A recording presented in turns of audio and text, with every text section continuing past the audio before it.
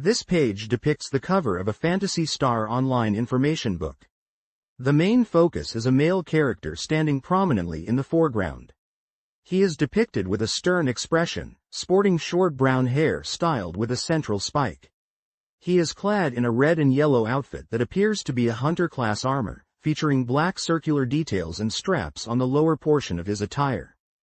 Behind him, partially transparent and out of focus, is the profile of a female character. She has short brown hair and wears glasses, suggesting a more intellectual or supportive role, potentially Force class. The title, Phantasy Star Online, is displayed prominently at the top, with the Japanese translation directly below it. Beneath the characters, the text translates to Complete Setting Material Collection, and below that in English is the subtitle, The Book of Hunters. This page depicts the cover for the Phantasy Star Online official setting material collection, titled The Book of Hunters. The cover art features a space-themed design with streaks of blue and purple light emanating outwards on a dark background dotted with glowing green and yellow lights, resembling stars. At the center, the Phantasy Star Online logo is prominently displayed, encircled by white orbs connected by a stylized blue orbital line. Below the logo, in Japanese, is the text, Phantasy Star Online.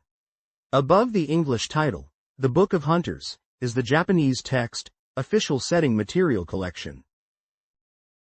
The image shows a scene set in a futuristic and technological environment, typical of the Phantasy Star Online world. The location appears to be an interior space, possibly within a spaceship or a high-tech installation. The architecture is characterized by clean lines, metallic surfaces, and geometric shapes, creating a sense of advanced technology. Platforms, walkways, and structural beams are visible, suggesting a multi-layered and complex environment. A prominent feature in the background is a large, stylized number, 13, or possibly 1G, which could represent a sector or area designation within this location. The overall color scheme is dominated by cool blue and gray tones, enhancing the futuristic and sterile atmosphere. The lighting is ambient and diffused, contributing to the high-tech aesthetic. At the top of the image, the text, Welcome to the Phantasy Star Online world, is displayed, serving as an invitation to players entering the game's universe and setting the scene for their online adventure. This page depicts a table of contents for a book. The table of contents lists the following sections. Contents. Story. This section likely covers the main storyline of Phantasy Star Online. The world of Phantasy Star Online. This section probably details the setting, lore, and overall world design of the game. Characters. This section will introduce the various characters that appear in Phantasy Star Online, likely including player characters and NPCs. Paseo World Terminology Dictionary. To understand this is likely a glossary of terms and jargon used within the Phantasy Star Online universe, aimed at helping players understand the game's terminology. Character CG and Illustration Gallery. This section will showcase computer-generated imagery and illustrations of the characters from Phantasy Star Online. Monster CG and Illustration Gallery. This section will display computer-generated imagery and illustrations of the monsters encountered in Phantasy Star Online. Various equipment and weapons. This section is expected to detail the different types of equipment and weapons available to players in Phantasy Star Online. MAG. This section is specifically about MAGs, the robotic pets and support units in Phantasy Star Online. Replay Novel. Adventure of a Certain Assault Team. This section is a replay novel, likely a written account of a playthrough or story within Phantasy Star Online, titled, Adventure of a Certain Assault Team. SONICTEAMX Takuya Nakanishi. Special Dialogue. This section is a special dialogue or interview between SONICTEAM, the developers of Phantasy Star Online, and Takuya Nakanishi, who was involved in the game's development, possibly as a director or producer. Paseo Fan Club. This section is dedicated to the Phantasy Star Online fan club, perhaps showcasing fan content or information about the community. Comments from the development team. This section contains comments and insights from the development team behind Phantasy Star Online, offering behind-the-scenes perspectives. The page numbers associated with each section are also listed to the right of each title. This page depicts the Pioneer Project, which was a large-scale immigration plan necessitated by the decline of Mother Earth. An unmanned probe discovered the planet, Raggle, and the long-distance interstellar migration ship, Pioneer 1, arrived there. The immigrant group conducted surveys, confirmed safety, and began full-scale development for settlement. They prepared the surrounding environment and embarked on the construction of Central Dome, which would serve as a base for living. Then, 7 years later, in response to a call from Pioneer 1, the full-scale second migration ship, Pioneer 2 visited planet Raggle. Pioneer 2 arrived in satellite orbit, and just before opening the communication line with Central Dome, a massive explosion occurred on the planet's surface. Communication with Central Dome was lost. A plan born of desperation. As plans for the evacuation began, unmanned probes were sent into deep space. The first planet that was discovered was the cold planet Raggle. The Pioneer Project was soon confirmed, and the colony ship, Pioneer 1, was sent to Raggle. After Pioneer 1 arrived, preparations began for the main colony dome, and Pioneer 2 was refueled in orbit and prepared to link with the Central Dome. Later, it was then that the Pioneer Project was completed. But as Pioneer 2 approached Raggle, an enormous explosion rocked the planet's surface and the communication line with the Central Dome was lost. What in the world could have happened to Pioneer and the imminent destruction of their home worlds? This page depicts a dramatic scene in space, likely above the planet Raggle. We see a vibrant explosion or energy surge emanating from the planet's surface, illuminating the surrounding area with bright light and streaks. Above the planet and the explosion, a moon or another celestial body is visible against a backdrop of stars. The text, "You're not the only hero," is prominently displayed, suggesting the cooperative and online nature of the adventure on Raggle in Phantasy Star Online, where players are part of a larger community of heroes. This page depicts information about the world of Phantasy Star Online, focusing on culture and society, races, and techniques. In the Culture and Society section, it explains that humans arrived on Raggle via a gigantic interstellar transport ship. The text mentions that details such as where they came from and what kind of culture and society they possess are not explicitly described in Phantasy Star Online itself. It notes that whether they are from Earth or inhabitants of the Algol solar system, which appears in earlier games in the series, is also unclear. Despite this lack of explicit detail, the text suggests it's possible to infer and consider these aspects from the finer details presented within the game. The image in this section shows a group of diverse characters interacting in what appears to be a futuristic setting, perhaps within Pioneer 2 or a similar location. The race section details the three main races present in the game: human, Numan, and android. Humans are described as the basic human race, making up about half of the population in this world. Numans are artificial lifeforms created through biotechnology. They possess high physical and mental abilities but are not proficient with weapons. Androids predate Numans and can hold socially prominent occupations. However, the use of artificial skin is prohibited for them. The images show representative character models for each race. A male human in orange and yellow armor, a female Numan with pink hair and revealing attire, and a purple robotic android. The technique section explains that humans and Numans can use techniques, which are described as skills utilizing spiritual power, akin to magic or psychic abilities. These techniques can be used for offense, healing, and even teleportation. The exact principles behind techniques are unknown, but they are commonly used in this world. However, androids, being mechanical beings, lack spiritual power and therefore cannot use techniques. The screenshots illustrate two techniques in action: Body Recovery Resta, showing a character casting a healing spell, and Light Technique Grants, showing a character casting a light-based offensive spell, and Electric Shock Resond, showing a character casting an electric spell. Here are the translations of the Japanese text. World of Phantasy Star Online. Culture Society. Ideographic, open hollow corner bracket, close hollow corner bracket, ideographic period, ideographic, ideographic period, ideographic period, ideographic, ideographic. Humans came to the planet Raggle in a tremendously large spaceship.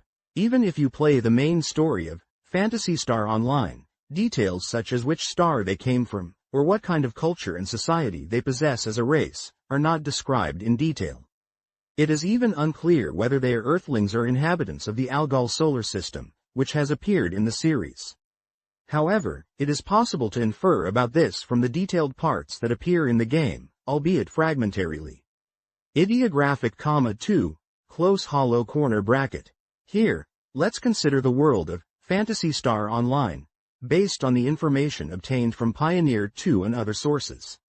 Race. Ideographic, 3. Here, 3 races appear: human, Numan, and android. Humans are the basic human race, accounting for about half of the population in this world.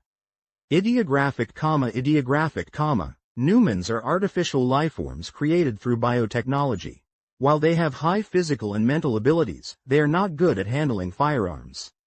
Ideographic, androids have existed longer than Numans, and while they can hold socially prominent occupations, the use of artificial skin is prohibited.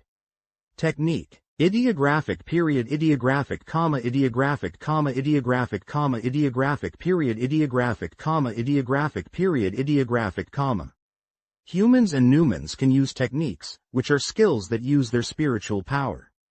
These are like magic or psychic abilities, and can be used to attack opponents, heal injuries, and even teleport to distant locations instantaneously. The exact principle is unknown, but they are commonly used in this world. However, androids, being mechanical beings, do not have spiritual power and therefore cannot use techniques. Body recovery, Resta. Light technique, Grant. S. Electric shock, Razond. This page depicts sections about science technology in the world of Phantasy Star Online. The text under the Science Technology heading explains that the game features highly advanced science and technology. It points out that the existence of Numan and android characters, and the giant spaceship capable of housing 30,000 people, indicates a very high level of technological advancement. The text questions how a spaceship weighing millions of tons could be built under gravity, suggesting it might have been constructed in space. It also raises the question of the Pioneer ship's teleportation in the opening movie, noting the existence of Ryuker devices and teleportation devices within Pioneer 2 for travel to Ragel and the Chief's office. However, it questions if these technologies are capable of teleporting something as large as a spaceship. Moving to the giant spaceship section, it notes that the spaceship is like a city capable of housing 30,000 people, suggesting it needs an area of roughly 3 kilometers square considering the number of high-rise buildings. The text also states the total length of the spaceship's main mast is 1.2 kilometers. Next is the teleportation device section. It describes teleportation devices as being similar to those seen in Star Trek and the movie The Fly. It mentions that these devices decompose objects at a molecular level and then reassemble them, requiring extremely advanced technology. The page then showcases various weapon types: laser fence, beam, saber, and railgun. The text explains that weapons like sabers, railguns, and beams, which use photons, exist in this world. Portable beam weaponry, common in science fiction, actually requires substantial scientific capability to create. It is mentioned that Pioneer 2 does not carry very powerful weapons, but weapons left behind by Pioneer 1's military indicate the use of significantly advanced technology. Finally, the Hunters section describes hunters as officially recognized, government-certified bounty hunters and adventurers. Most people who aim to become hunters are bounty hunters. To become a hunter, individuals are given a mag, an evolving armor, developed on Ragel, and they join the Hunters Guild, an organization for information exchange and communication. This guild is independently operated and completely unrelated to the government. It accepts jobs or quests requested by citizens who are caught up in various troubles. Many of these quests involve guarding people descending to Ragel, so hunters need the practical skills to reliably protect their clients. The image also displays gameplay screenshots featuring a character battling enemies in a forest area, showcasing the laser fence weapon, and another with a beam weapon, then a saber weapon, and finally a railgun weapon. The bottom left of the page shows artwork of characters who appear to be hunters, depicting a group of diverse individuals in adventuring attire. This page depicts information about the mag system in Phantasy Star Online. The top section introduces the mag as a hunter's proof, explaining that it's given to hunters as evolving equipment. Originally developed on Raggle, the mag grows and changes appearance when given items like monomates and monofluids. An image of the mag device is shown, along with a screenshot of its initial form within the game. Moving to the middle section, titled Grows by Giving Items, it details how feeding items to the mag affects its growth. The mag possesses parameters such as level, synchro, IQ, and stats like POW, Dex, and Mind. The level cap is 200, and parameter levels increase alongside the mag's overall level. Synchro reflects the affinity with the equipped character, influenced by given items, and a high synchro value can trigger supportive actions in battle. IQ represents the mag's intelligence, impacting the likelihood of special actions. Reaching certain levels allows the mag to use a special ability called Photon Blast. Screenshots illustrate the item-giving interface within the game. The bottom left section, titled PM Learn Changes Depending on How You Raise Mag, mentions that when the Photon Blast gauge is full, the mag will alert the player by shining. Finally, the bottom right section discusses Photon Blast and Photon Mirage.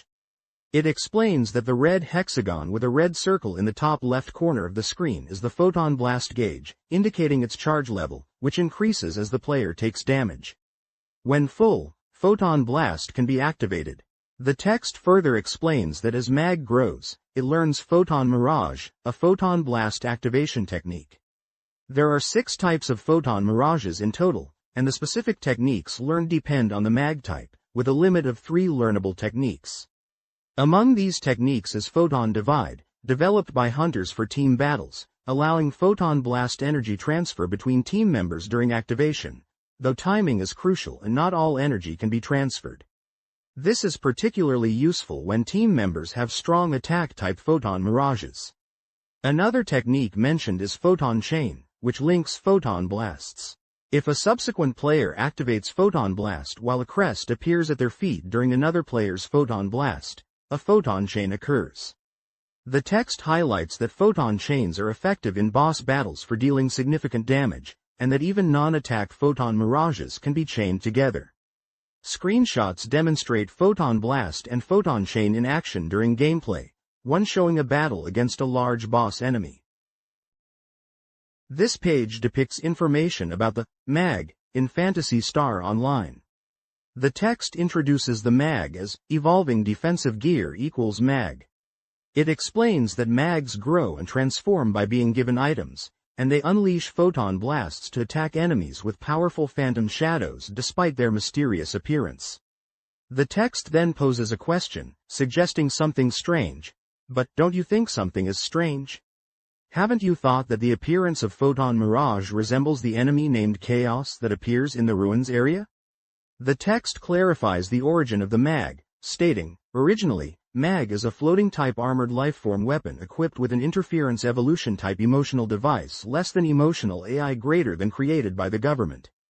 It was experimentally provided to hunters to exploit its ability to interfere with the evolution of other emotional ice and life forms through contact. The text further elaborates on the mag's creation. At one point, unknown lifeform cells were attached to a meteorite that fell to the home planet, and the energy detected from those cells was very similar to Photon, a cutting-edge technology created by humankind. Scientists, recognizing the potential to unlock the mystery of Photon, eagerly researched these cells. Photon technology was being created, but the true nature of its energy was still unresolved, so capable scientists rushed to research those cells, believing they held an important key to solving the mystery of Photon. The text concludes by stating, mag was developed as a material for research and experimentation based on the research and cultivation of those cells. In short, mag was an experimental subject from both a military and scientific perspective. It was designed to perform both the search for planets suitable for human survival and the research of photon energy. The meteorite's impact site was deemed the suitable location for this, and it is said that such opinions from scientists were also a contributing factor in the selection. The Pioneer project did not land on Raggle by mere chance. The page also showcases several in-game screenshots featuring different characters and locations. The first screenshot displays a character named Lynx in a cave-like environment. The second screenshot again shows Lynx, this time with wings deployed, in a similar cave setting, possibly the same area. The third screenshot features a character named Gwendlyn in a lush, green outdoor environment. The fourth screenshot shows Gwendlyn in a different outdoor area with a dirt path and trees. The fifth screenshot depicts a character named Chichi Loho in a futuristic, metallic-looking environment. The sixth screenshot shows another character in a green, forest-like area, similar to the earlier screenshots. The page also includes drawings of mag heads and a circular diagram with text which appears to be related to mag abilities or lore. This page depicts information about Pioneer 2 and key locations within it from Phantasy Star Online. The top section is titled Pioneer 2 and Hunters Only Area. It describes Pioneer 2 as a massive spaceship carrying 30,000 people, housing a city called City, likely referring to the Central Dome area. The text explains that Pioneer 2 is home to various personnel including ship operators, military, government officials, scientists, and general citizens. The city is composed of many identical blocks, but the Hunters Only area is restricted. Only individuals with a hunter's license are permitted to enter, with exceptions for certain civilians and military personnel.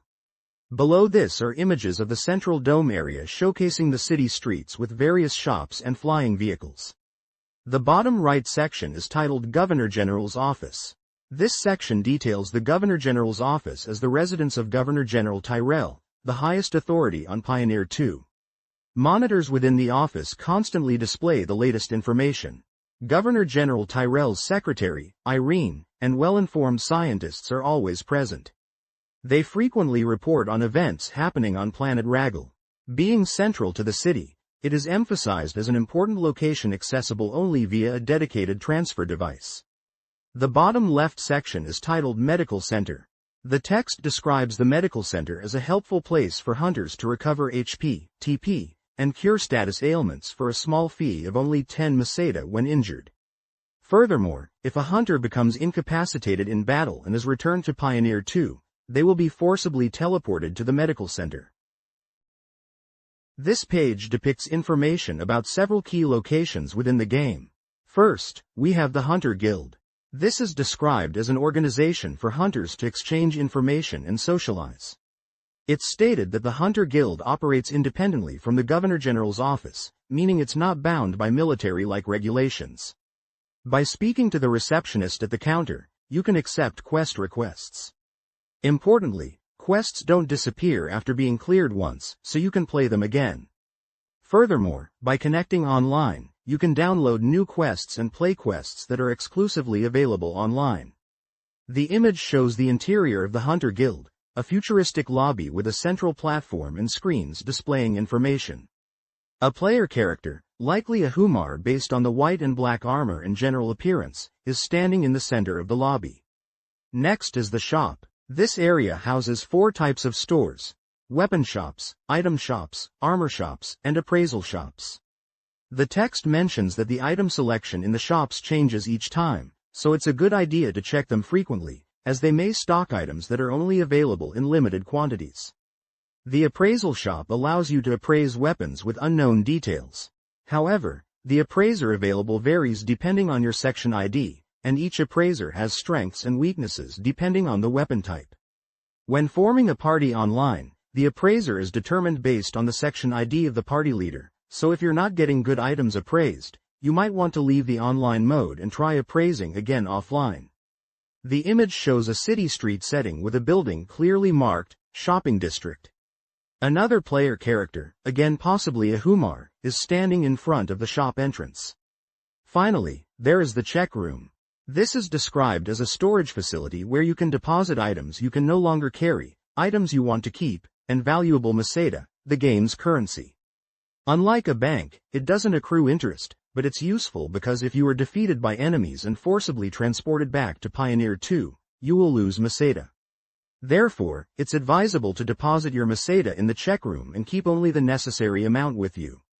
The image depicts a city street scene with a building labeled Check Room. A player character, once again appearing to be a Humar, is standing in front of the check room entrance. This page showcases the Pioneer setting illustration gallery. It describes the Pioneer 2, a massive spaceship that appears only in the opening sequence of the game but leaves a very strong impression. Although its basic shape is generally streamlined, it is noted that when the camera zooms in during the opening movie, a large dome-shaped city is visible in the center of the ship, giving viewers a sense of its immense size and overwhelming presence. The page introduces both the final draft and initial design illustrations for the Pioneer. It explains that you can see various design ideas for combining a giant city, where 30,000 people reside, with a spaceship, all the way to its final form. It points out that none of these designs are typical spaceship designs, and they are so well developed they could be used immediately in other games. The page then presents the final draft illustrations of the Pioneer. These include sketches from the top view, side view, and front view. Following these are detailed drawings of various blocks or sections of the ship, such as the overall image block, the body block, the head block, the stern block, the engine block, the shield block, the propulsion unit, and the residential section port. Labels on the sketches identify different parts. There is a radome for communication and an antenna. Features like photon cannons and residential sections are pointed out. It is noted that markers on the ship light up during navigation. The text mentions that the upper side of the ship is not very detailed. One sketch shows an image of the ship horizontally deployed. Other labels indicate tanks that resemble fuel tanks, the bridge, a mega particle cannon, a parabola, rockets, and photon rockets. One note mentions that a part is slightly bright, but not dirty. The final text section explains that there were design ideas where the city was inverted on the underside of the spaceship, while other illustrations, specifically in the middle right, depict the city being completely enclosed within the ship, allowing it to be viewed through windows. The image shows concept art for various spaceship designs, likely for Phantasy Star Online. At the top right, there are sketches of a spaceship labeled Hiryu, which translates to Flying Dragon, and Tizutsuki, meaning reconnaissance aircraft, or scout plane. Labels on this design also point to engine, weapons, and auxiliary sections. In the middle left section, there are further sketches of spaceship components. One design is labeled Senken, meaning battleship. Another is labeled Doryokusen, meaning power vessel, or motor ship, and a third is labeled Hokusen, meaning supply ship, or replenishment ship. One diagram is marked Paseo Mark, and has a note saying, in this space, lively. The Japanese text at the bottom right explains the design process. It says, various methods are used even in these illustrations. In the top right illustration, ideas were explored such as attaching arm-like structures to the rear of the spaceship, and in the middle left, ideas were explored such as making the spaceship smaller to emphasize the city. In the end, it was decided to incorporate the ideas shown in the bottom middle left, and even for the opening CG, which is not that long, this much effort is being put into it. This page depicts the forest area on planet Raggle. The forest is described as the first location hunters are teleported to on Raggle. Originally, hunters were supposed to be teleported directly to Central Dome, but to avoid the danger of secondary disasters caused by energy reversal during teleportation, they are instead transported to a location slightly away from Central Dome.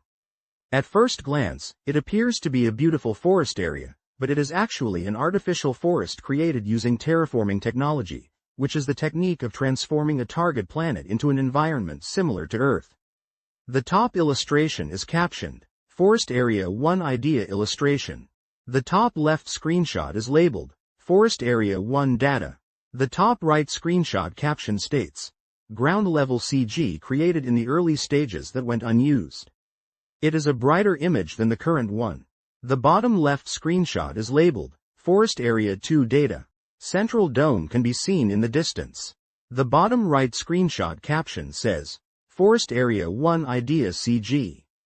The feeling of a dark forest is well conveyed even in daytime. The title at the top reads, Planet Raggle, and the subtitle below that is, Forest Area. This page depicts the central dome and the cave area from Pioneer 1. The central dome is described as the central location on Pioneer 1, situated near the epicenter of a mysterious explosion. It's noted that in the nearby forest development area, a constant drizzle persists, possibly due to the explosion's effects. Regrettably, access to the dome's residential areas was not possible. Despite the magnitude of the explosion, it's puzzling that no obvious signs of damage are visible. The text also mentions that the concept art shown for the central dome's underground was ultimately not used in the final design. Moving on to the cave area, it's explained that the cave interiors are broadly categorized into 3 types. In regions characterized by scorching lava, geothermal power generation systems are installed throughout. The groundwater-rich water source areas are dotted with beautiful waterfalls and watersides, and are habitats for giant ragularium crystals, primitive insects, and creatures like jellyfish. Finally, areas with numerous man-made facilities contain many unrecorded structures, and the purpose of their development remains unknown. The page includes concept art labeled as Cave Cross-Section Idea 3, Cave Cross-Section Idea 1, Cave Cross-Section Idea 2, and Initial Cave Surface Idea Concept, showcasing different visual ideas for the cave environments. This page depicts 2 distinct areas from Phantasy Star Online, the tunnel area and the ruins area. Starting with the tunnel area, the text explains it's a mysterious underground facility not recorded on Pioneer 2's logs. It resembles a factory with broken computers, machines, and storage-like rooms, but its purpose of development and production is unknown. Unlike the usual habitats of creatures on Raggle, this area is guarded by facility-like robots that will attack intruders. There are 3 images associated with the tunnel area. The first is labeled, Tunnel Surface 1 Idea, and has a handwritten note stating, somewhere inside the base. A dimly lit feeling. This image likely represents an early concept for the tunnel area's design, emphasizing a dark and enclosed environment within a base-like structure. The second image is labeled, Tunnel Surface 2 Idea, and shows another concept, although without any descriptive text. The third image is labeled, Machine Surface 2, Tunnel Surface, Data, again depicting a visual representation of the area's design, focused on a machine-like aesthetic for the tunnel surface. Moving to the ruins area, the text describes how this area becomes accessible after defeating the boss Volume Opt, who is the 3rd boss encountered. The pillar-like monuments previously seen on the surface are revealed to be switches that open the entrance to the ruins. The interior of the ruins is surprisingly large and intricately connected by teleporters. Initially, it appears as a standard facility, but it gradually transforms into a colossal structure, built with technology different from that of Pioneer 1, the player's group. The enemies within the ruins are no longer mechanical like those in the tunnel area but are biological, described as vicious and possessing an ominous quality. There is one image shown for the ruins area, titled, Ruins Surface Room with Waterfall Image. This image visualizes a specific room within the ruins, characterized by the presence of a waterfall, suggesting a more organic or naturally integrated element within this advanced and mysterious location. This page showcases the ancient spaceship, featuring various concept images and diagrams. We can see a structure diagram of the ruin's surface, which is labeled as an ancient spaceship map image. This diagram outlines different sections within the spaceship, including Spaceship Interior 1 inch, which is marked as the deck area, Spaceship Interior 2 inches identified as the engine room, and Spaceship Interior 3 inches, which is the DF core, likely referring to Dark Fowl's core. Other points of interest on the diagram are an energy overload trace, an entrance, a DF carrion path, a sub-engine, and connections to the underground and connecting part from the machine plant. There is an image titled Ruins Surface Space Engine Image, showing a close-up of a bizarre, organic-looking engine component. We also see images labeled Ruins Surface 3 Image 1 and Ruins Surface 3 Image 2, which appear to be interior views of the spaceship, depicting organic and somewhat unsettling environments. Another image, Ruins Surface, Room with Window image, shows a different interior section, possibly a room with a view outside. A Ruins Surface Passage Plan image gives us an idea of the corridors within the ship, appearing metallic and industrial. Finally, we have Spaceship State Image 1 and Spaceship State Image 2, showing exterior views of the ancient spaceship in different configurations or states of damage. Below these images, there's a section titled Ancient Spaceship. The text explains that the truth is gradually being revealed through messages left by Rico Tyrell. It mentions that what was previously believed to be prehistoric ruins on Raggle is actually inside an ancient spaceship. The text further speaks of Dark Phals, the dark god of destruction who revives every 1,000 years. Long ago, those who suffered under Dark Phals on other planets buried and sealed this massive spaceship on Raggle as Dark Phal's coffin. It concludes by suggesting that the people of Pioneer 1 must have been the ones who opened the forbidden door, leading to the current events. This page depicts area objects that are commonly found within areas but often overlooked. Here are some representative objects, presented with CG data. Area objects. Message capsule. These are Rico's messages left in each area. They contain recordings of advice for those who come later, and information about the causes of accidents. Item container. These are containers left behind by Pioneer 1. They contain items such as medicines, weapons, and armor. Their design varies depending on the area. Recovery machine. This is an emergency device activated when a character enters it, and it gratefully fully restores HP and TP. Switch 1. This is a switch that, when touched, activates various map mechanisms. Switch 2. This is a switch that reacts when a player passes over it. Some doors open by activating multiple switches. Switch 3. This is a switch to turn off the power to the laser fence. Closed door. This door opens when a switch is activated. Gates marked in red are closed, while gates marked in green are open. Laser barrier. This barrier allows only characters to pass through and prevents monsters from entering. However, it is ineffective outside of its range. Laser fence. This is a barrier to protect item containers from monsters. In some cases, a switch may not be located nearby. Trap 1. This is a press machine that periodically comes down from the ceiling. It inflicts damage if hit. The timing is indicated by the gauge on the floor. Trap 2. These are landmines that explode after a certain time upon contact or being revealed. There are several types, and they can cause damage and various status ailments. Trap 3. This is a hanging bell that falls from the ceiling, trapping characters and dealing damage. Its other name is Voom. This page depicts various elements found within the areas of Phantasy Star Online. Starting from the top left, we see the living container. These are containers known as Varda, living organisms that spit poison when you approach them. Upon defeating them, they may drop items. Moving to the top, middle, and right are the warp devices. The first image shows a warp device used for movement within an area. The second image displays a warp device specifically for accessing boss stages in the forest, caves, and mines areas. Up to 4 players can use these devices simultaneously to teleport. Below the warp devices, on the left, we see creatures within the area. This section shows a Gibbles, which isn't quite a dragon, but a modern creature or small robot that casually flies around.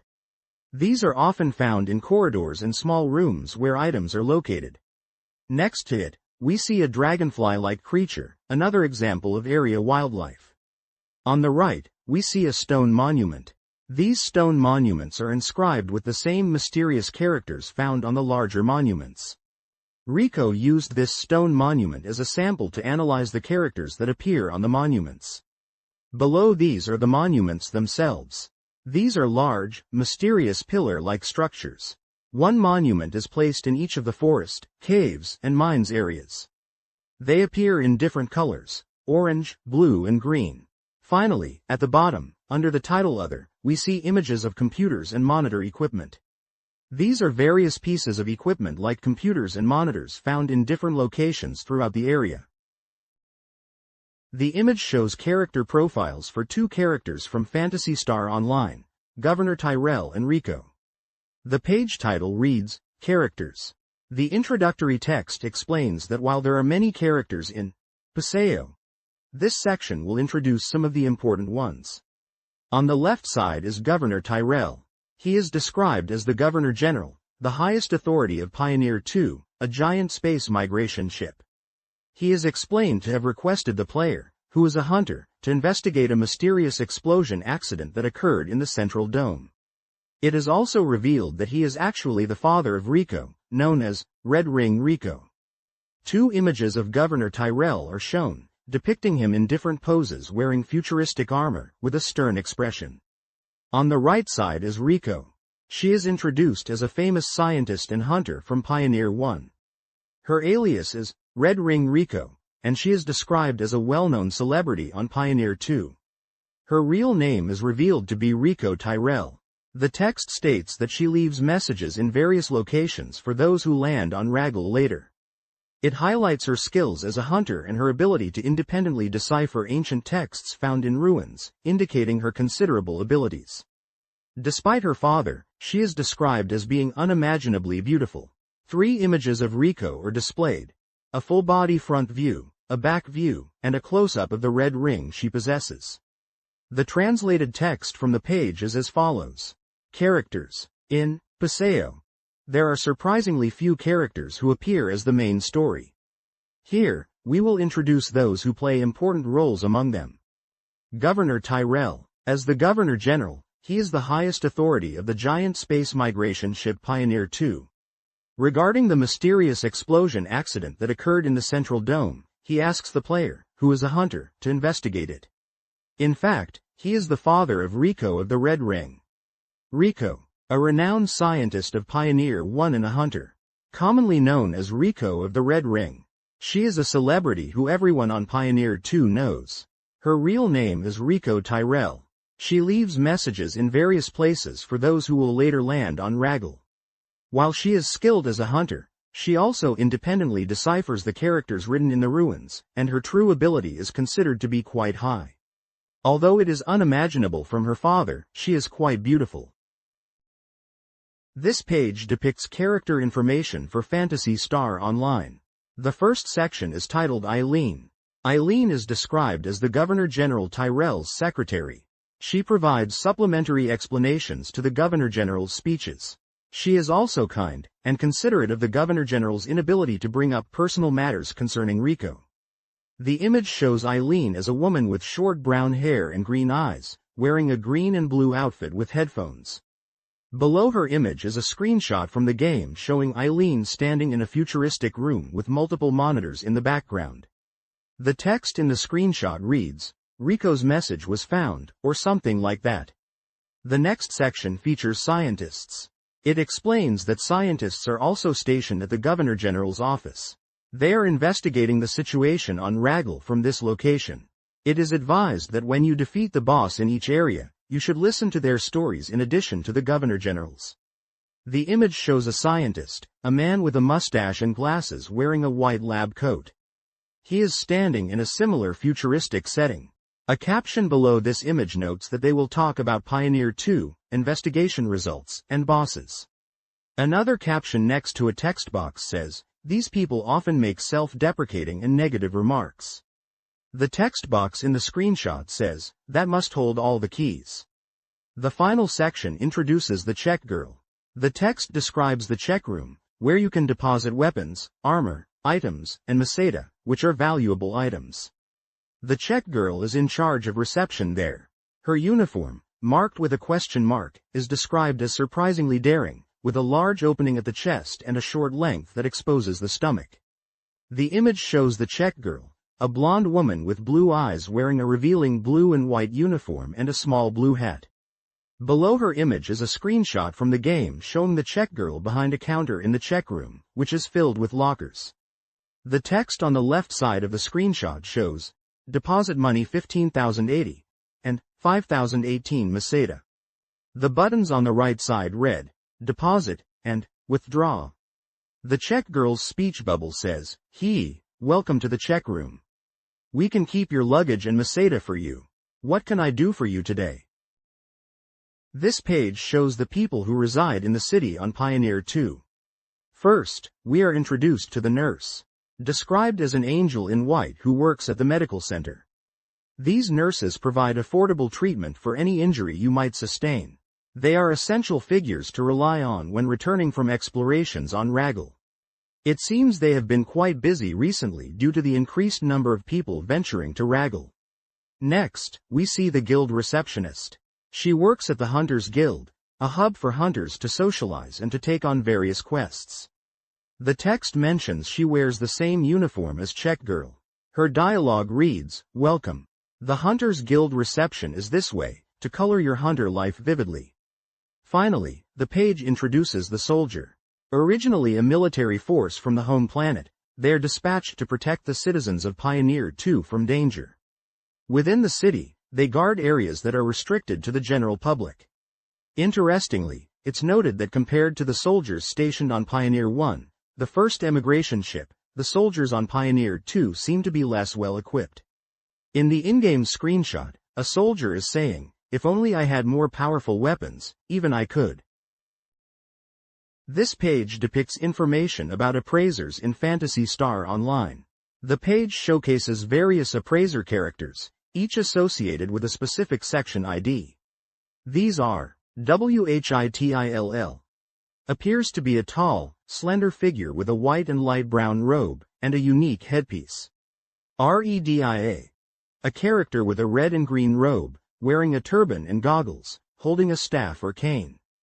Yellow bows. Similar in appearance to REDIA but in yellow and green robes. SKYLY.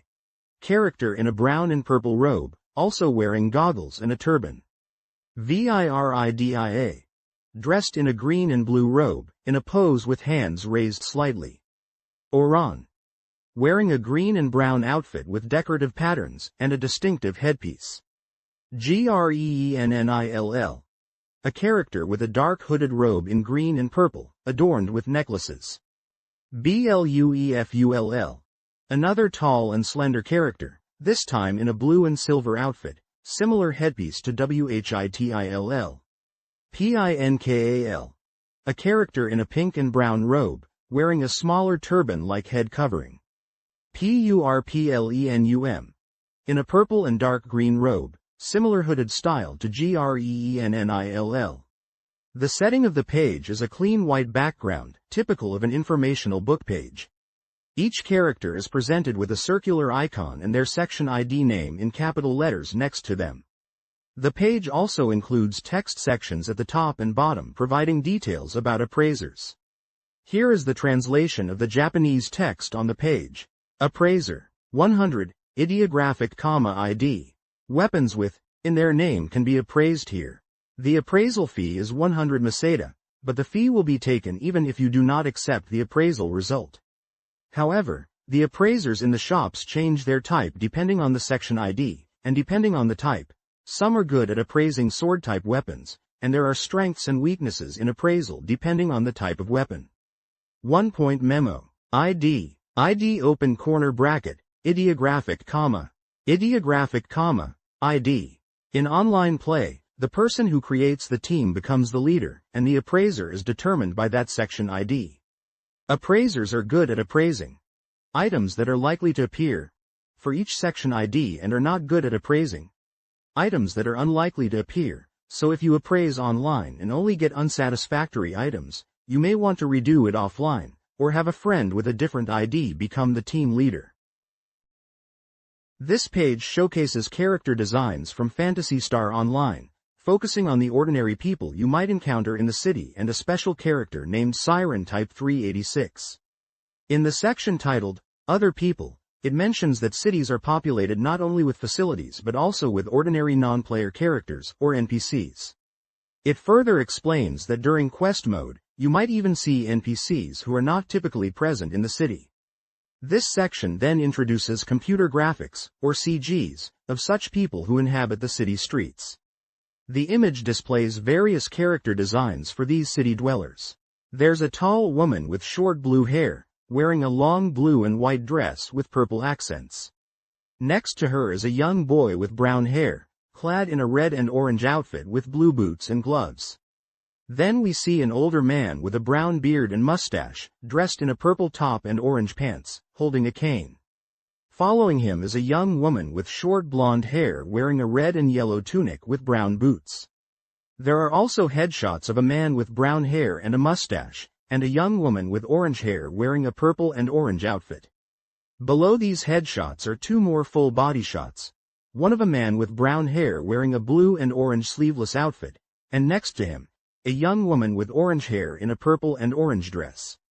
The lower section of the page is dedicated to Siren Type 386. The text describes Siren as a combat robot character that originally appeared in Phantasy Star 3, Generations of Doom, a game released for the Sega Mega Drive on April 21, 1990, for 8,700 yen. According to comments from Sonic Team's staff, the design was created based on the idea of what if Siren appeared in Paseo.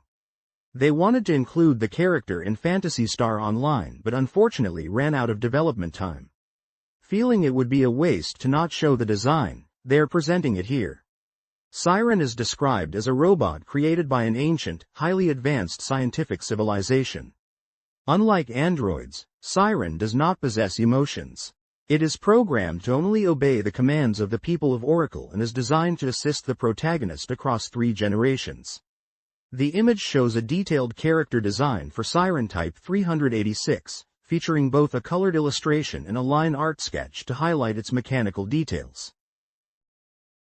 This page depicts a terminology dictionary to understand the world of Phantasy Star Online.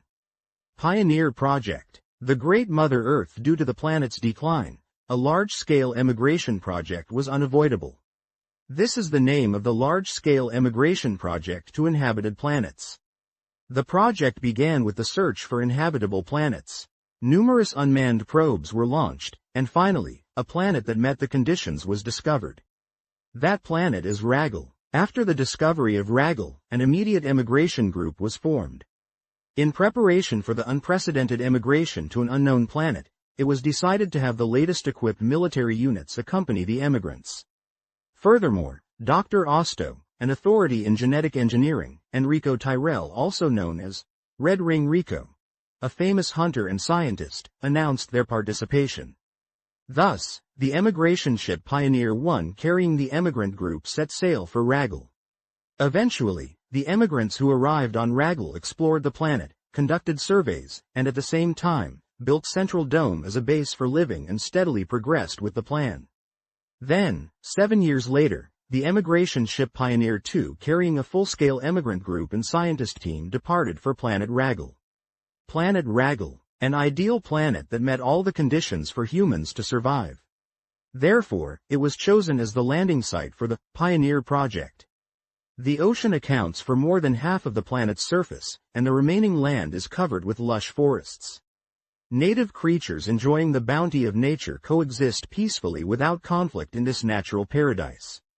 Large caves spread underground, and magma gushes out here and there, creating a grotesque landscape. However, beyond that lies a world of extreme cold covered in ice. These caves, which have these 2 extreme faces, were planned to be utilized as tourist resources. Incidentally, Raggle is the English notation for Raggle, converted from an anagram, and is the stage for the former series, Argle equals Algol. Is this really just a coincidence? Red Ring Rico, a brilliant woman not only known as a highly skilled hunter, but also as an excellent scientist. People admire her, and call her, Red Ring Rico, or Red Ring Rico, from the accessory she wears. She delves deep into Raggle to investigate the cause of the mysterious explosion and goes missing. While searching Raggle, you can hear her messages in various places. General, the highest responsible position in politics and military affairs in the colony. The responsibility of entrusting the lives of all emigrants is heavy, and elections are conducted with utmost care. Hunters. In this world, people who undertake numerous difficult requests with their own bodies are called hunters. If this were a fantasy world, they would be called adventurers. The content of requests ranges widely, including guarding, escorting, investigating, subjugation, and more. However, No special abilities are required to become a hunter, and the abilities they possess vary. Hunters have surprisingly strong horizontal connections. This is thanks to their support organization, the Hunters Guild. It is because of this that hunters can concentrate on requests and achieve results. Technic. Miraculous powers, magic, that once existed in the world. Technics are recreations of these powers using advanced technology. For example, in the case of the Zond technique, it recreates the process of artificially creating a pressure difference to condense the air, and then guiding static electricity generated by friction with the air towards the target. It is thought that the grace of photon is received as the cost to cause such phenomena. Whether or not one can learn it depends on the person's aptitude. Unlike magic, techniques can be used by anyone with knowledge. Photon, a different existence from the photons, light particles, we know. It was discovered during research into ether, the elemental substance of the upper dimension. As research progressed, it was practically applied as techniques and photon weapons. However, it is still a mysterious existence that has not yet been fully elucidated. MAG, AI-equipped living organisms that hunters receive as support. By synchronizing with the host, it exerts its abilities.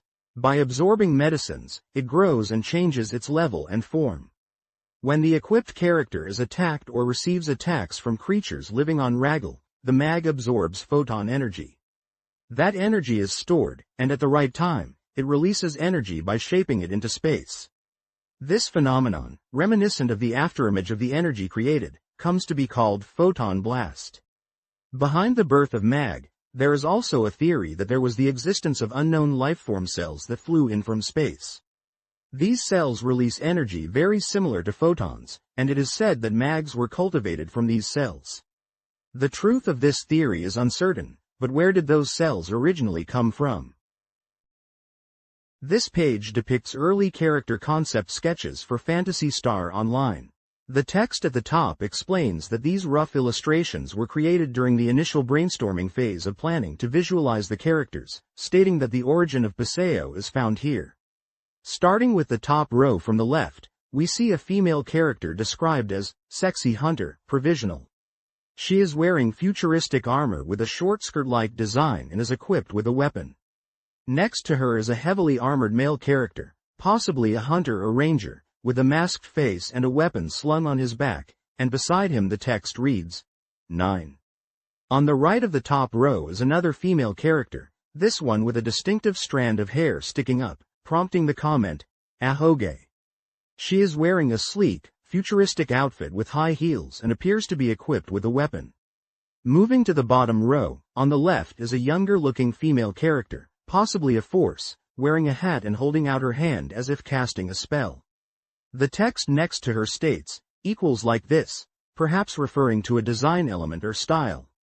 In the middle of the bottom row is an android character, specifically labeled, plus new android, male type. This male android design features a visor and visible mechanical components. Finally, on the bottom right, a large, heavily armored mech is sketched. A note beside it says, body color changeable, indicating a customization feature for this mechanical design. This page depicts character design sketches. Starting from the top left, we see a design for Rico Tyrell. The text next to her head says, curly hair, slightly wild. Below her arm is text that states, Germanic elements are stronger than human-like clothes. And further down, round marble pattern.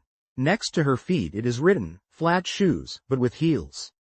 In the center is a design for Principal Tyrell. The annotation near her hat says, hair, put together and bundled up like grass flowers. Next to her sleeve, it is written, arm, something like wristpants. And next to her long skirt, somehow soft. On the top right, a male character design for Red Ring Rico is shown. The text near his neck says, short mantle and stand collar. Next to his glove, both hands are covered, so details are omitted. And for his boots with heels. Moving to the bottom half of the page, on the left side, are designs for Olga Flo's first form. The text above her head says, for the first form, clothes are not worn. Right pointing arrow first form equals android with clothes attached. Right pointing arrow body armor, same type power up. Next to her face sketches, old form, face is thin. And next to the full body sketch, full body capture. On the right side, we see designs for Olga Flo's second form. The text above her head says, new form, face is a little rounder. Next to her face sketch, face is almost the same. And next to the full body sketch, full body capture. Below her it says, a little slender, compared to the first form. This page depicts concept sketches for various character types within the world of Phantasy Star Online. Starting from the top left, we see a female character design.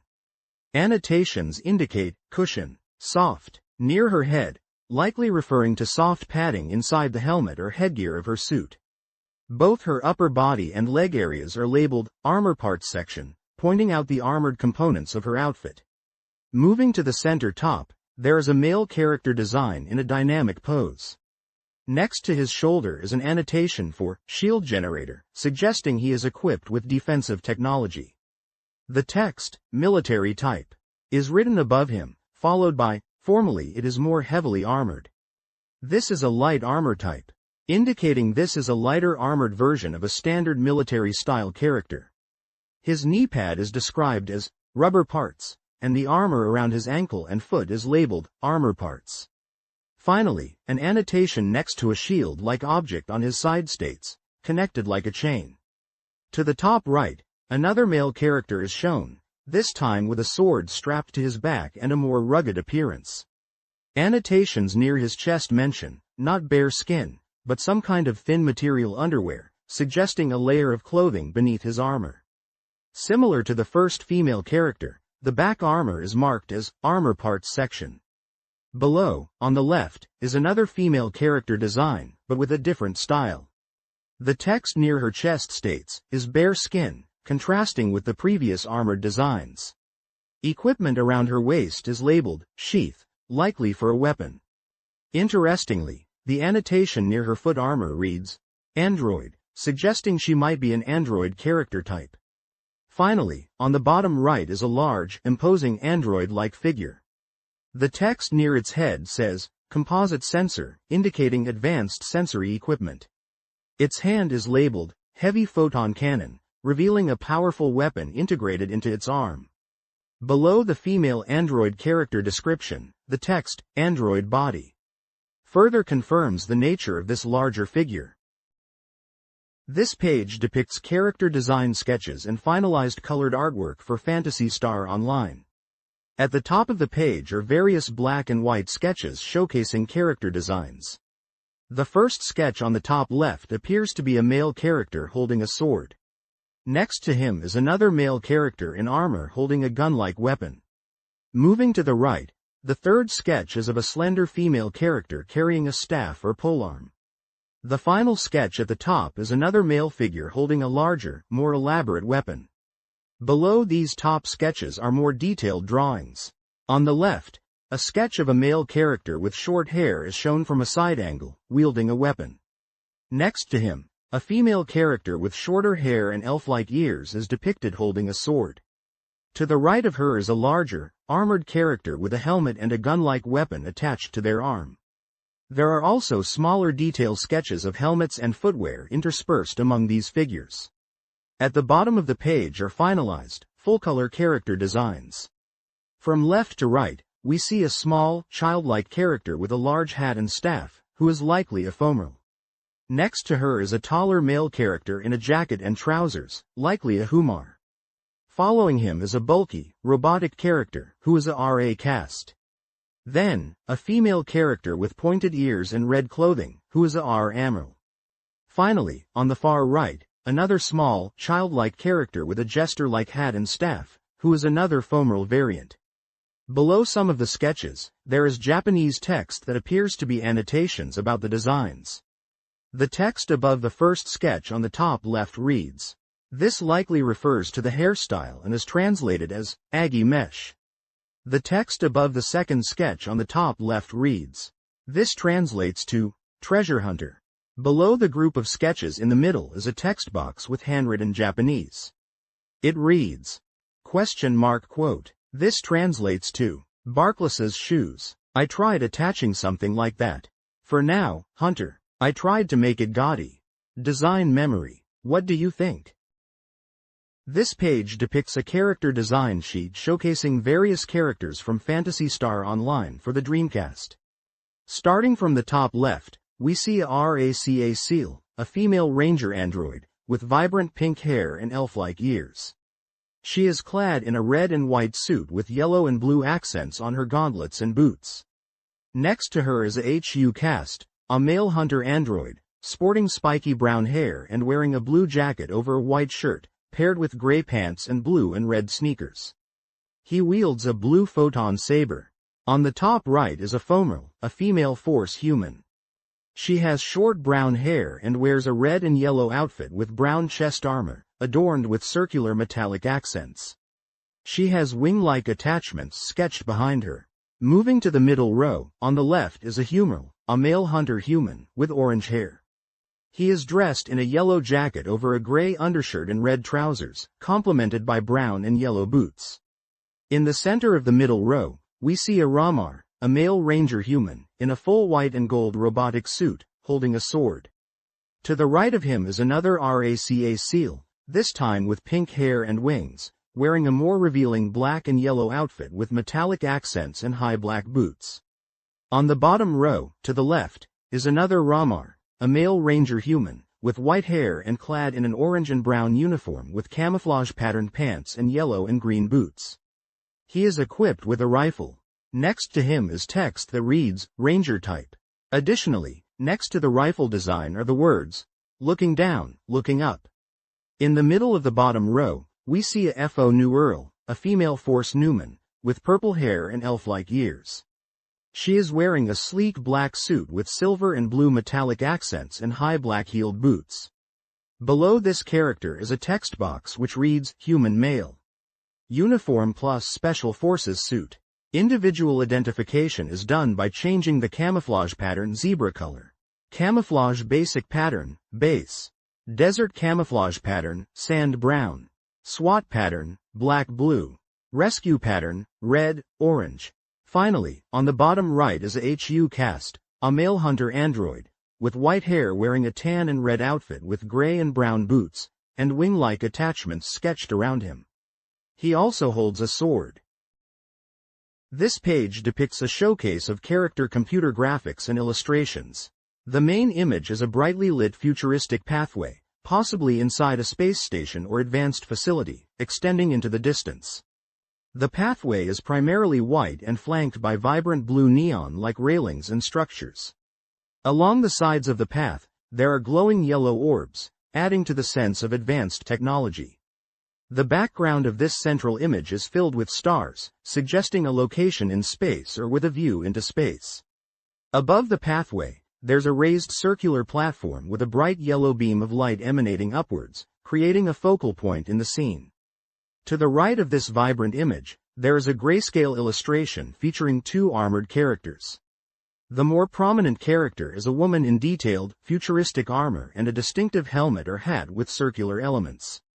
She is holding a weapon, possibly a rifle or launcher, in her right hand, suggesting she is prepared for combat. The second character is partially obscured behind her, but also appears to be similarly armored, indicating they are likely companions or part of the same group. Below the central image, in yellow lettering, is the text, Character CG in a Lust Gallery. This page depicts the Hunter Human Man, or Human, as they are referred to in the game, as a character class with an excellent balance of offense and defense. The human is described as a hunter by profession and is adept at close combat, excelling in handling sword-based weaponry such as swords, great swords, daggers, and sabers. Humans are a common race, making up about half the population in this world, and are known for their balanced stats and growth. Humans can utilize both recovery and offensive techniques, making them very user-friendly and a great character choice for beginners. The page then details weapon types available to the hunter class. First is the Great Sword. This is a weapon exclusive to hunters. Due to its size, it can simultaneously attack multiple enemies within its attack range. Next is the dagger. These photon-made small swords allow for quick attacks, hitting enemies twice in quick succession. However, their power is low, and their attack range is narrow. Finally, there is the saber. Similar to the great sword, sabers can attack multiple enemies within their attack range. While their power is lower than great swords, their hit rate is higher. The page also includes a section on character variations. It mentions that the default character is the cool and handsome main character type. However, by changing hairstyles, you can create an afro hairstyle. It suggests that players who are tired of the cool main character look can enjoy making a more comical or BBOY type character. Naturally, it is mentioned that the default lines will then be, "Hey, brother," and "You men." The text further notes that the afro hairstyle is surprisingly popular and is often used as a second character by many players. This page depicts character design variations for a human hunter in Phantasy Star Online. On the top left, there is a 3D computer graphic model of a human character. The text above it reads, "CG as a model of human created." To the right of this, there are further depictions labeled, "Hunter type, human male." This includes a full-color 3D model from front and back views and a sketch of the same character. Below the first character image on the left, there is a text description that translates to, "Human early design draft." Face and hairstyle, clothing, etc. Overall, a very modern-like and refined design. Below the sketch of the character on the left, the text translates to, "Human's other variation design." A masculine image, more like a warrior than a swordsman, that kind of feeling. In the bottom left corner, the heading, "Decision Design," is written above the final decided character design, which is presented in full color. To the right of the middle 3D model, the text explains, "Design in a state close to the decided plan." Because there are no fine details such as shoulder pads, it gives a slightly unsatisfactory impression. Finally, below the bottom sketch image on the right, the text reads, "Initially, when humans were considered aliens, this is a hunter-alien combination design draft. The idea of having a tail might be surprisingly cute." This page depicts a hunter-Newman woman and her combat style, which compensates for power differences with evasion and brilliant techniques. Hunters are called Newman as a profession. They are good at close combat, but are less physically strong than humans. Instead, due to their biotechnology origins as Newmans, they have high mental strength and a lot of TP. If they can properly utilize close combat and techniques, they can be a very useful character, so it is easy for beginners to use. Sword. This is a photon blade sword that can attack one enemy at a time. It is lighter and easier to handle than a large sword. Dagger. Utilizing the high evasion rate, you can get close to the enemy and deal damage. Short swords are quick. Attack motions are also fast. Throwing blades. These are photon blades for medium-range attacks. They can continuously hit enemies in close proximity, but their power is low. Character variations. Even with the same face, you can create a character with a very different impression depending on the variations. For example, you can create a cool male Newman-style character, or a small and cute character like a maid Robo. With this character, you can probably have a lot of fun playing. Character creation. Face, hair, costume, skin color, proportion, character name, auto, OK, maid Robo. Regarding the face, it may look childish or mature depending on the physique. It is better to adjust it while confirming it several times, as the impression changes quite a bit depending on the size. This page depicts character design concepts for the H-Unware L. The top left section shows an initial design proposal for the H-Unware L, stating it is based on Nay, a character from Phantasy Star 2. At the End of the Lost Millennium, which was released for Sega Mega Drive on March 21, 1989, for 8,800 yen. To the right of this, we see CG models of the H-Unware L that were created as computer graphics. These models showcase the character from the front and back, highlighting a more finalized 3D representation. Below the initial design, There's another variation concept for the H-unware L, described as an older woman version. The text mentions that this concept was considered, but it was thought to be a bit too strong-looking. Finally, at the bottom center, under the heading, Definitive Design, it is suggested that considering the base is Nay, the weapon attached to her right hand might be an image of the Nay claw that appeared in Phantasy Star 3. This section presents the finalized design of the H-unware L, showcasing her in a dynamic pose with a more intricate and detailed outfit. The image shows a page detailing the HU cast, the Hunter Android Man, in Phantasy Star Online. The page features a large illustration of HU cast standing confidently, showcasing their purple and silver armor. To the right of the character image, under the title, Hunter Android Man, there is a description of the HU cast class. It explains that HU casts are male-type androids who excel in attack power and physique, making them frontline fighters. They are also capable of discovering traps, a valuable skill for any hunter. The description mentions their high attack and HP, and ability to detect traps as key characteristics. However, they are noted to have low mental strength, MST, and cannot use techniques, magic. Despite this, they are described as easy to use, especially for those who rely on recovery items. Below the text description, 3 weapon types are showcased with accompanying descriptions. The first weapon is the Tsurugi, the big sword. The description states that because it can attack multiple enemies, it is effective in situations where you are easily surrounded, making it suitable for proactively fighting on the front lines. Next is the Nagakatana, the long sword. The description highlights its high attack power, noting that while it requires high attack strength to equip, it can be equipped earlier than other characters who also need high attack strength, like the Hunter class. Finally, there is the Nagemba, the throwing blades. The description points out that surprisingly, the required attack strength to use throwing blades is quite high. It mentions that for those who dislike the RA cast, using throwing blades can be an alternative as they require similar strength. At the bottom right of the page, there is a section titled Character Variation, displaying a character creation screen.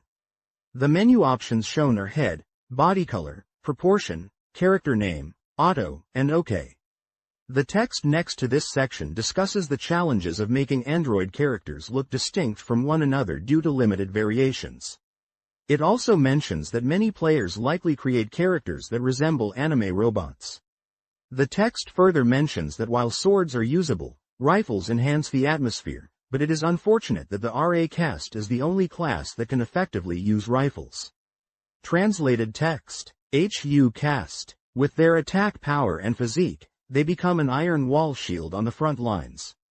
Close corner bracket ideographic period ideographic comma ideographic comma ideographic comma ideographic period ideographic period ideographic comma ideographic period ideographic comma ideographic comma ideographic period. Male-type androids who work as hunters are collectively called HU cast.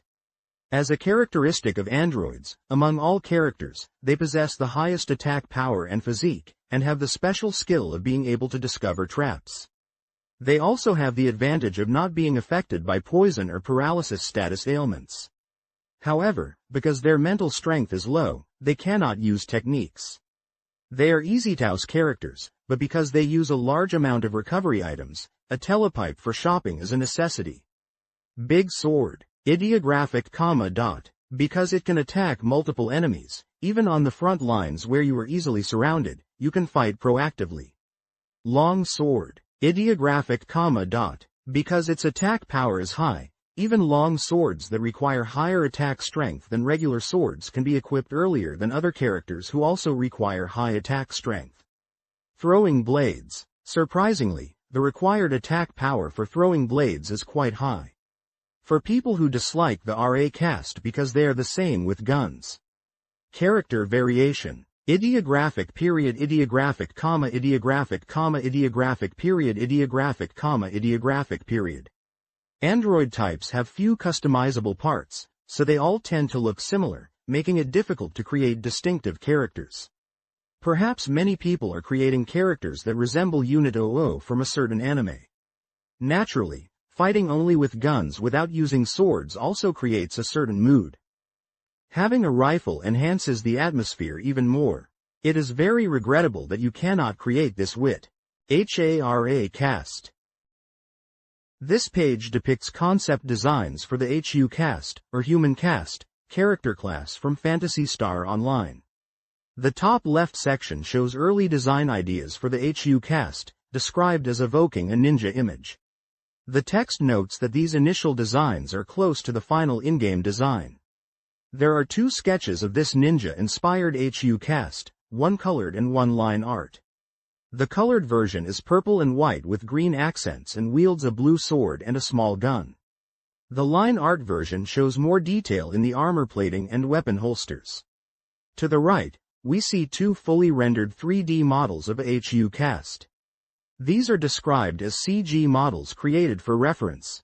They are both colored in shades of purple and black, with a more streamlined and robotic appearance compared to the ninja-inspired sketches. Below the ninja-inspired designs, there is another set of sketches and a colored illustration.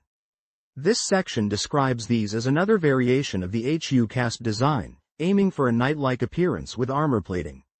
The colored illustration shows HU cast in a dynamic pose, wielding a large, shield-like weapon with a green energy blade. This design is more heavily armored and detailed than the ninja version, featuring a white, blue, and purple color scheme with bronze accents. Next to it is a line art version of the same design, and another simplified sketch of the character holding a different, axe-like weapon. At the bottom of the page, under the heading, Decision Design, the final chosen HU cast design is discussed. The text mentions that the overall proportions and muscular build were considered carefully, aiming for a robot design that still feels somewhat human-like. The Japanese text on the page translates as follows. Ninja, HU cast, initial design draft. Initial design drafts for the HU cast, evoking the image of a ninja. There are elements close to the later designs. Quote opening square bracket closing square bracket. Hunter type, CG. HU cast models created as CG. Armor, knight. These are alternative variation drafts for the HU cast, with a knight-like design wearing armor. They look quite sturdy. Quote opening square bracket closing square bracket. Android Hunter variation, chubby type, a bit chubby. Ideographic comma open corner bracket. One of the HU cast drafts. It's become quite android-like, but the head is reminiscent of Predator. Hunter type, android male. One of the HU cast drafts. What it's holding is a hand axe. Perhaps this one is more robot-like. Quote opening square bracket closing square bracket. Hunter type, android male. Decision design. Quote ideographic comma dot quote. In the goodness of the overall proportions and the way the arm muscles bulge, etc., there is a sense of human likeness not found in robots. This page depicts a Ranger human man, a character class from the game. The page showcases the Ranger's role as a long-range attacker who excels at defeating enemies before they get close. Rangers are described as handling special weaponry and requiring a civilian license. They are positioned within public service roles. Rangers are skilled with firearms and excel in long-range combat. While their offensive power might be weaker, they can utilize recovery techniques, making them a well-rounded, intermediate-level character. The page details 3 types of Ranger weaponry. Small arms. These weapons are described as having little recoil and being the easiest to handle. Their power is low, so if you can't defeat enemies with them, you should run and reposition immediately. Long arms. These weapons utilize long-range capabilities and prioritize preemptive strikes. They are described as reliable weapons with a high hit rate, offering peace of mind. Spread arms. While their attack power is not very strong, their appeal lies in their wide lock-on range, allowing them to attack multiple enemies simultaneously. The bottom right of the page shows a character variation section. This section discusses character creation and customization. It starts by mentioning the initial illustration's strong impression and reflects on how Ranger users might rebel and choose black body color and helmets. It then suggests aiming for a cooler style using hair and proposes a ninjalike image, asking for feedback on this idea. The text box next to the character creation menu states that even if it's not similar, it's all about personal interpretation, so other people shouldn't be too forceful in their opinions. This page depicts character design concepts for the Ranger class in Phantasy Star Online. We see various iterations of a male Ranger character, presented as both colored illustrations and black and white sketches. In the top left, there is a full-color, detailed illustration of a Ranger wielding a large rifle.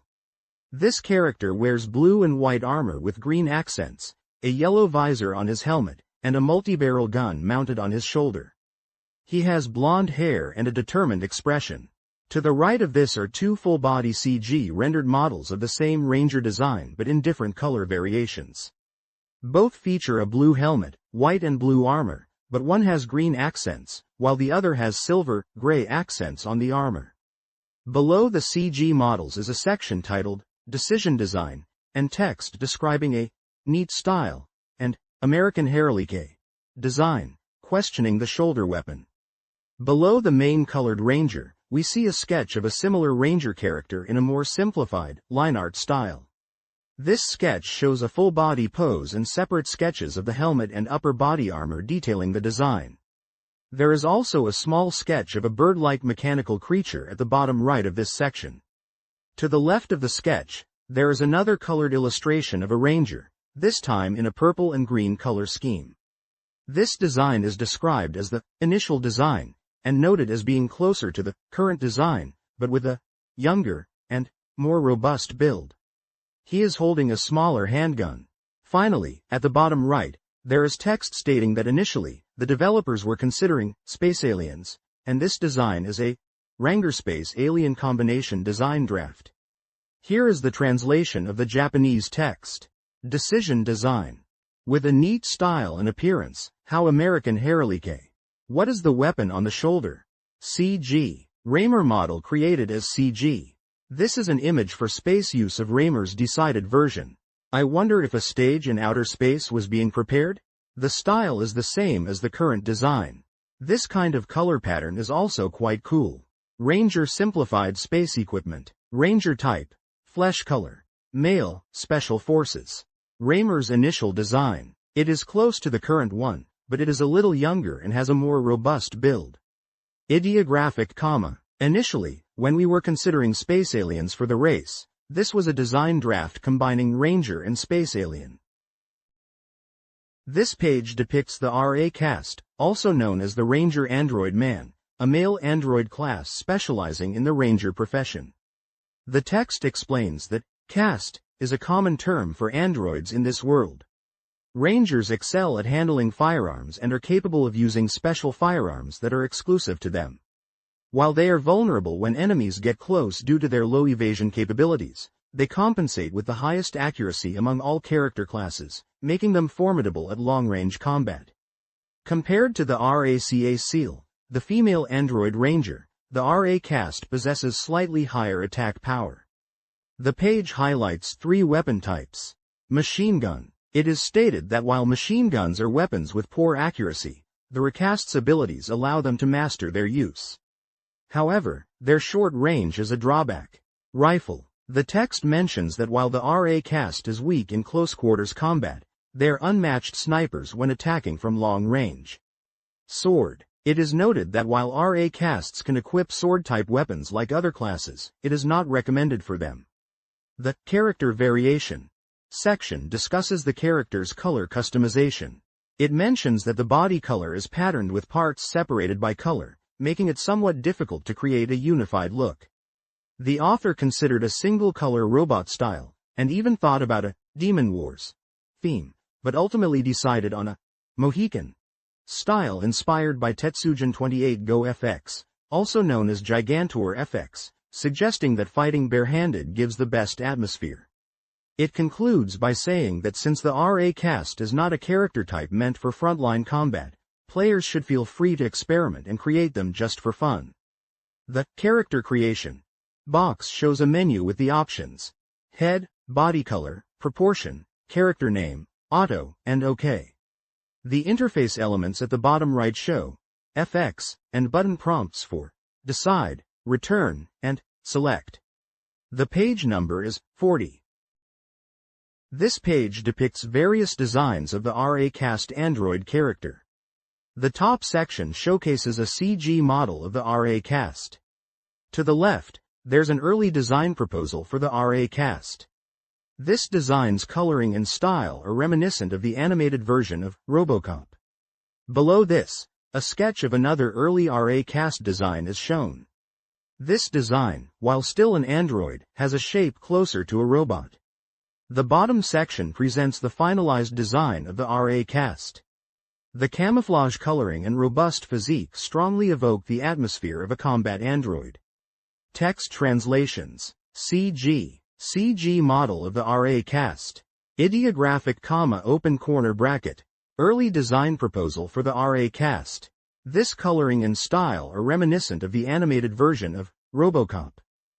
Ranger type, Android, male. Early design proposal for the RA-cast. Rather than an android, it has a shape closer to a robot. Final design. Ideographic, dot. The camouflage coloring and robust physique strongly evoke the atmosphere of a combat android. This page depicts a Ranger android woman, also known as a RACA SEAL, from Phantasy Star Online. The text at the top right explains that RACA SEALs are skilled in both accuracy and defense, allowing them to calmly handle enemies even at close range. Below this, there are descriptions of weapons suitable for RACA SEALs. The first weapon described is small arms. The text suggests utilizing the RACA-SEAL's high accuracy to frequently employ heavy shot and extra attack techniques. Next is long arms. It is stated that rifles are the most fundamental weapon, as they enable stable enemy defeat from a distance. The final weapon type is throwing blades. While acknowledged as quirky weapons, they are noted for their multi-target attack capability, making them a fun option to use until a shotgun is acquired.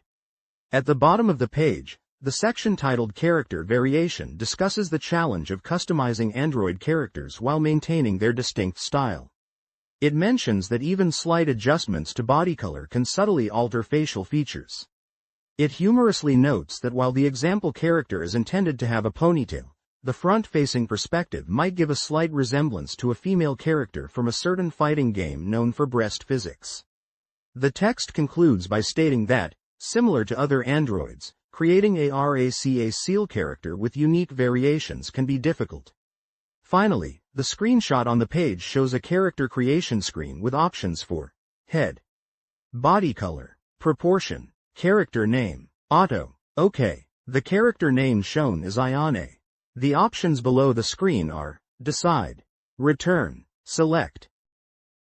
This page depicts various design iterations for the RACA SEAL, a hunter-type android woman from Phantasy Star Online. Starting at the top left, we see the RACA SEAL initial design draft. The description notes that it features a very metallic body, giving it a robotic feel, and it is remarked that it's a shame it doesn't have a grin. Visually, this design is primarily blue and silver, emphasizing a more mechanical aesthetic with less human-like facial features. Moving to the top right are two poses of the RACA SEAL model created as CG. This version is identified as a hunter-type android woman. This design shifts to a pink and white color scheme, with more pronounced armor plating. The two poses showcase the character in a standing neutral stance and a slightly more action-oriented pose. Below the first design draft on the left, we see another, RACA SEAL design draft. The text describes it as a design close to the current one, but the maid-like outfit is appealing. This iteration features an orange and black color scheme and incorporates elements that resemble a maid outfit in its design. It holds a weapon similar to the first design. Finally, prominently displayed at the bottom is the final design. The description highlights the imbalance of a slender body with a giant gun is appealing, and suggests that it might be something like using a mag as Valhalla. This final design adopts a purple and white color palette and is equipped with a large gun and wing-like attachments on its back. The text's reference to mag and Valhalla likely alludes to the photon blast ability in Phantasy Star Online, associating the powerful weapon with a mag's special attack. This page depicts the formal, also known as the Force human woman. The text highlights the formal's powerful techniques and reliable support capabilities. Formals, considered the female equivalent of the Forces class, excel in TP and mental strength compared to other professions. They are skilled in various techniques, not only for attacking but also for recovery and attack support. Humans in this class surpass others in mental ability, giving them an advantage in attack power, defense, and accuracy. Special weapons exclusive to formals are also available, positioning them as an advanced class among forces, suitable for intermediate to advanced players. The page showcases 3 weapon types. Cane. The description notes this is the initial equipment weapon. However, it frankly states that due to its low attack power, it is hardly useful. Cane. Rod. This weapon is described as having a long reach at first glance, but only half of it can be used for direct combat. Small rifle. It is described as having minimal recoil and no movement during attacks, making it the easiest to use. The text recommends switching to this weapon once it becomes available for equipping. The page also includes a section on character variation. It explains that hairstyles are diverse, allowing for easy changes in mood. However, the text notes that costume shapes have minimal variation, which is considered a bit disappointing. It suggests that the interesting point in character creation is the afro hairstyle, which is unexpectedly popular, and mentions trying to create a character that many people wouldn't use, like a tea ceremony style character. The final sentence expresses a desire to create a unique character that stands out, even if it might be considered foolish. The character creation menu displays options for face, hair, costume, skin color, proportion, character name, auto, and OK. The image shows a character creation screen with a character resembling a robotic or inorganic being. The text below the menu states, "Thinking of a goddess of fortune, I tried to create a character with exposed skin, but somehow it didn't feel right, and in the end, I aimed for a half-baked character." This page shows the finalized design for the character Fomar, a male Force class character from Phantasy Star Online. The section titled, Decision Design, showcases the final design iteration of Fomar. We see a full-body illustration of Fomar holding a yellow energy orb in his left hand, angled to the left side. To the right of this illustration are front and back views of Fomar as a CG model. The text accompanying this section states, "This is the finalized design." While appearing slender, this costume design evokes a sense of youthfulness. Although the footwear seems unreliable, it's surprisingly quick and allows for nimble movements. Below the CG model, the text reads, "Fomar's model created as CG." Beneath the finalized design, we are presented with earlier design drafts for Fomar. On the left side, there is a sketch of Fomar holding a staff with a large orb at the top. The accompanying text mentions Fomar's design drafts. Currently, these are close to the final design, but the hat and waist area's cloth are absent, giving a refreshing impression. Further down, another sketch depicts Fomar in a different outfit with blue and gold color accents. The text here explains, rather than a mage, this elegant Fomar's initial design draft evokes a slight princess image. This page depicts a Force Numen man, which is described as a class that specializes in techniques and becomes the main force in combat. Forces, also known as Fanyumu, are Numen men who make forces their profession. Forces are often volunteers from religious groups, and there are many who are skilled. Numens are a race with high mental strength. Compared to humans, they are physically weaker, but their mental power is higher than Fonwerel. Until you learn powerful techniques, it's a character for advanced players. The page then details weapon types suitable for forces. Opening parenthesis closing parenthesis dot. Wand. While the weapon itself has almost no attack power, it is the optimal wand for forces as it increases mental strength when equipped. Small arms. You can attack from a distance, and if you equip small arms, you can save on TP consumption when using techniques. Opening parenthesis closing parenthesis dot. Cane. If you do not have a wand, the cane type, which has a shorter hardening time than rods, is recommended. The page also includes a section on character variation. It mentions that in the world of Paseo, Force Numens are popular characters, but it's surprisingly difficult to create a cool-looking adult Numen character. It's challenging to make them look stylish. Clothing tends to make them look like circus characters no matter what you do. It suggests if you give up on making them look cool, try lowering their height, and they will have an atmosphere like Puck or elves, which might be interesting. Finally, there is a section showcasing character creation. This section displays a character creation screen with the following options: face, hair, costume, skin color, proportion, character name, auto, OK. The text below the character creation screen states, if you lower the height, you'll get a Puck or elf-like atmosphere, so there is that line of thinking as well. This page depicts the design concepts for the Phonum character class. On the top left, you can see the initial design draft for the Phonum. The text next to it reads, Phonum's initial design draft. The current outlandish Phonum form was indeed outlandish. This initial sketch shows a more exaggerated and whimsical design compared to the final version. Moving to the top, middle and right of the page are CG models of the Phonum, created as models. These show the character in full color from the front and back, giving a clearer view of the color palette and 3D form. Below the initial sketch and CG models, in the center of the page, is the finalized design of the Phonum.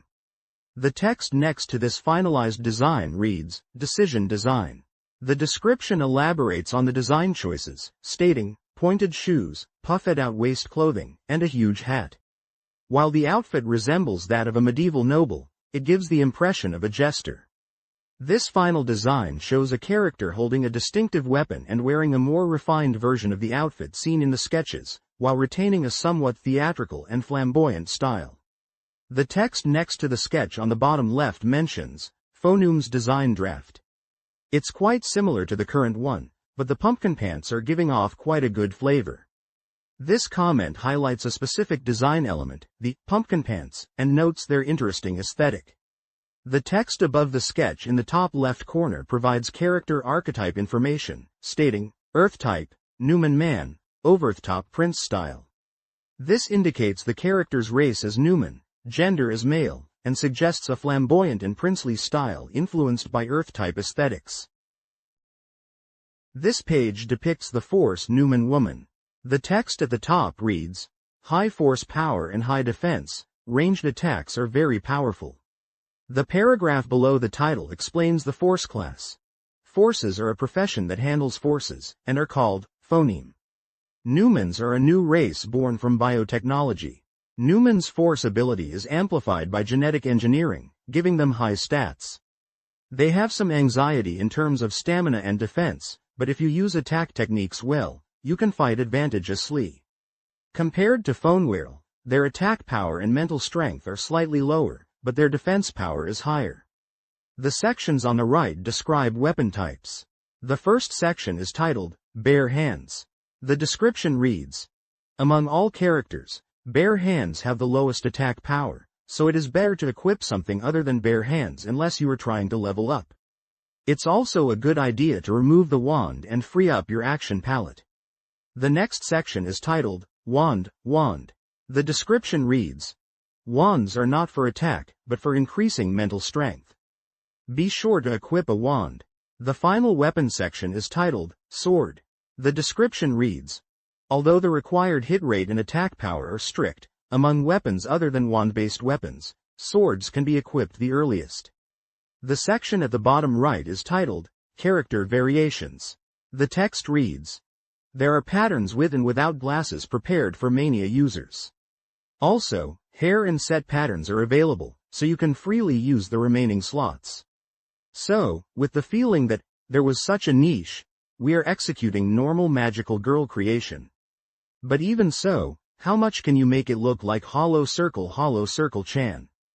Below this section, under Character Creation, the menu options are listed as face, hair, costume, skin color, proportion, character name, auto, OK. Next to the menu is a small image of a character creation screen with the name, Cardcaptor, displayed. The text below the image reads, "Even the unique and impressive phoneme can be combined to create a normal-looking character, which is also a testament to its capabilities." This page depicts various design concepts for the character Phonewhirl. The first design, presented in a pink and red color scheme, is described as a design idea for Phonewhirl. It mentions that this costume is used in the game and appears when a hidden password is entered. This design features a very flamboyant and frilly outfit with a large, pointed jester hat, puffy sleeves and skirt, and brightly patterned leggings. She has large, wing-like attachments on her back and is holding a staff topped with a flower-like object. Next to it are 3D computer-generated models of Phonewhirl. These models are in a purple and blue color scheme and show front and back views. They illustrate the character's look as finalized in the game. Below, the text, "Final Design," highlights the main illustration of Phonewhirl in the purple and blue color scheme.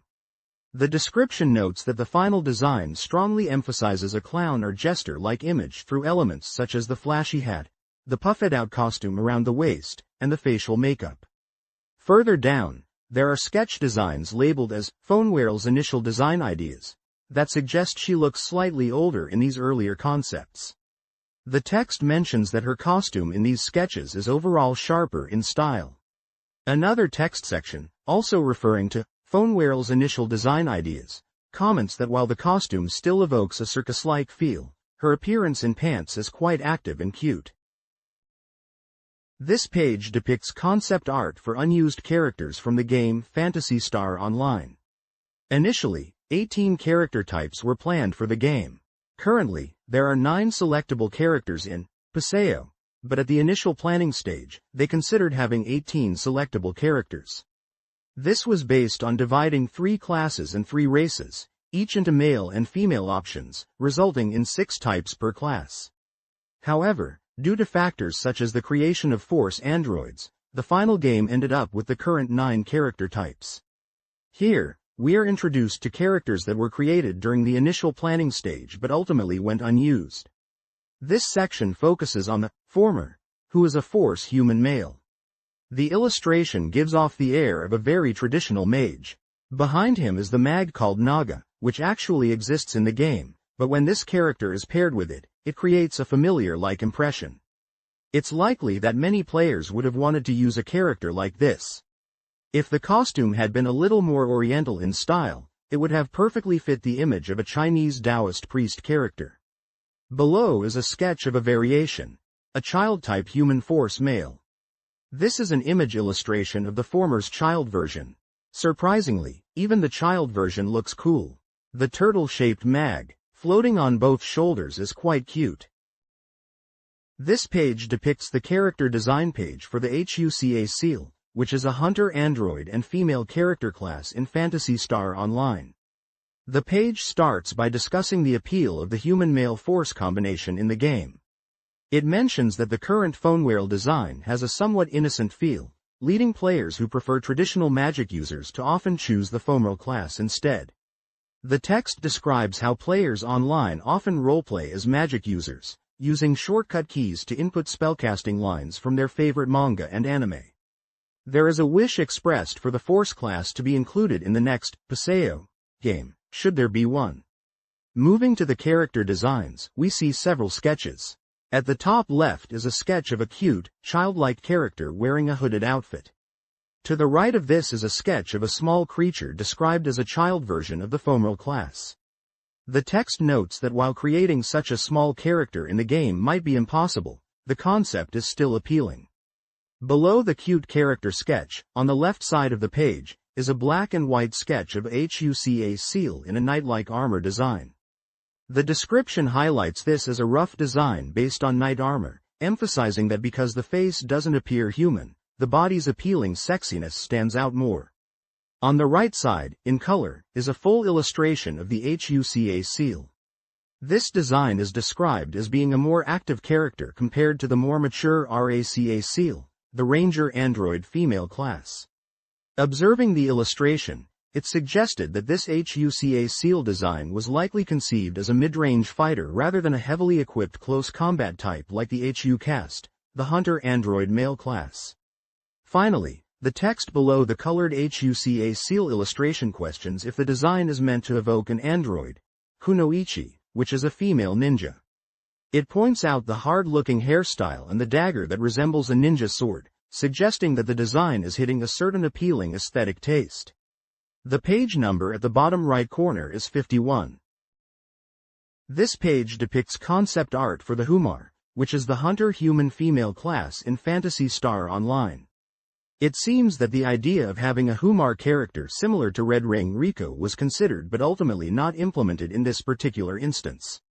The text wonders what kind of fighting style this character would have had. Judging by the illustrations, it appears they would have fought using saber-type weapons, focusing on lighter equipment. However, it's noted that in terms of position and strength, they wouldn't be as powerful as a Humar, and undoubtedly less technically skilled than a Hun. Despite the numerous illustrations, the fact that this concept wasn't adopted suggests there might not have been a perceived need for a Humar, or perhaps a dedicated weapon could have made a difference.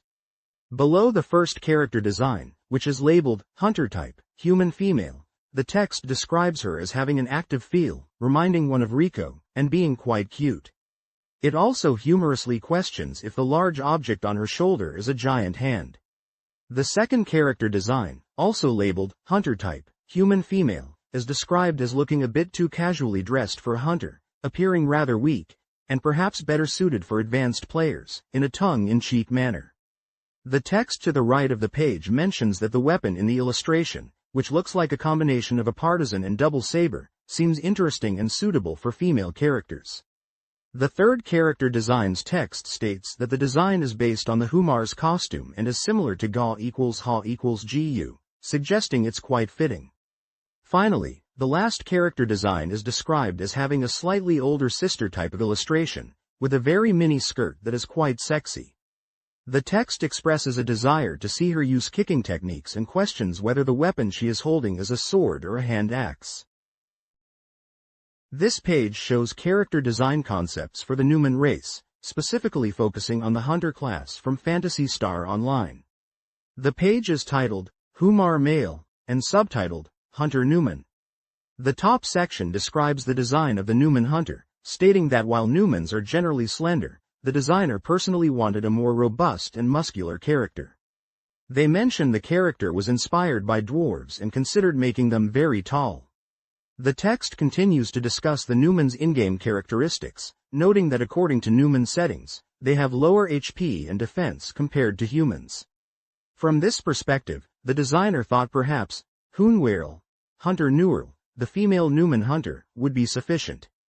However, looking at the illustration, the thin armor design enhances the character's appeal. They particularly find the left illustration, which is the larger colored image, somewhat unorthodox but intriguing. The designer then expresses their desire for more axe variety in the game, mentioning that in Paseo, Phantasy Star Online, only special weapons like hand axes appear. They hope that in the next installment, standard double-bladed axes, hand axes, and various other axe types will be included. The middle section features an image of a Numen character wielding an axe. The accompanying text states that this illustration captures the Numen image. It conveys a feeling of fighting with speed, even though they are physically weak. The bottom section showcases sketches of a different character concept, described as early concept illustrations for an alien ninja-type character. The text mentions this character is not a Numen, but an initial idea for a ninja-like alien race. It describes the character as having a pelican-like face and goat-like ears. The designer wonders if this design had been adopted, the impression of Numens might have been significantly different. Annotations on the sketches label parts like shield and handblade. One sketch is labeled photon sword type. Another sketch has an annotation back.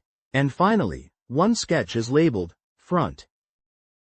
This page depicts character concept art for Rimarl, a female ranger class character from Phantasy Star Online.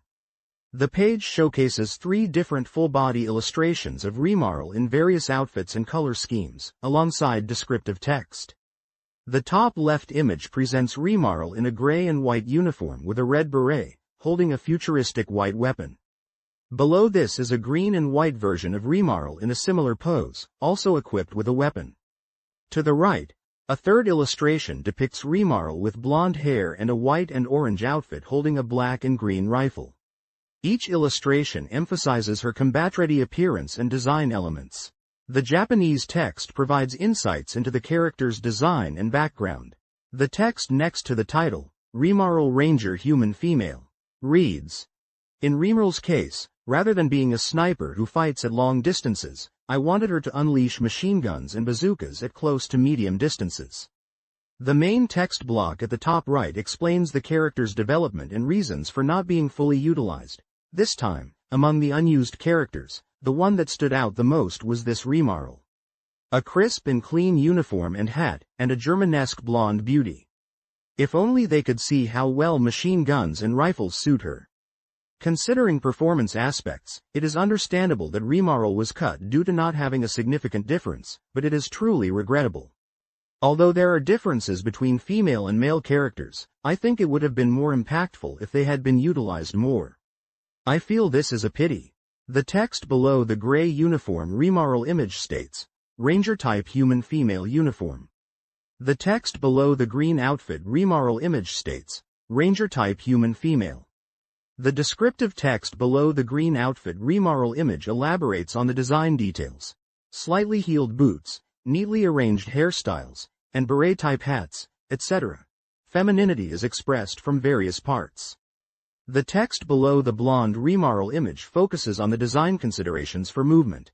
While considering ease of running, the lower body is made loose, but the tightly fitted upper body costume is quite something. The sharp, angular shadow-like design is also interesting. This page depicts a section titled, Monster CG and Illustration Gallery. The page features a computer-generated image of a futuristic control room or bridge. The room is circular with a raised central platform featuring a glowing pillar with a purple energy core. Surrounding the central area are control panels with multiple screens displaying data and graphics. Beyond the control panels, large windows offer a view of a planet in space, resembling Raggle. The room is brightly lit with a blue and white color scheme, and appears technologically advanced. To the right of the CG image is a black and white illustration of a female character, likely a Ramar, Ranger Android, class from Phantasy Star Online. She is depicted in full body armor with a helmet that has a visor and several circular details on top. She is holding a large weapon, possibly a rifle or laser cannon, in her right hand, resting it against her shoulder. Her pose is ready and alert, suggesting she is prepared for combat.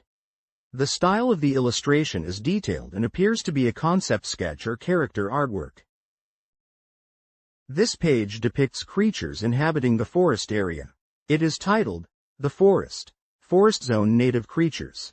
The page showcases three types of Buma, Gobuma, and Gigobuma. Starting with the Buma, identified with the text, Buma, and attribute, native. The description states that Buma are the most numerous of the Buma species and are the most prolific native creatures on planet Raggle. Their nature is described as ferocious and cunning.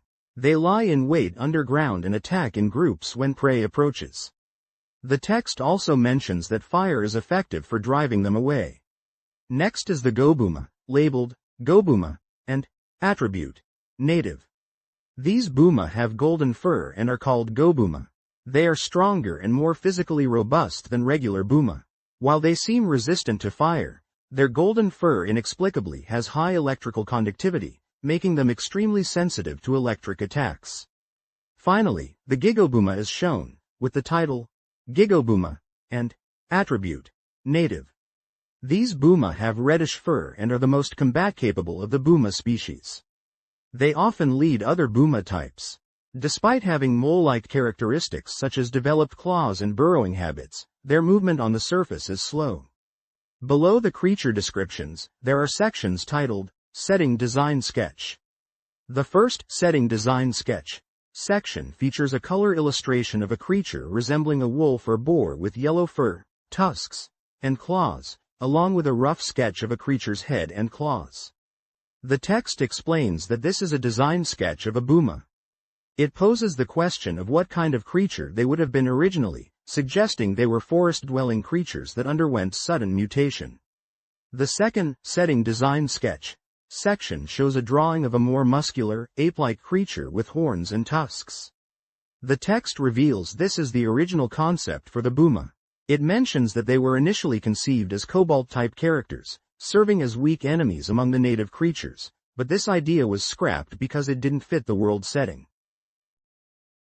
This page depicts a monster CG and illustration gallery from Phantasy Star Online.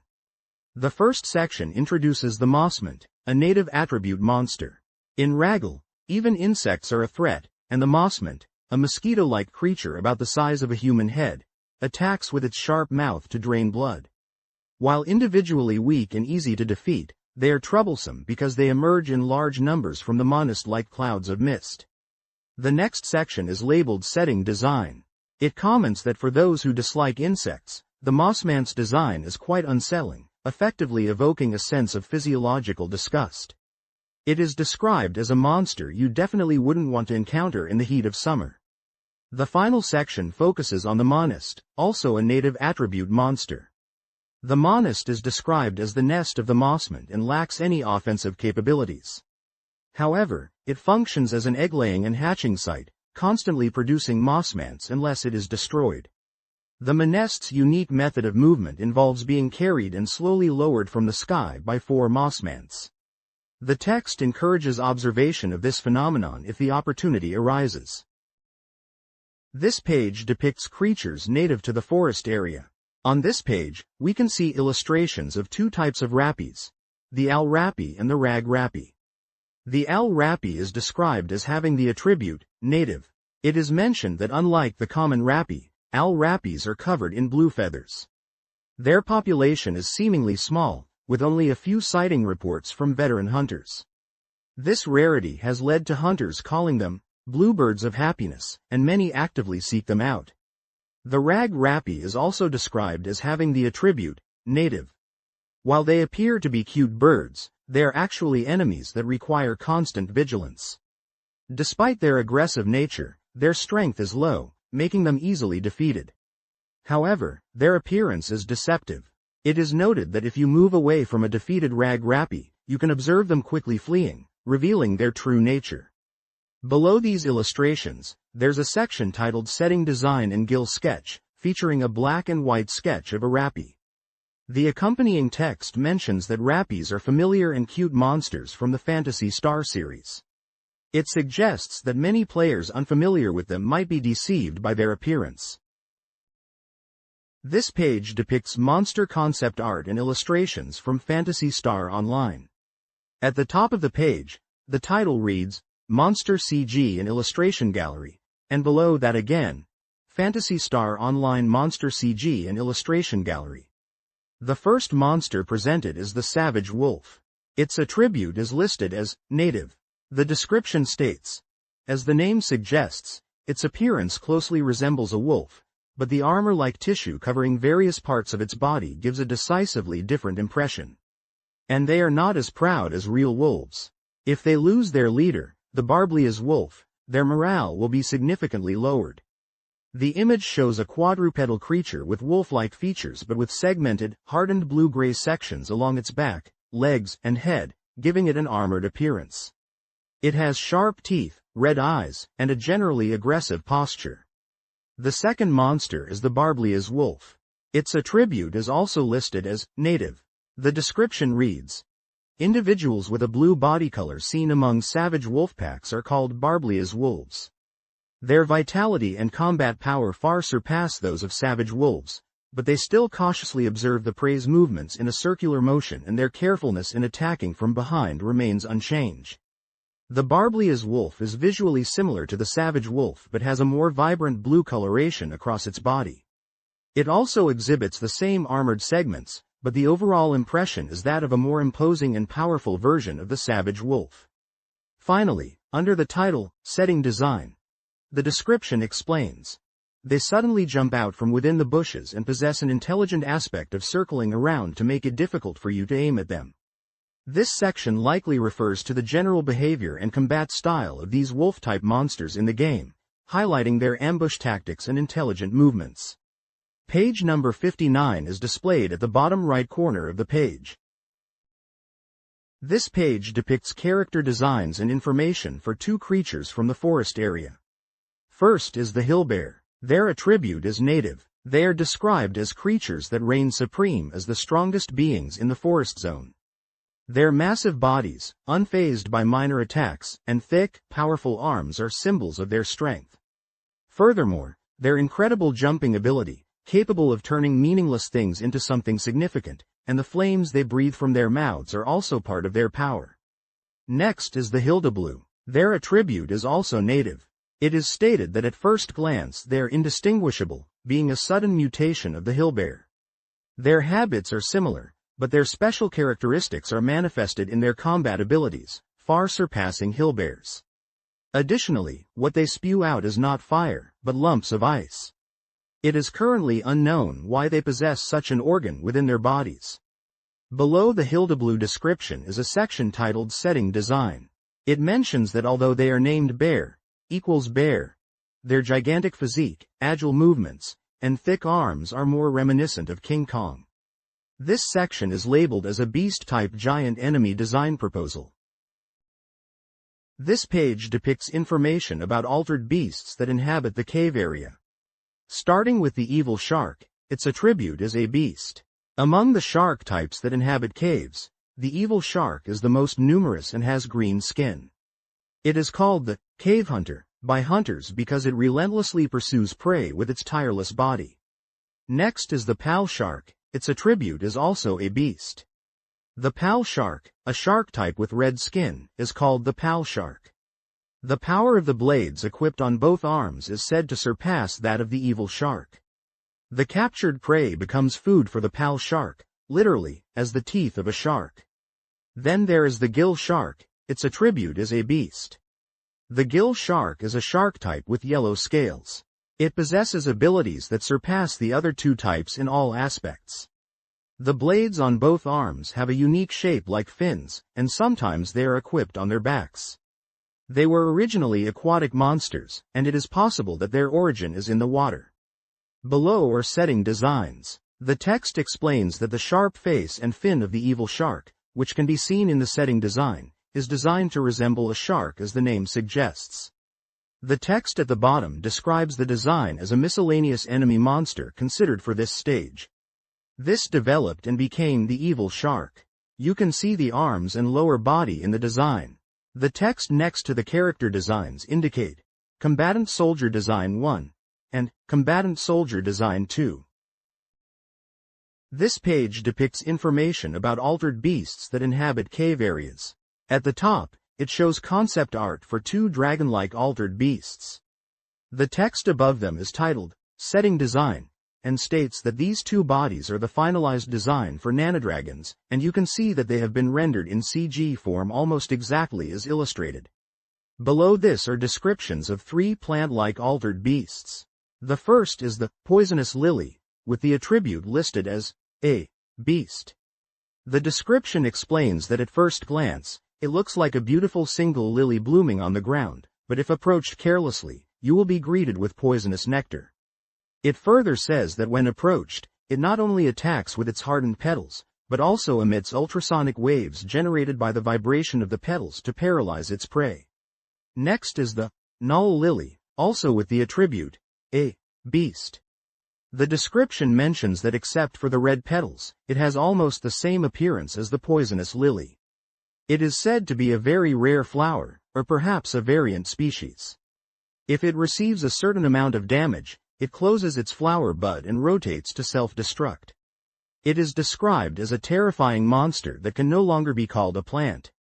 Finally, there is the red flower lily, also with the attribute a beast. The description explains that it is said to be a very rare species, and as the name suggests, it has red petals. It is described as a plant-type altered beast that sprays poisonous liquid and attacks. It is also stated that if you succeed in defeating it, it is said to emit a laughing sound, and from this and other clues, it can be inferred that plant-type altered beasts have considerable intelligence and emotions similar to plants. At the bottom, under the illustration of the red flower lily, is another section titled, Setting Design.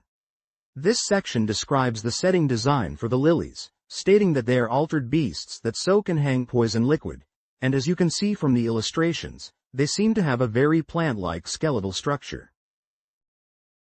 This page depicts concept art and design sketches for the Nano Dragon from Phantasy Star Online. The page is titled, Nano Dragon, with the subtitle, Phantasy Star Online Monster CG and Illustrate Gallery. The page showcases 4 different images of the Nano Dragon, displaying its evolution from initial design sketches to a more refined final design. The topmost image is a fully rendered CG illustration of the Nano Dragon. This version of the Nano Dragon is purple and blue, with large, veined wings that are a tan color on the underside. It has a long neck, a ridged back, and sharp claws. Its face is reptilian with a visible set of sharp teeth and blue eyes. Below this are 3 sections labeled, Detail Sketch, Design Setting Detail Sketch. The first, Detail Sketch, section features 2 views of the Nano Dragon. The top image is a side profile view similar to the rendered image above but less refined and with a more sketch-like appearance. The lower image in this section is a 3/4 view from the front, again in a sketch style with less defined colors and details. The second, Detail Sketch, section shows a brightly colored version of the Nano Dragon in pink, red, yellow, and green. This design is more bulky and less streamlined than the final design, with a thicker body and legs. It has large claws and a more pronounced ridge along its back. The final, Design Setting, section at the bottom shows a more skeletal and angular version of the Nano Dragon. It is primarily green and yellow with red accents. This design appears more insect-like in its leg structure and overall posture, and it seems to be missing wings in this sketch. The Japanese text at the top left under the Nano Dragon title reads, A beast. This translates to Nano Dragon, attribute, a beast. This winged beast, which closely resembles the gargoyle stone statues carved onto the roofs of houses in the Middle Ages, is called Nano Dragon. Its body surface, reminiscent of sturdy armor, can withstand magma, and it shoots biolasers from its shoulders to pierce its targets. The text next to the first, Detail Sketch, section reads, Detail Sketch, ideographic period. This translates to Design Setting Detail Sketch. Perhaps this was to differentiate it from the boss dragon of the forest area. In the materials it is listed as a dragon enemy concept. It has a more voluminous physique than the current design. The text next to the second, Detail Sketch, section reads, Detail Sketch, ideographic period. This translates to Design Setting Detail Sketch, game enemy concept. Perhaps it was originally conceived as an enemy that emits beams. At this stage, the image of a dragon is hardly felt.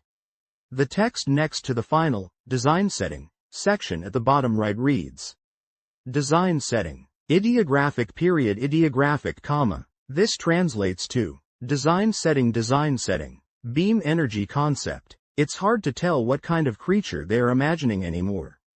The balance of the legs and arms is poor, and it feels like it would walk slowly.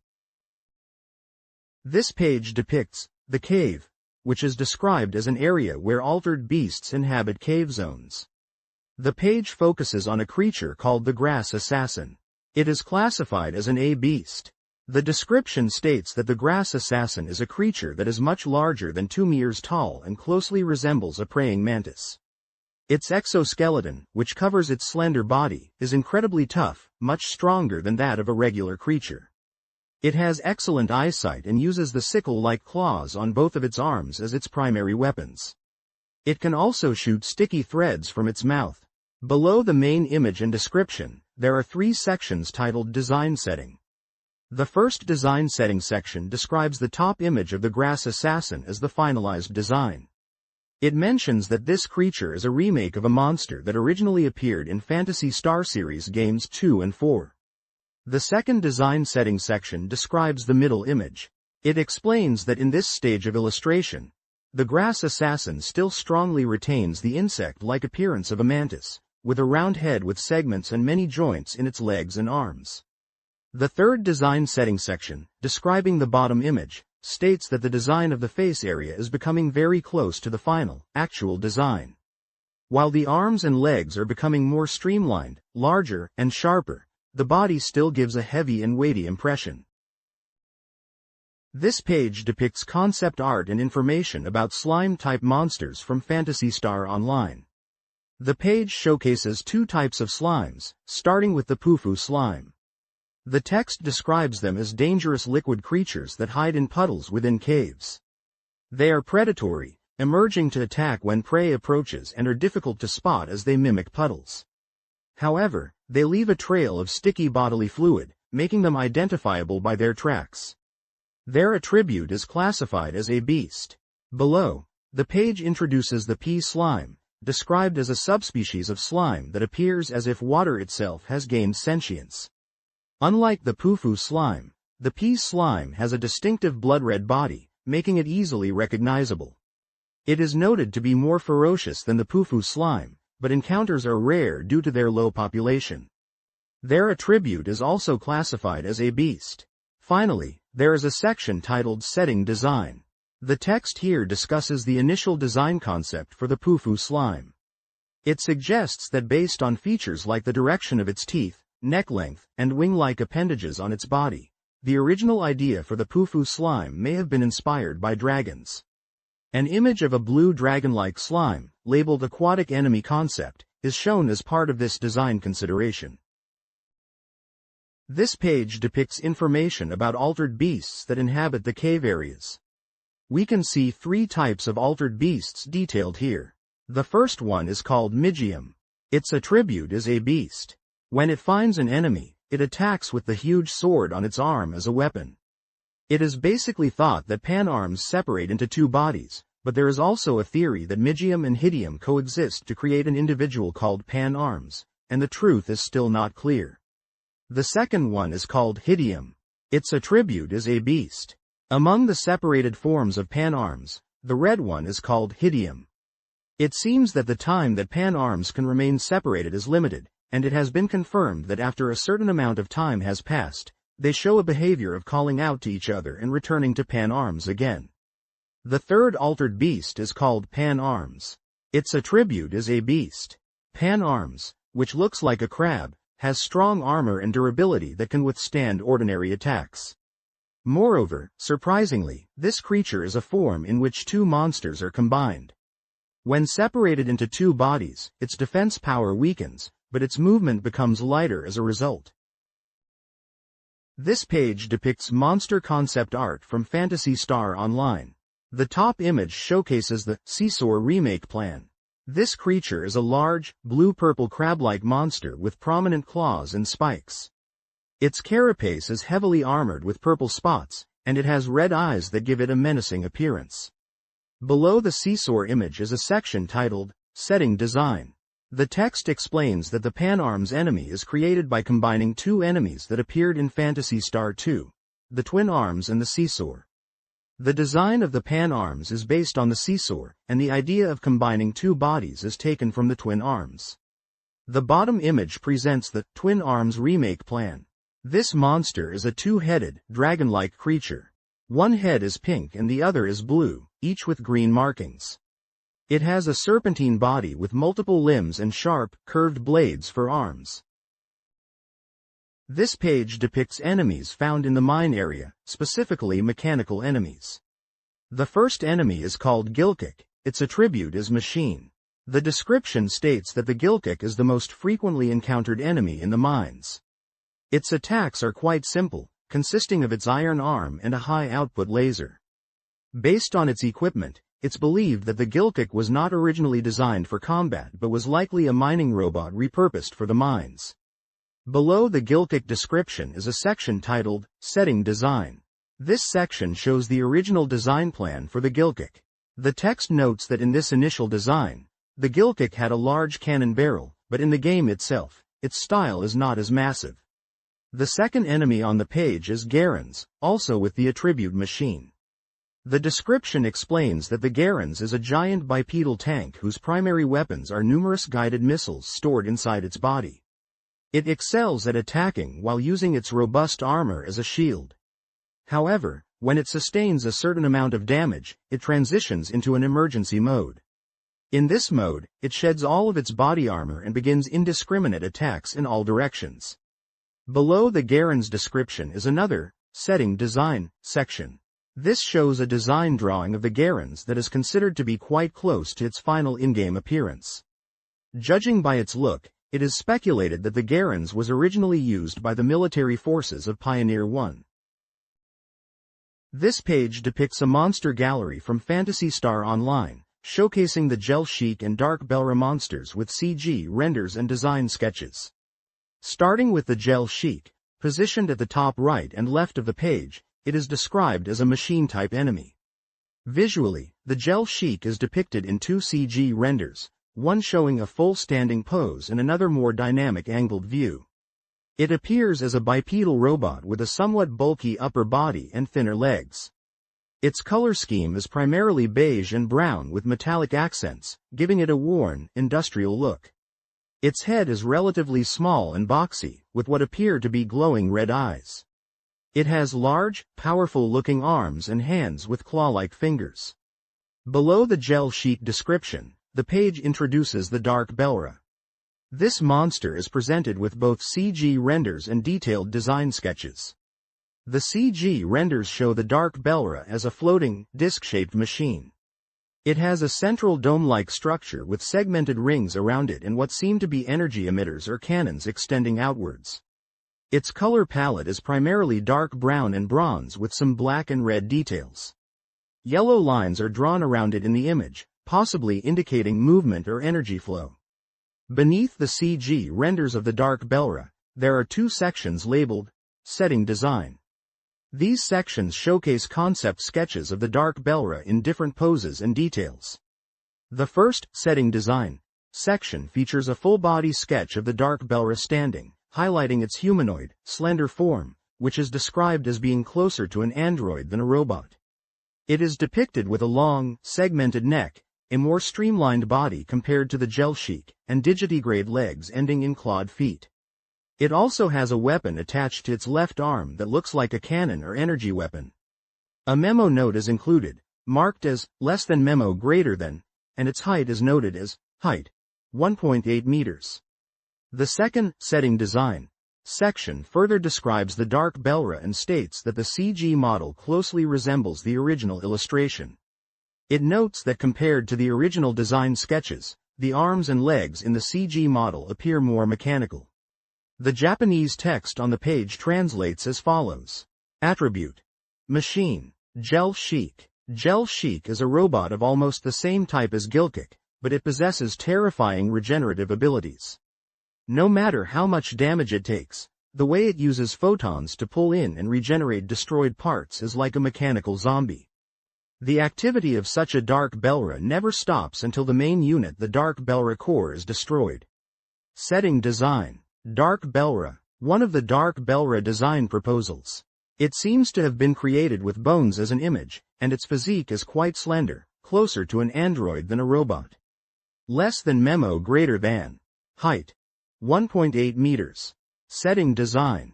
Dark Belra. It can be seen that the Dark Belra has been made into CG almost exactly as illustrated.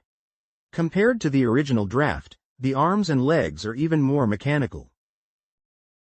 This page depicts information about mechanical enemies found in the mines area. The page focuses on two enemy types, Sinnoh and Sinnoh Gold, both classified as machine-type enemies. Sinnoh is described as a top-tier mechanical enemy that appears in the mines, possessing high combat ability. Its extending blades from both arms can induce a confused state in enemies by affecting their nervous system. It also has the ability to project sophisticated holographic clones, where the real body can be identified by the red part on its shoulder.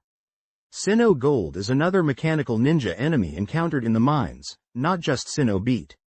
As its name suggests, it has a golden body. While it does not possess the clone ability, it can perform a hand seal to activate a recovery effect similar to the Resta technique. The page also includes a section titled Setting Design, SINOW Beat Design Sketch. This section shows the design sketches for the Sinnoh. Looking at the illustrations, it can be seen that the forearm is designed with a bellows-like armor. The design notes mention that in the initial design proposal, a thicker robot was considered. Based on the illustrations, it seems to approach by jumping and attack with numerous blades on its fingers. This page depicts the monster CG in a lust gallery from Phantasy Star Online. Firstly, we see information about the enemy Canadian. Its attribute is machine. It is described as a self-propelled gun turret that floats in the air. While its durability is low, its movement speed is the fastest in the mines area. It attacks intruders from above with Zonda-level electric shocks. It is programmed that when Canaan, which is the command tower, is destroyed, an emergency program is activated, causing it to rotate and charge in a straight line, then self-destruct. Next, we are introduced to the enemy Canaan. Its attribute is also machine. The red Canaan that appears from time to time is a command tower type machine that commands other Canadians. It always waits for intruders with 8 Canadians around it. It is programmed to immediately warp and flee if all the Canadians guarding its surroundings are destroyed. Below these enemy descriptions are sections titled, Setting Design, that showcase sketches of a small flying droid. According to the settings, its length is about 1.5 meters. Looking at the illustrations, you can see that there is a firing port below the circular parts attached to its side. The second, Setting Design, section discusses various idea proposals regarding the flight energy of the weapon. The text expresses that the creator would have been really happy if there were this many variations of the weapon, but unfortunately, that wasn't the case. This page depicts enemy information for the ruins area in Phantasy Star Online. These are creatures directly descended from dark fowls that inhabit this location. First is the Dominion. Its attribute is dark. It is described as the basic form of the Dominion species and has the highest encounter rate in the ruins. Although no sensory organs seem to be present, it can accurately sniff out and capture prey buried underground. Their behavior is to act individually while always moving in groups, and their only goal is to slash intruders with the blades on both arms. Next is the La Dominion. Its attribute is dark. This Dominion has purple protrusions on its chest. Its individual combat power is a level above that of a normal Dominion. The fact that its movement is not hindered even in the darkness is thought to be because its vision is enhanced by the power of its creator, Dark Fowls. Following is the So Dominion. Its attribute is dark. With both durability and combat power, it is the strongest individual among the Dominion species. Although their appearance is not similar, the fact that they both have blades on their arms is very similar to the shark family. It is truly interesting to consider what kind of process both of them went through to acquire similar powers. The bottom section shows design sketches. Regarding the design, while Del Saber's design pursued coolness, it seems that the initial Dominion design was intended to be less reliable looking. As a result, Dominion ended up being a reuse of Evil Shark, so it seems this was the initial design. The text next to the sketches reads, Dark System Mook Warrior Concept. This page depicts the monster CG and illustration gallery from Phantasy Star Online. Here we can see information about several dark element monsters in the game, including the Claw, Bulk, and Bulk Claw. Starting with the Claw, the description mentions that this creature has a dark attribute and resembles a slender ray that swims through the air as if it were water. They are often encountered in groups, surrounding players from all directions. A key feature of the Claw is its flexible body, which allows it to deflect attacks and techniques. The image shows a streamlined, almost manta ray-like creature with sharp points and a segmented body. Next is the Bulk, also with a dark attribute. Similar to the Claw, the Bulk drifts through the air as if swimming, and its movements are described as jellyfish-like. It's stated that the Bulk never appears alone and is always found combined with 4 claws, forming the Bulk Claw. The image of the Bulk shows a more bulbous, jellyfish-shaped creature with segmented sections and what appears to be a central core. Below is the Bulk Claw, again with a dark attribute. This creature is described as a being of chaos, and its true form is a combination of the Bulk and Claw monsters. The Bulk Claw attacks by swooping down from above, covering its prey, and immobilizing them with 4 tentacles before separating to launch a coordinated attack. The image of the bulk claw shows a combination of the previous 2 monsters, with the bulk forming the main body and 4 claw-like appendages extending outwards, resembling tentacles. Finally, the setting design section shows a finalized design drawing of the bulk claw. The text explains that while it may be difficult to discern from the CG render, the bulk is designed to be an evil creature that is neither clearly a winged insect nor a reptile.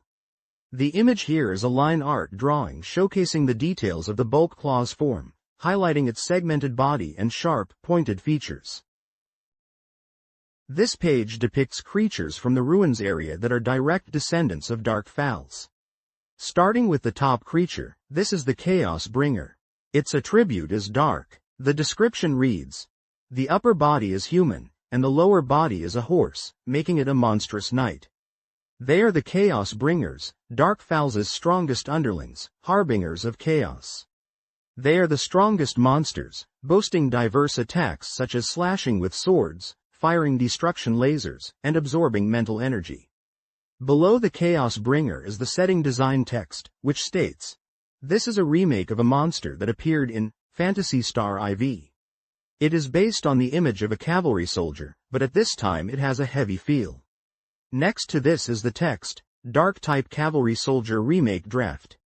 Moving down, the next creature is the Dark Belra. Its attribute is also dark. The description reads, "As its doll-like, featureless appearance suggests, its attack power is high, but its movements are sluggish. In particular, its attack of Hasamikomu to pinch in, to hold between, with its long arms is powerful, and the impact can even paralyze senses. Also, it sometimes attacks by shooting out its arms, but it doesn't seem to have the intelligence to distinguish between friend and foe."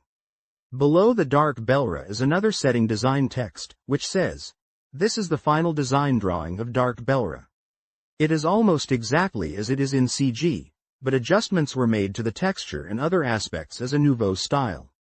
Next to this is the text, "Dark-type Giant Enemy Draft, Dark Marauder Draft."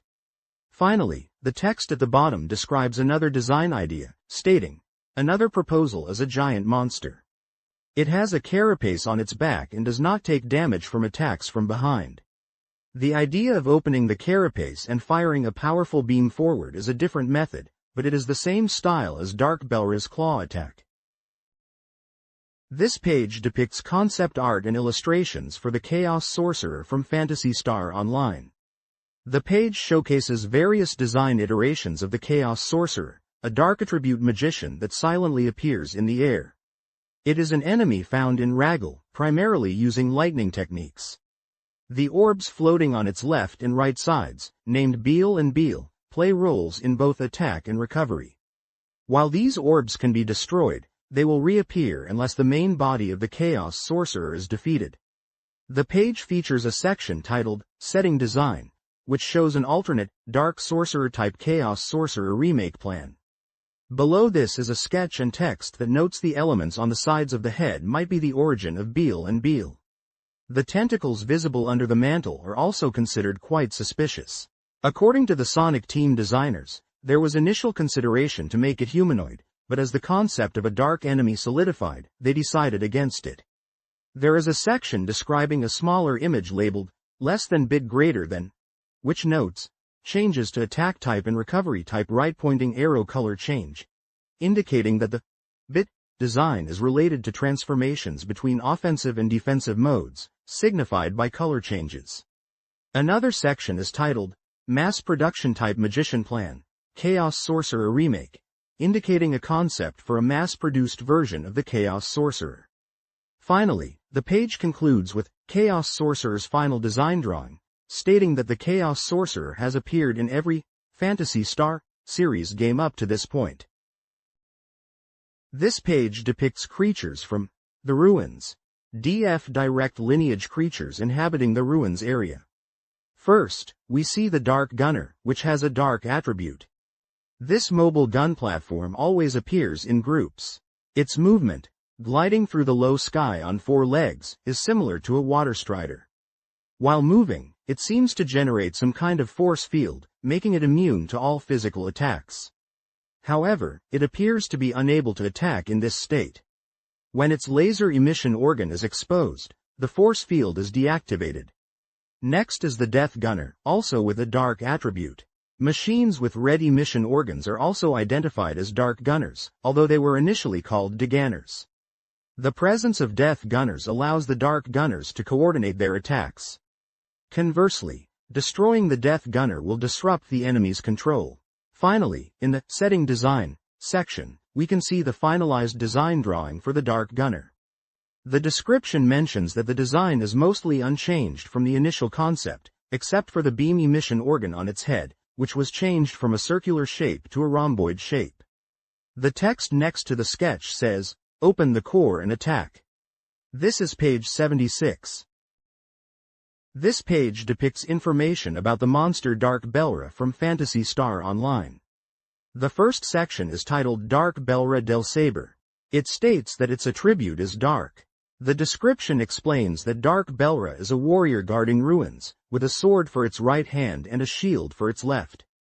It possesses the terrifying skill to deflect attacks with its left-hand shield by timing it correctly. Charging forward while wielding this shield and slashing with its right-hand sword is a simple yet very effective tactic. Below this description, there are images and further descriptions. The text under the image on the middle left reads Dark Warrior Design Draft. The paragraph below explains that the Dark Belra, as a dark sword and shield warrior, was designed to pursue coolness. Its imposing presence sets it apart from other monsters, resulting in a refined design. The text under the image on the middle right reads Dark Evil Sword Warrior Design Draft.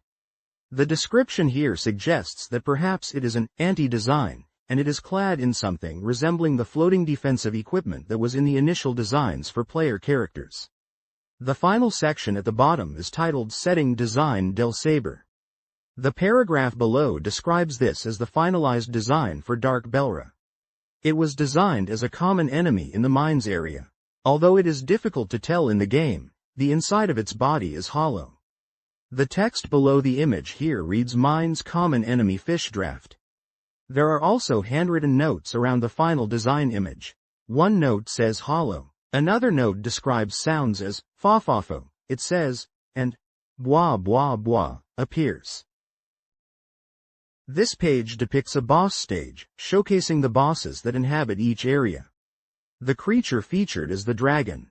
Its attribute is native. This enormous reptile, exceeding 10 meters in length, has made its home beneath the deserted central dome, acting as if it owns the place. Its nature is ferocious, and it mercilessly bares its fangs at intruders who trespass upon its territory. Its primary attacks consist of stomping with its massive body and spewing flames from its mouth. It is advised to evade the flames and attempt to get behind it. For those who try to approach, a powerful tail strike awaits. Furthermore, it can burrow underground, traverse the dome, and launch itself upwards to knock away any intruders in its path. It is rumored among hunters that defeating it will yield a weapon of incredible power, capable of destroying its own kind, a legend whispered amongst them. This page depicts monster CG and illustrations gallery from Phantasy Star Online. We can see images of the boss monster Raggle Dragon. The top image shows the Raggle Dragon in what appears to be a cave or mine environment, with its large orange wings spread wide and mouth open in a roar. Its body is a mix of green, brown, and yellow scales, with sharp spines running down its back and tail. The lower image is a full body view of the Raggle Dragon, showcasing its long neck and tail, the spiky details of its body, and its imposing presence. Below the Raggle Dragon images, there are 3 screenshots from the game Phantasy Star Online. These screenshots show gameplay from a first-person perspective. The user interface elements are visible, including the HP and TP gauges, the level, and the minimap. The environment in the screenshots appears to be the mines or caves area, indicated by the reddish-brown textures and fiery effects. The player character is engaged in combat with enemies, and we can see action icons on the right side of the screen. The Japanese text below the top image is related to the Raggle Dragon and reads, This translates to, could the dragon also be a creature whose form was changed by Derol Lee's bodily fluids? Or perhaps, could it be that something originally living on Raggle became violent due to the influence of dark fowls? This page depicts the boss monster Darola. Darola is an beast-type monster, a gigantic worm that lurks in the underground waterways. Its total length is comparable to that of a dragon, making it a creature of enormous size. The head is covered in hard bone, so normal attacks are ineffective. From its mouth, it spews out a beam-like photon, which is its main offensive attack. Also, it sometimes uses its machine gun-like photon cannon to launch a barrage of attacks. The destructive power of these attacks is not negligible and should be treated with caution. The tentacles extending from its head are used to inject body fluids into other living things. The injected creature, having its nature altered in a completely different way, becomes an Arlert beast that appears in the same area. It is thought that the Arlert beasts are created in this way, and this has been identified as the result of research. The text at the top of the page reads, Boss Stage, which means, boss stage bosses inhabiting each region. The subtitle next to the monster name reads, which is the name of the monster, Darola. The text, a beast, below the name indicates the attribute, a beast. This page depicts monster concept art and illustrations from Phantasy Star Online. At the top is a colored illustration of a large, insect-like creature with a skeletal head, segmented body, and long, yellow tendrils tipped with purple. Below this are black and white design sketches of different head variations for a similar creature. To the left of these sketches is a colored illustration of a large, elephantine creature with striped fur and feathery orange and yellow appendages. On the right side of the page, another colored illustration shows a giant, red, worm-like creature with yellow stripes and blue fins emerging from the ground, appearing to attack a small, stick figure person who is running away in fright. Under the top monster illustration, there is a section titled, Setting Design. The text reads, We wanted a scary enemy, and this monster was created from that desire. I designed it by referencing the Panzer Dragoon worm. Also, in the beginning, enemies like manmos and sandworm-type bosses were considered.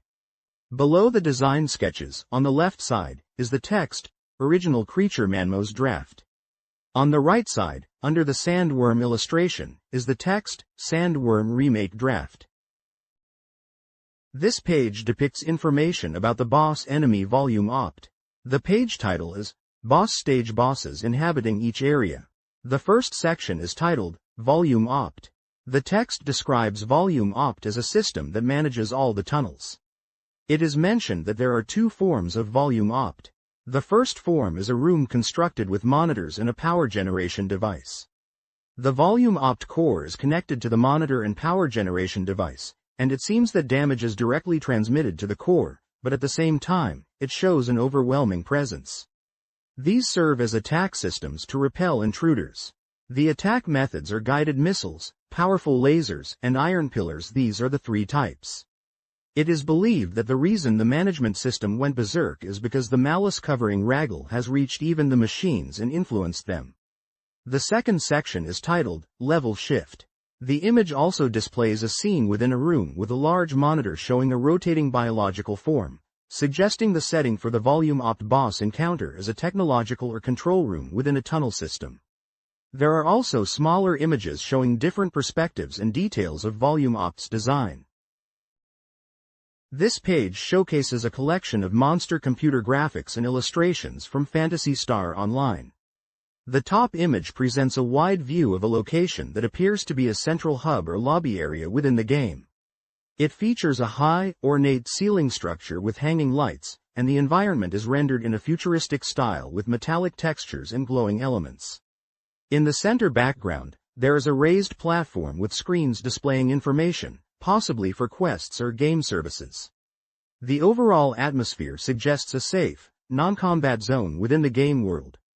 To the left of the page, there are two illustrations depicting what appear to be mechanical or organic monster parts. These are presented in a concept art style, showcasing the intricate details of these creature components. On the right side of the page, a large image focuses on a first-person perspective view of a character's hand holding a weapon. The scene is lit with a strong orange hue, possibly indicating a combat situation or a fiery environment. Below these, there are 4 smaller in-game screenshots.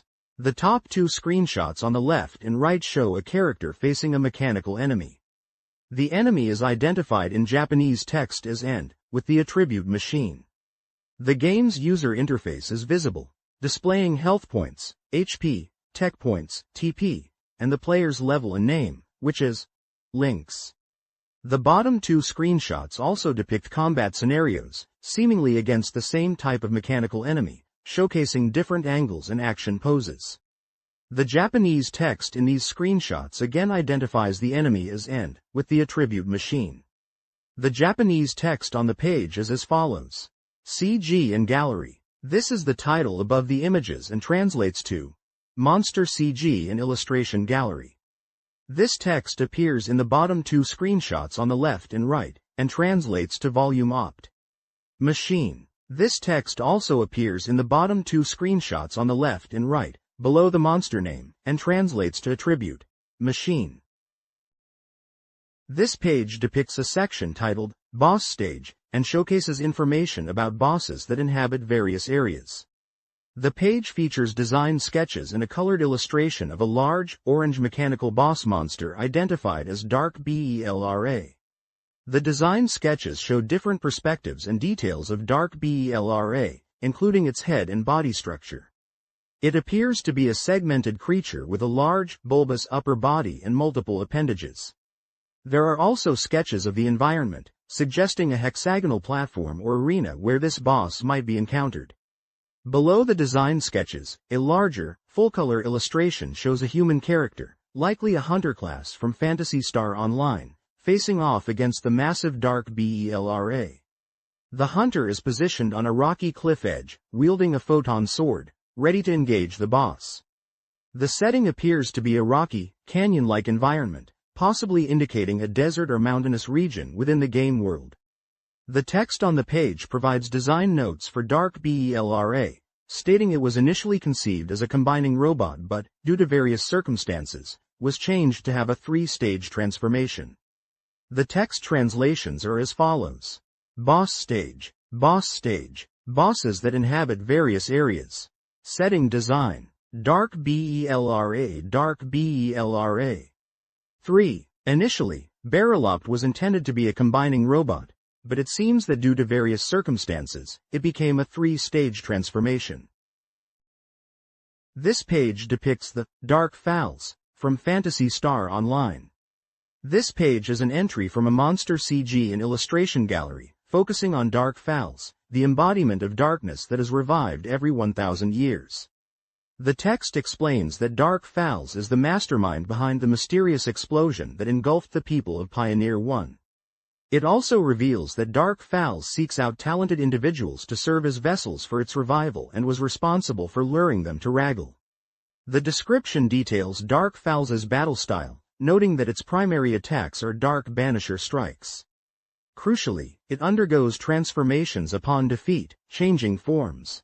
The third and final form is stated to be closer to Dark Fowls' true spiritual essence.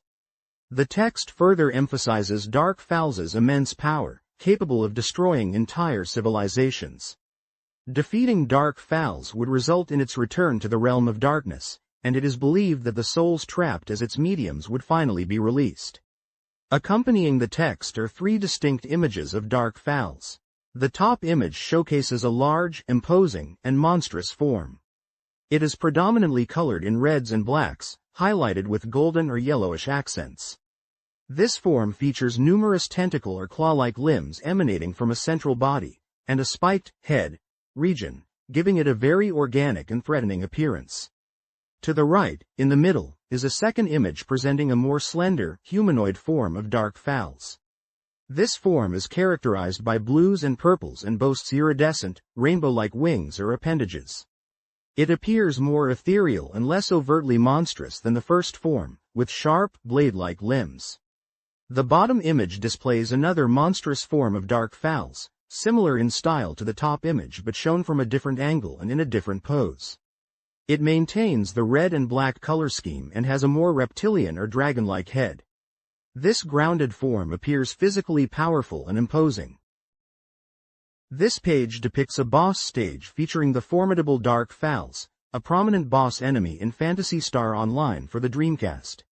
The page showcases both in-game representations and design sketches of this iconic antagonist. The in-game screenshot captures a battle scene where a player character, named Lynx, at level 49, is engaged in combat with Dark Fowls.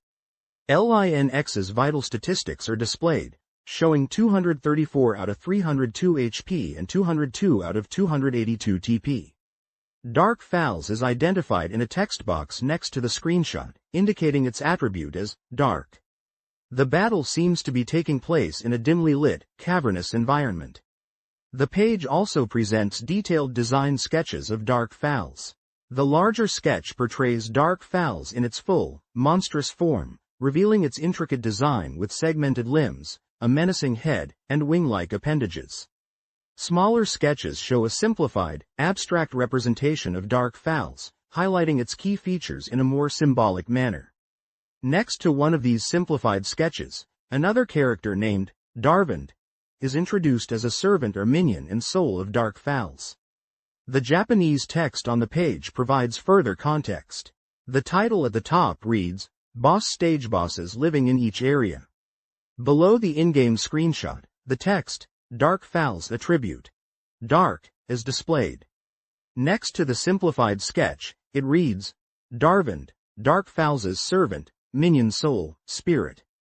Underneath the larger character design sketch, it says, Dark Fowls 1. The section titled, Setting Design, explains the design concept for Dark Fowls, stating, the origin of the design was, to put it bluntly, Daibutsu, Grey Buddha.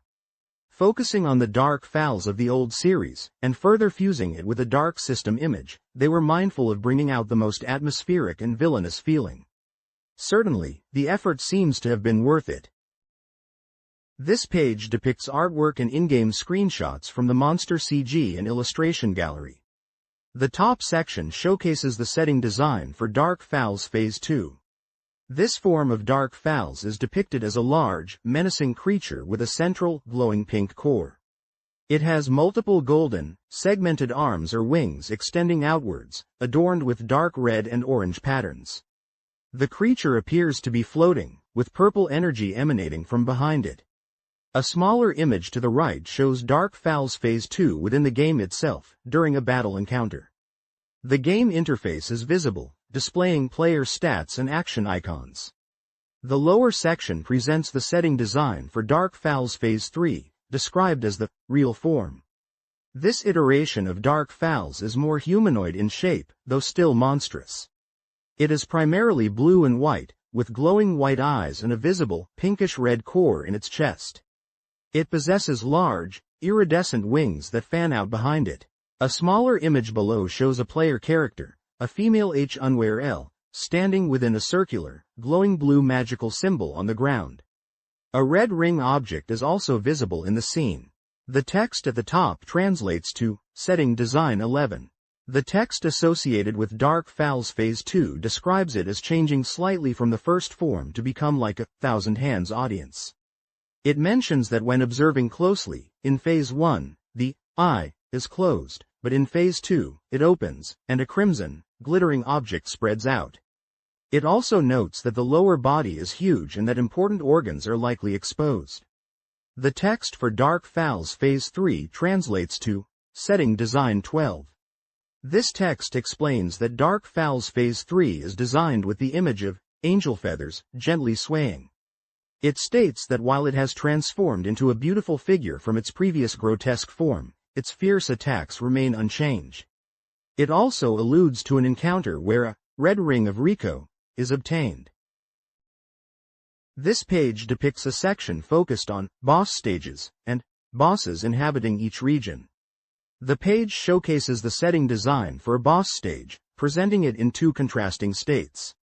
Initially, it appears as a beautiful and unexpected location within a spaceship, featuring a tall pillar structure in a grassy field under a bright sky. This peaceful daytime scene is contrasted with a nighttime version of the same location, now under a dark, stormy sky with lightning, and inhabited by ghostly faces. The ground in the nighttime image appears more textured and less idyllic. The setting design text explains that this initially beautiful place, seemingly out of place within the spaceship, transforms into a terrifying location. The transformation is triggered when someone touches the stone platform of the altar. Upon touching it, soul flames begin to fly around, and the ground itself becomes covered with the faces of agonizing dead people, creating a horrifying environment.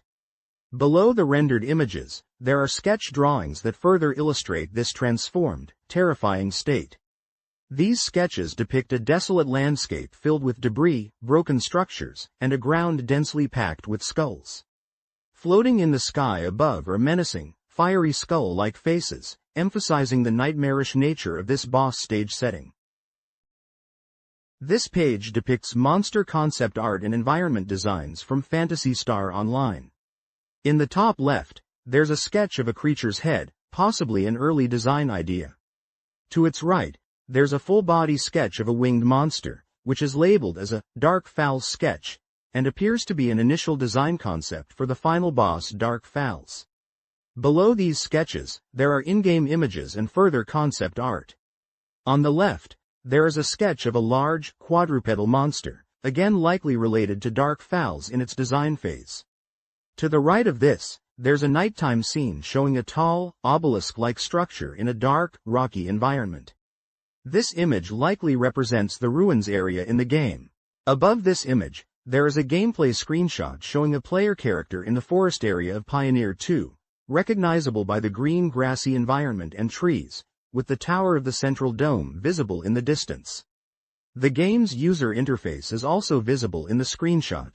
At the bottom of the page is a vibrant image of the crater interior, the final battle arena against Dark Fowls.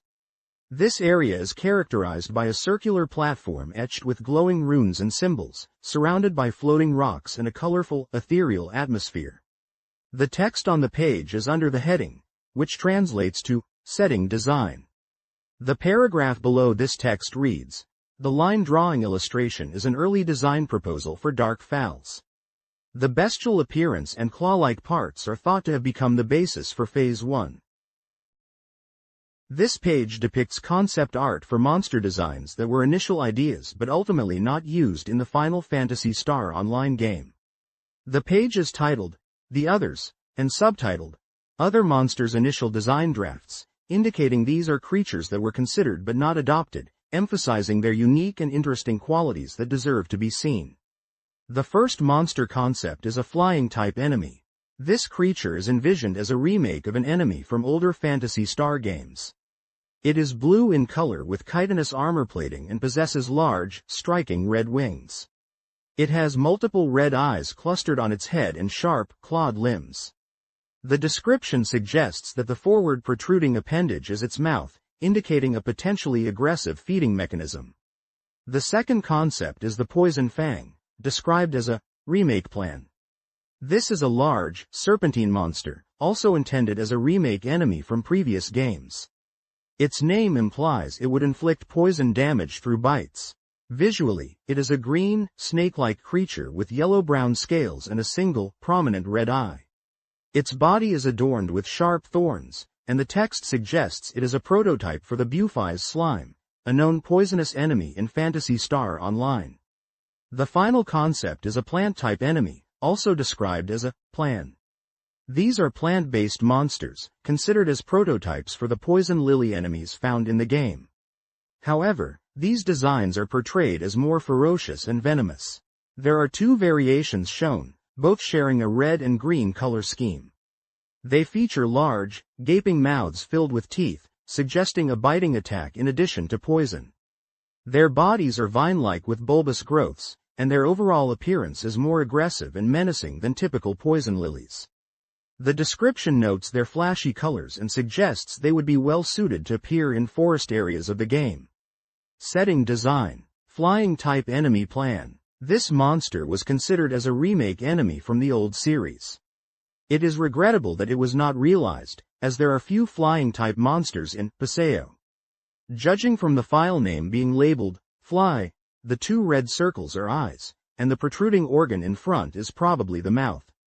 Setting design. Poison Fang remake plan. A giant snake-type monster. This is also a remake enemy from the old series. Judging from the name, it seems that being bitten by it will result in being poisoned. In terms of design, it is thought to be the prototype for Bufei's slime due to features like the thorns attached to its body. Setting design. Plant-type enemy plan. This illustration was considered as a plant-type monster. It is the prototype for Poison Lily, but with a more ferocious and venomous design. It probably not only spits poison but also damages hunters with its vicious fangs. From its flashy colors, it seems suitable for appearing in forest areas. This page depicts monster concept art and descriptions from Phantasy Star Online. The first monster shown is the Flame Newt remake plan. The description states that this is a remake enemy from the old series, and as the name suggests, it is a monster designed with an image of flames. If it were to be realized in the game, it is considered that it would cling to walls and ceilings and attack hunters. As for attack methods, it is thought that it would use its long tongue or spew flames. The second monster is the Evil Frog remake plan. This is also a remake enemy from the old series. As you can see, it is a frog-type monster. Although it may look cute in some ways, as an enemy, it is described as a troublesome monster that jumps around and is difficult to target. The third monster is the Froltaluz remake plan. This is also a remake enemy from the old series. Based on its large size, it is unexpectedly thought that its movement speed is fast. Its attack method is thought to be with its mouth tentacles. The description concludes that it is the worst-looking monster and it is good that it was not adopted into the final real 3D version of the game. This page depicts an illustration gallery showcasing artwork from Phantasy Star Online.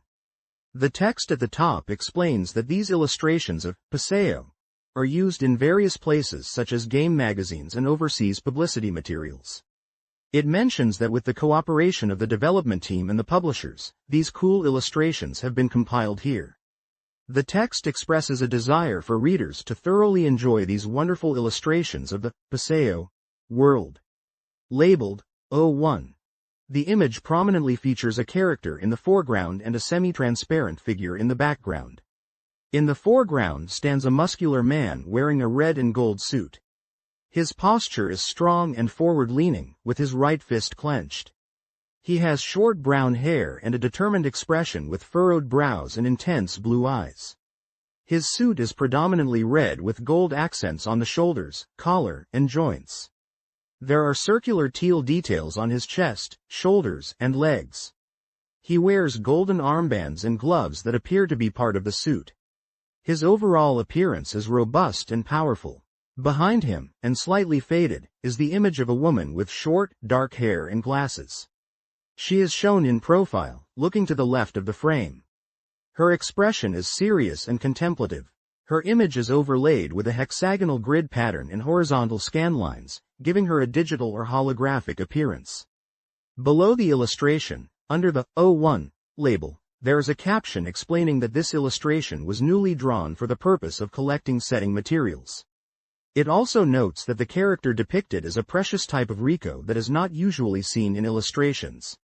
At the bottom left of the page, the number 92 is displayed, indicating the page number. This page depicts a monster CG and illustration gallery for Phantasy Star Online. Section 02 features an illustration that was originally published in Famitsu DC, a magazine by Sega Enterprises. The illustration shows a hunter character reaching out his hand, while a phonewhale character is looking at it from behind.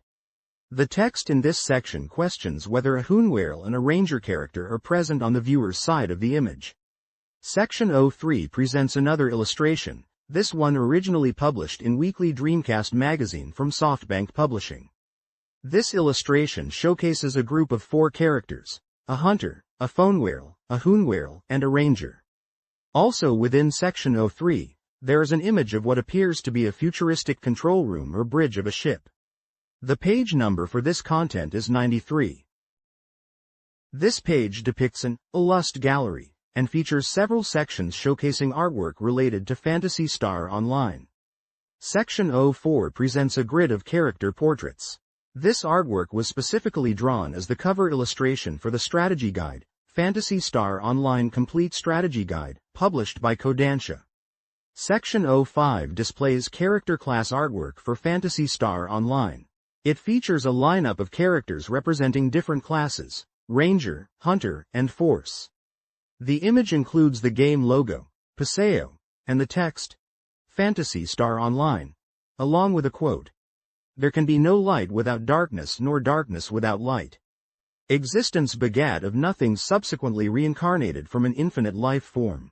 The law of nature proclaims its seal, Mood D's palm." This artwork was used for clear files that were distributed at events in collaboration with Sega's game information program, Cyber Club. Section 06 shows designs for t-shirts that were planned as presents for the Sonic Team Autumn Festival event. The t-shirts feature designs incorporating the letters, Paseo, and section IDs, which are noted to be very cool. This page depicts illustrations from Phantasy Star Online. Image 07 shows a party of adventurers taking a rest in a forest area. On the left we see a female ranger, a Ramar, equipped with a photon rifle and wearing a red and blue outfit.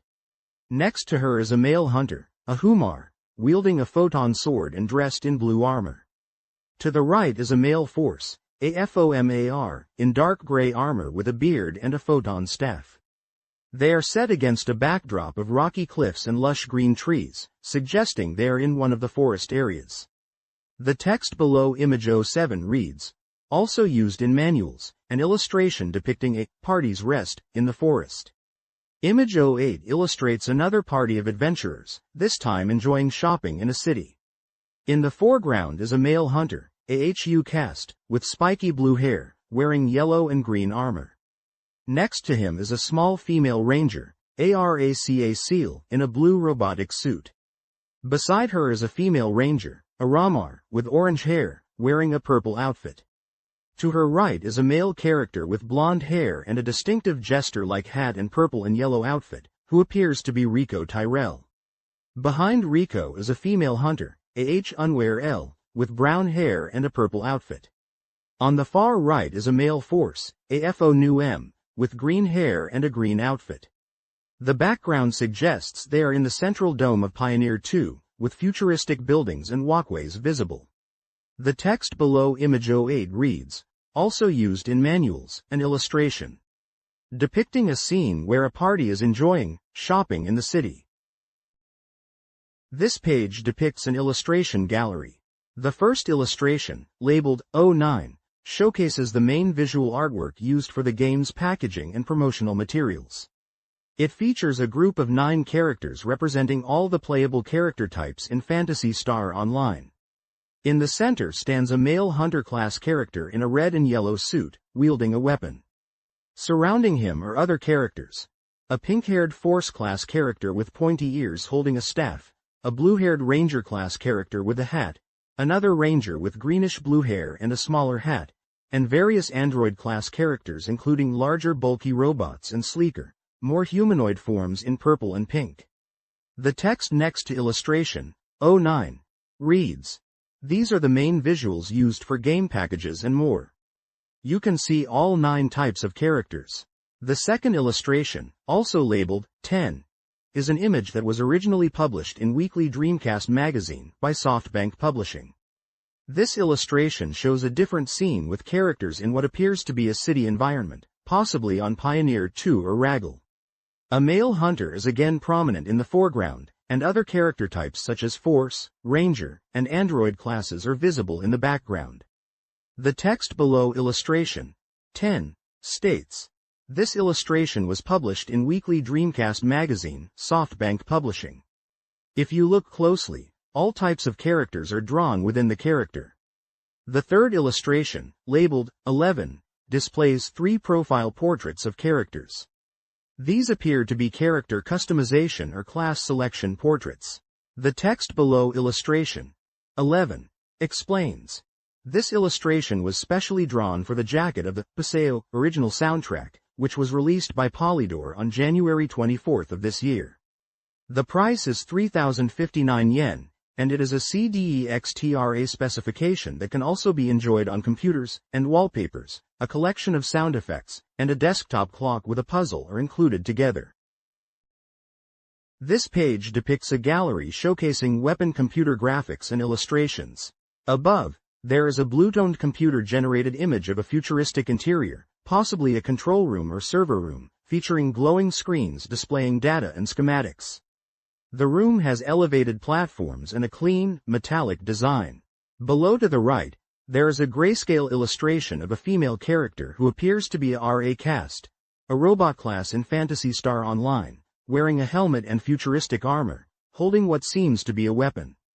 The title of this section is written at the bottom of the top image. This page depicts various equipment and weapons. In the world of Paseo, the most important thing is weapon items. Depending on the type of character you choose, the types of weapons you can equip will also change. Here, we will introduce weapon CG and the illustrations that became the basis of the ideas. Sword weapon series. Saber type. These are swords that can generate photon blades from the grip. Because of their ease of handling, anyone can equip them. The blade colors are divided into 5 stages, and performance increases in the order of green right-pointing arrow, blue right-pointing arrow, purple right-pointing arrow, red right-pointing arrow, yellow. Short sword weapon series. Dagger type. These are photon-made short swords with a special shape. They come in a set of 2 and are used in pairs. When used with both hands, you can attack twice as much as when attacking with a single sword. Large sword weapon series. Sword type. These are large two-handed swords that are even larger than a huckast's height. These also enhance their sharpness with photons. It is possible to mow down multiple enemies at once, but their weight makes them difficult to handle quickly. This page depicts weapon designs and descriptions from Phantasy Star Online. The first weapon type shown is the partisan type, which is described as a long-bladed weapon. The text explains that it is a weapon with a photon blade attached to the end of a long shaft. It is effective against multiple enemies. It also notes that while wielding this weapon requires significant striking power, the damage it inflicts on opponents is relatively low. The second weapon type is the slicer type, which is described as a throwing blade weapon. The text details that it is a photon-generating device shaped like a boomerang. It generates a photon blade and can be thrown at enemies while swinging it after pulling the trigger. It is a weapon designed to damage multiple enemies upon contact. Several annotations are provided around the slicer design, including photon, trigger. It is noted to pull in accordance with the swing. Sights, adjustment screw. Around here, magic user type. It is also noted, please set the angle and use it. Angle is tight. Safety device. Magazine. Battery is inside. Slicer. It is noted, magic and mechanical medium, etc. Partisan. The title on the right side of the page reads Phantasy Star Online, the Book of Hunters. The page number at the bottom right corner is 99. This page depicts small arms and long arms weapons. Starting with small arms weapons, which are described as handgun types, these are small firearms that fire various photon bullets. It is stated that because they have low recoil, they are very easy to handle and anyone can equip them. While they are not as effective as long arms, they are very useful in medium-range combat. The handgun illustration highlights several features, including the trigger digital switch, magazine, and cylinder, which is noted to rotate during combat mode. Next is long arms weapons, described as rifle types. These weapons, it is explained, can only be handled by rangers, but allow the user to aim at distant enemies and fire photon bullets. Despite having some recoil, they are surprisingly easy to fire in rapid succession. The rifle illustration points out features such as a small camera monitor, a section for stock, attachment, magazine release, trigger, and sub-trigger. This page depicts concept designs for weapon types from Phantasy Star Online. The top section details the Macagun-type weapon. The description explains that while each individual shot may be weak, by firing photon bullets in rapid succession, this weapon can inflict significant damage on opponents. However, it is noted that aiming is difficult, making it less effective and harder to use at anything other than close range. Looking at the weapon designs, annotations point out specific features. One label indicates a laser pointer. Another mentions that only the barrel is glossy, made of iron, and is black in color. The magazine is also labeled. Parts of the gun are described as having a rubber grip, and the trigger and laser sight switch are identified. Overall, the texture is described as matte with a slightly rough feel, like foam rubber. Handwritten notes mention that, in this era, it is an old style, and easy to handle greater than. Another note states, because it is an old style, the recoil is small and easy to handle. Below, the page presents the shotgun-type weapon. The description states that this weapon can scatter multiple photon bullets over a wide area in a single shot. It can damage multiple enemies at a wide angle, but due to the strong recoil, there is a significant delay after firing. The shotgun designs show various angles and mechanisms. Labels identify the grip, the switch that opens for battle mode, and the trigger. The shotgun magazine is also pointed out. A note states, shotgun, still a prototype under development. Powerful but large. Another handwritten note clarifies, opens in battle mode.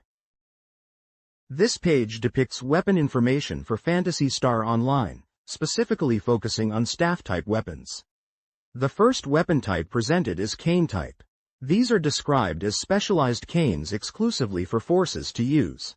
While they are canes, they lack any special abilities and are considered inadequate for direct attacks against enemies. The image shows a metallic-looking cane with a rounded, geometric head. Next is magical wand-type weapons. These are force-exclusive canes designed to enhance the user's mental strength, or TP. They are noted as being small and easy to handle, but still not recommended for direct attacks on monsters. The image shows a more ornate wand with a circular design at the top and a pointed tip. Finally, we have battle rod-type weapons. These are described as long combat staves featuring photon rings at the tip. Despite being longer, the grip is located in the middle of the staff, resulting in an attack range similar to other canes. The image displays a long staff with a ring-like structure at the top and a handguard in the middle. This page depicts special weapons. Special weapons. As you progress through the game, you will unexpectedly discover special weapons. Here, special weapons that appear in the game are introduced. However, what is shown here is not everything that appears in the game. Double saber. Double saber. A sword that looks like two sabers joined together. It is a high-performance double-edged sword with photon blades on both ends. A single attack hits twice. Special attacks absorb enemy TP. OROTIAGITO. OROTIAGITO. A super powerful sword that can only be equipped by hunters. Made in a UW1975. Special attacks have enemy HP. Regarding this weapon, details are completely unknown. Delsaver's Saber. Delsaver's Saber. An enemy weapon created by modifying the right arm of a Del Saber. When equipped with a shield of the same name, attack power is doubled. Special attacks are lightning strikes. Chain sword. Chain sword. As the name implies, a special large sword that rotates a photon blade like a saw to cut through enemies. Special attacks absorb enemy HP. However, evasion rate is 15 when equipped. The image shows a page detailing 4 different weapon types from Phantasy Star Online. Each weapon is presented with an illustration, its Japanese name, its English name, and a description of its properties and special attacks. The first weapon is the Sinnoh Bead Blade. The text describes it as an enemy weapon created by modifying the arms of a Sinnoh beat. It is effective in special attacks, allowing you to defeat enemies with a single blow. The second weapon is the Pan Arms Blade. The description states that it is an enemy weapon created by modifying the arms of a Pan Arms. The third weapon is the Victor Axe. It's described as a photon blade axe that is easy to wield. It is stated to be about hand axe size. Its special attack allows you to absorb the opponent's HP. The fourth weapon is the Soul Eater. This weapon is described as a cursed spear that absorbs HP. It is stated that even if you use it, you can only absorb about 1 HP every 10 seconds. Its special attack consumes your own HP to inflict significant damage on the opponent. Sinowabeat Blade. 1. Ideographic, Panarms Blade. 1. Victor Axe. HP, Soul Eater. HP, 101 HP, Hydrogen Phosphide. This page from Phantasy Star Online Book of Hunters showcases 3 distinct weapon types. First, at the top left, we see a weapon shrouded in mystery, its name indicated only by question marks. The accompanying text states, regarding this weapon, all details are completely unknown. Moving to the top right, we have the spread needle. This is described as a special shotgun that launches countless needles towards enemies. Its special attack can paralyze foes, but equipping it comes with a drawback, reducing the evasion rate by 10. Below the spread needle, to the bottom center, is the Holy Ray. This weapon is a special gun that fires a massive spear towards enemies, designed to pierce and penetrate them. Like the spread needle, its special attack can also paralyze enemies. Finally, below the descriptions, we have drawings of the spread needle and Holy Ray. Next to the spread needle drawing it is noted, the motion is the same as a rifle. This page depicts 4 unique weapons from Phantasy Star Online. The first weapon is the Bringer Rifle. The description states this is an energy weapon created by modifying the right arm of the Chaos Bringer. Its special attack is able to reduce an enemy's HP to 1/4, but equipping it will reduce the evasion rate by 20. The second weapon is the Egg Blaster. The description notes that regarding this weapon, its details are completely unknown. The third weapon is the Inferno Bazooka. This is described as a bazooka that fires solid projectiles and boasts high destructive power. Its special attack is able to reduce an enemy's HP by half, but equipping it will reduce the evasion rate by 20. The fourth weapon is the Flame Visit. This is a powerful special weapon that launches gigantic fireballs and burns enemies to ashes. Its special attack can confuse enemies. At the bottom of the page, next to a component of the Flame Visit weapon labeled Fuel Tank, there is a comment column which asks, is the motion shared with the shotgun? This page depicts 6 different wand-type weapons from Phantasy Star Online. The first weapon is the Sting Tip. It is described as a special combat wand designed to inflict damage on enemies using countless needles at its tip. Its special attack allows the user to absorb TP from enemies. Equipping this wand will also increase your character's mental power by 30 points. The second weapon is marked with question marks. The description states that regarding this weapon, the details are completely unknown. The third weapon is the Chaos Sorcerer's Wand. It is a magic wand that is a modified version of the wand used by the Chaos Sorcerer. It reduces technique TP consumption by 10%. Its special attack is designed to absorb TP from enemies, making it an optimal wand for forces. The fourth weapon is the Caduceus. It is described as a special wand created based on a staff that has been passed down through generations as a sacred staff. Its special attack allows the user to cast the Fwa technique without consuming any TP. Equipping it also increases mental power by 30 points. The fifth weapon is the Technical Crozier. This is a special magic wand for forces, created by a scientist with knowledge of magic. Its special attack allows the user to cast the Barda technique without consuming any TP. Equipping it also increases mental power by 30 points. The sixth weapon is the Magical Piece. It is a special magic wand that features a magic stone heart key at its tip. Its special attack allows the user to cast the Zond technique without consuming any TP. Equipping it also increases mental power by 30 points. This page depicts 2 unique weapons from Phantasy Star Online, along with a character wielding one of them. On the top left is a section titled. The text below this title states, regarding this weapon, the details are completely unknown. The image in this section is unclear, appearing as blurry gray shapes. To the right, the next section is titled, Photon Claw Photon Claw. This section describes a claw-type weapon with photon blades. The description reads, a claw-type weapon with photon blades. Equipped on the right hand, it unleashes swift attacks.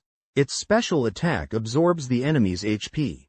The image clearly shows the photon claw weapon, a metallic claw with sharp, glowing photon blades extending from it. Below these sections, on the left side of the page, is a section titled, Ms. Akiko's Frying Pan. The description explains, it is said that this wonderful frying pan can absorb the enemy's TP with a special attack. To obtain this frying pan, you must complete a hidden event that spans multiple quests, commonly known as weapons. First, start the event by speaking to the middle-aged man in front of the medical center in the quest, Secret Delivery, and answering. Next, within the quests, Raggle Landlord, Missing Bride, Purse Strings, and Francisca, you need to get approval from all members. Note that these quests must be cleared. After undertaking Secret Delivery, again and speaking to the boss in front of the shop, you can obtain Ms. Akiko's Frying Pan.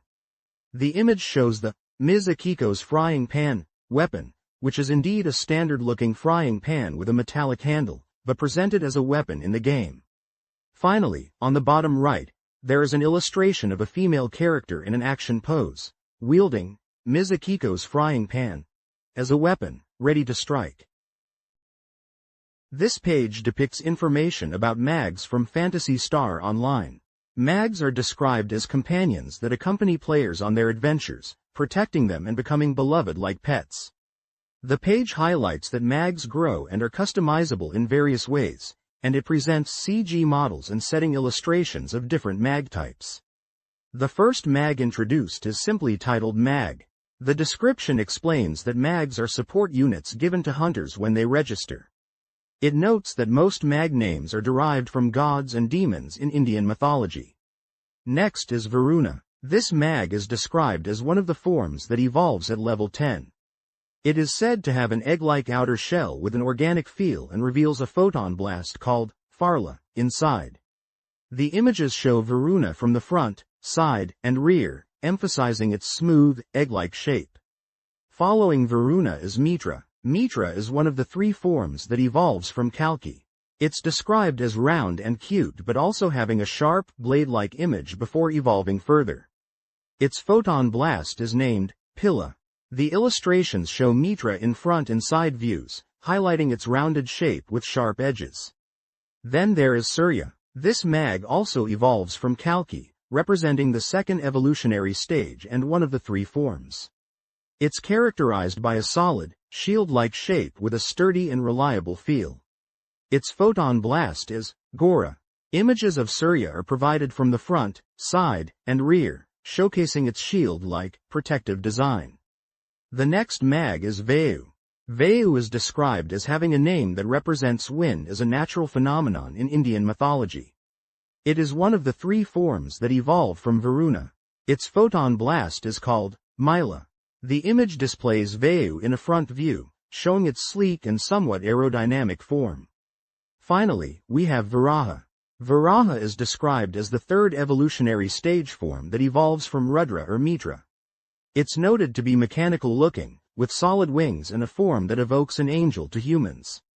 Its photon blast is Gura. Varaha is shown in front and side views, emphasizing its more complex, winged, and mechanical appearance. This page depicts 6 different mags from Phantasy Star Online. First is Karma. It is the third stage form that evolves from Rudra or Tapas. It is described as having a form that resembles the beak of a fish dragon, and looks like it could shoot out lasers. It learns the photon blast, Pilar. Next is USAS. It is the third stage form that evolves from Vayu. It has a form that is covered in spikes, and looks reliable in protecting the player. It learns the photon blast, Gola. The third mag is Asparas. It is the third stage form that evolves from Rudra or Tapas. In Indian mythology, it is named after the celestial spirits of water. Its large size firmly guards the player's back. It learns the photon blast, ESTLLA. Following that is Kumara. It is the third stage form that evolves from NAMUCHI. It resembles a scallop shell, and in the illustration, you can actually see mouth-like parts. It learns the photon blast, Gola. The fifth mag is Kaitaba. It is the third stage form that evolves from Surya or Mitra. Although it is difficult to see in the CG image, a capsule is fixed to the frame. It learns the photon blast, Myla. Lastly is Topaz. It is the second stage form that evolves from Kalki. Rather than being defensive equipment, this mag is impressive with its two blade-like shapes that resemble knives. It learns the photon blast, Myla. This page depicts several different mag forms and their evolution in Phantasy Star Online. Starting at the top left, we see Bhairava. It is described as a third stage form that evolves from Rudra, Mitra, Surya, Tabas, and Ashvin. It's mentioned that its design resembles a booster and it learns the photon blast, Pyra. Moving to the top right, we have Kalki. This is stated as one of the three initial mag forms. It is described as having a guard-like shape and learns the photon blast, Estella. Below Bhairava, we see Rudra. This mag is a second stage form that evolves from Valuna. It is described as appearing to have hardened and evolved further from Valuna. It learns the photon blast, Gora. Next to Rudra is Maruta. This is also a second stage form evolving from Valuna. It is described as appearing to have become more angular and sharper from Valuna. It learns the photon blast, Pyra.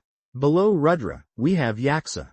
This is a third stage form that evolves from Maruta. It is described as having its main body surrounded by blade-like objects, acting as a solid guard. It learns the photon blast, Gora. Finally, at the bottom right is Sita. This is a third stage form that evolves from Ashvin. It is described as having a flower petal-like shape and is considered the most beautiful form among all mags. It learns the photon blast, Pyra. This page showcases information about various mags, support units in Phantasy Star Online for the Dreamcast, and their evolved forms. The first mag is Garuda. Garuda is described as the third stage form that evolves from the mags Marut and Ashinau. The description notes its inspiration from Indian mythology, referencing Garuda as the sacred bird mount of the god Vishnu. Its design evokes a mechanical structure. Garuda learns the photon blast, Pilla. Next is Nandan. Nandan is also a third stage form, evolving from Marut. It is described as becoming more angular and resembling plate armor. The overall silhouette of Nandan is likened to that of a beast. Nandan learns the photon blast, Estella. Moving on to Ashinau. Ashinau is presented as one of the second stage forms that evolves from Vritra. The description highlights its evolution towards becoming thinner and more angular in shape compared to its previous form. Ashinau learns the photon blast, Pilla. The page then introduces Rabhava. Rabhava is described as a third stage form that evolves from Ashinau. Its design is likened to butterfly wings, making it suggested as being suitable for female characters. Rabhava learns the photon blast, Farla. Next is Soma. Soma is a third stage form evolving from Vayu. The description mentions that similar to a shoulder guard, Soma appears to offer protection to the player. Soma learns the photon blast, Estella. Finally, we have Isla. Isla is a third stage form that evolves from Marut. It is described as evolving into an extremely thin and sharp shape. The description notes that it no longer strongly resembles armor. Isla learns the photon blast, Estella. This page depicts information about mag evolution forms from Phantasy Star Online. Durga. Durga is the third stage form evolved from Asaban. It is described as a middle form type that separates to the left and right, like a pair of mags combined into one. It learns the photon blast, Estella. Vritra. Vritra is the initial mag form, evolving from the very first mag. In Hindu mythology, Vritra is the name of a serpent demon, and this mag is said to bring about droughts and bad weather. It learns the photon blast, Layla. Namuchi. Namuchi is one of the second stage forms that Vritra can evolve into. It is described as becoming more creature-like with things that resemble back fins or tails growing out. It learns the photon blast, Myla and Eula. Sumba. Sumba is another of the second stage forms that Vritra can evolve into. It's described as having two horn-like features and being cute and impish. It learns the photon blast, Pilla. Naga. Naga is the third stage form evolved from Namuchi and Sumba. In Hindu mythology, Naga means serpent. It is described as having a snake's tail and a cobra's hood, giving it a divine and semi-god-like presence. It learns the Photon Blast, Myla and Eula. Kabanda. Kabanda is the third stage form evolved from Varuna, Namuchi and Sumba. It has fan-shaped wings on the left and right, giving the impression of a bat. It learns the Photon Blast, Myla and Eula. This page shows information about mag evolutions from the game Phantasy Star Online. It details 6 different third-stage mag forms, each evolving from the base form Shumba, except for Bana, which evolves from Vayu or Namuchi, and Madhu, which evolves from Surya.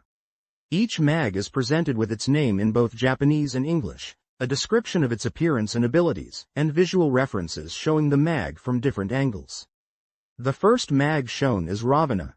The description states, third stage form that changes from Shumba. Its ferocious form is fitting for the name of the most evil demon in Indian mythology. Learns Photon Blast, Pharaoh.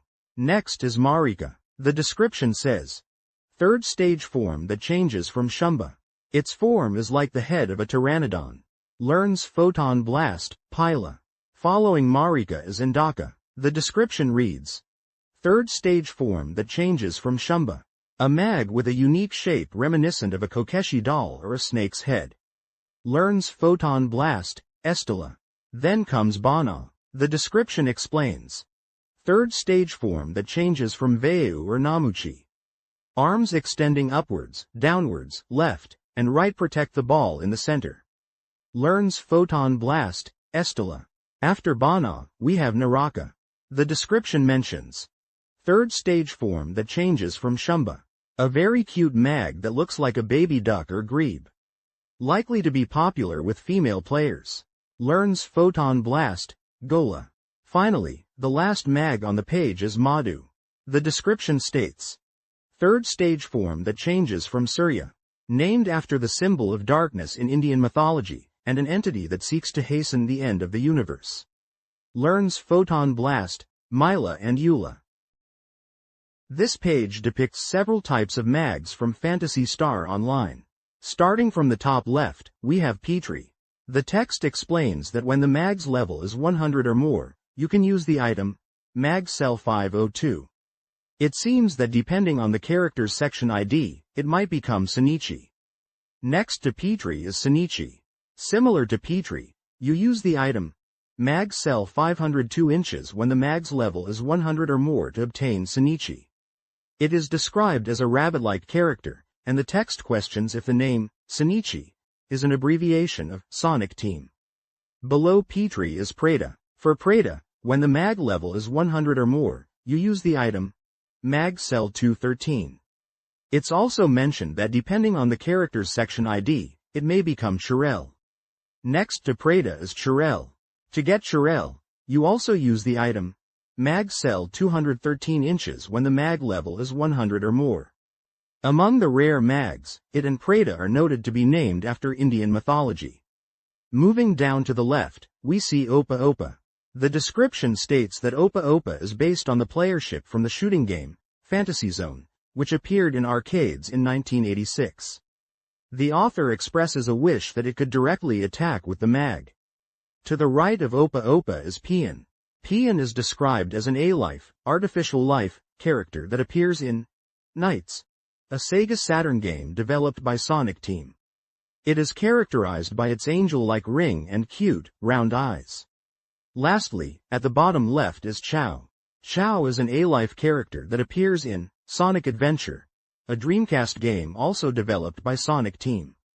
It is mentioned as a new type of racing game and was very popular among fans.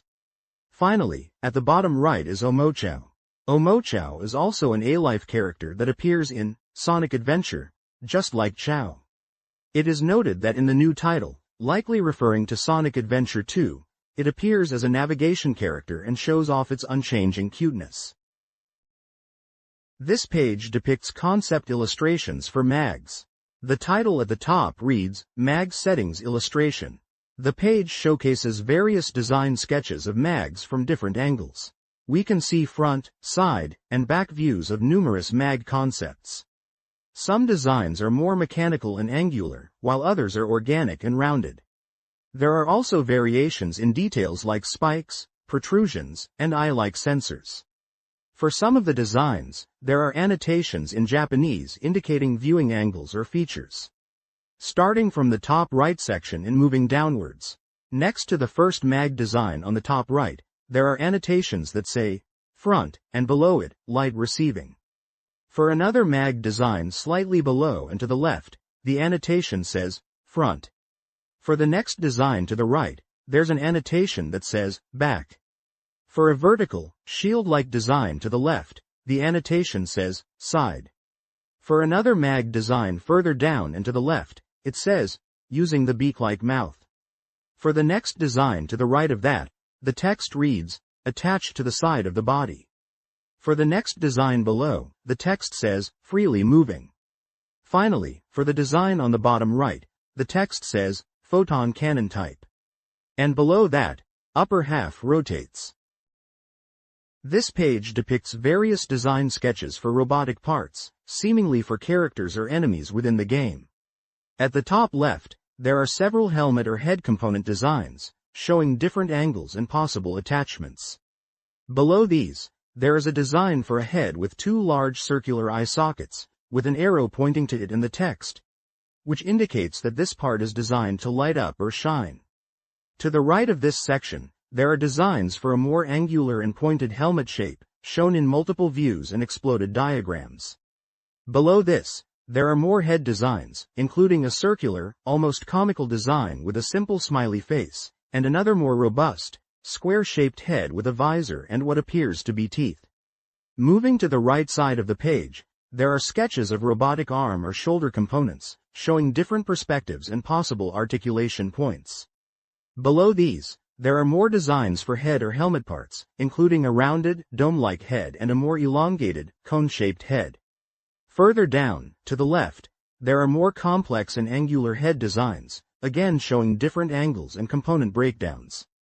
Next to these are more rounded head designs, one with a simple oval face, and another, more detailed round head with antenna-like structures on the sides and a smiling face. Below this, there is a small oval shape with a sad or frowning face.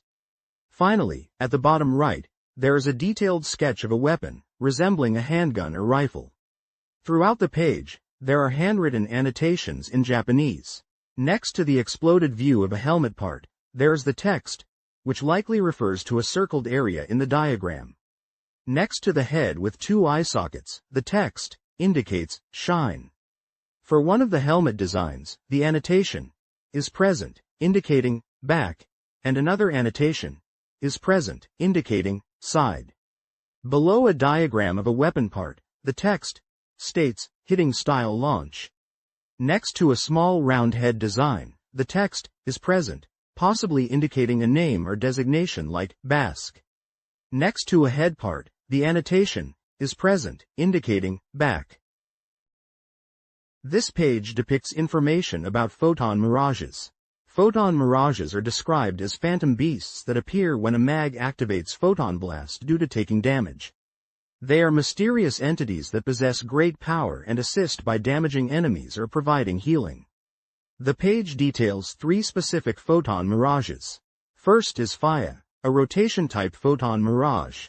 Faya rotates along the ground, damaging enemies in the vicinity of the caster. However, it is ineffective against enemies that are flying. It is designed to resemble a dragon or snake in its form. Next is Layla, a recovery-type photon mirage. Layla restores the HP of the caster. If activated simultaneously with other photon blasts, it will also recover the HP of allies. Layla is described as a beautiful, feminine photon mirage, themed after a goddess embodying motherhood. Finally, there is Estella, a linear-type photon mirage. Estella takes the shape of a dolphin. It moves in a manner similar to a dolphin leaping out of water, and damages multiple enemies in a straight line in front of the caster, in the direction they are facing. This page depicts three photon mirage creatures, Myla and Eula, Gora and Pila. Myla and Eula are described as photon mirages that activate Shifta, which increases attack power, and Deband, which increases defense power, simultaneously for the activator. They are also described as cute twin photon mirages that cast Shifta and Deband on simultaneously activated allies. The text under the images to the right of Mila and Eula says, Photon Mirage Status Uptype. Gora is described as a photon mirage reminiscent of a Heligica with large horns. It is stated that it can inflict great damage on a single enemy in front of the activator, specifically in the direction the activator is facing, along a straight line. The text under the images to the right of Gora says, Photon Mirage Concentration Type. Pila is described as a powerful photon mirage that can attack flying enemies from above to inflict damage. It is mentioned that its design is based on the Guardiana image, and it resembles Dark Fowls. The text under the images to the right of Pila says, Photon Mirage Laser Type. The vertical text on the right side of the page reads, Phantasy Star Online, the Book of Hunters. This page explains the special Paseo font used in the game, mentioning that if you can understand this cipher, you will be able to read the city signs and magic circles that you have been seeing without realizing it. The page title is About Paseo Text. The section, Let's Become Able to Read Paseo Text, explains that in the world of Paseo, unique characters are used, based on the English alphabet. The right side of the page shows the correspondence between the Paseo font and the English alphabet. This font can be downloaded from the Paseo official page at the provided URL. Besides the font shown on the page, there are also F1 Wirral, HRMAR, and RG cast types. The data is available in Windows-compatible format. In the city, you can see these characters everywhere. The text suggests you try to figure out what is written by referring to the alphabet chart and converting the Paseo characters to the alphabet to understand the meaning. The page then displays a Paseo font chart showing numbers 0 through 9 in uppercase and lowercase English letters A through Z, along with punctuation marks, in the Paseo font. The image shows a scene in Pioneer 2's shopping district. The sign in the image reads, Shopping District, which directly translates to an area for doing shopping, and refers to a place where shops are gathered. Another image shows signs that read, Welcome to 2, and Pioneer 2, which are also written in Paseo characters and are visible in the game. The section, What is the meaning of the text written in the magic circle? Describes that Paseo characters are also written in the magic circle that appears at the feet of the character when Photon Blast is activated. The text written in the outermost circle of the magic circle is, Farla, Estlla, Gola, Pilla, Leilla, Mila 2. The text translates to, Farla, Estella, Gora, Pila, Layla, Mila 2, according to the covenant from the past, please protect us with your great light power. The text written in the inner circle of the magic circle is, I wish it at an alliance from several years ago. The text written in the innermost circle of the magic circle is, please protect us by virtue of your the great light power. The page explains that the phrase, according to the covenant from the past, is a fairly intentional mistranslation, but considering the flow of the sentence, it is likely correct. Reading on, you can see that it becomes a somewhat incantation-like and cool line. This page depicts a nighttime scene within a city environment, specifically a shopping district. The setting features illuminated buildings with the words, Shopping District, clearly displayed on one of the structures, indicating the area's purpose. The architecture appears futuristic and somewhat blocky, typical of the visual style found in Phantasy Star Online.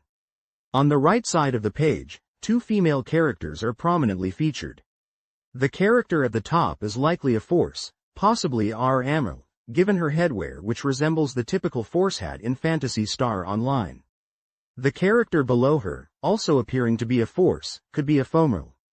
Both characters are depicted in what seems to be their in-game attire, which includes armor-like clothing with rounded and segmented components. They are both equipped with firearms, suggesting they are ready for combat or exploration. At the top left of the page, above the city scene, the English text reads, Works from Fanside.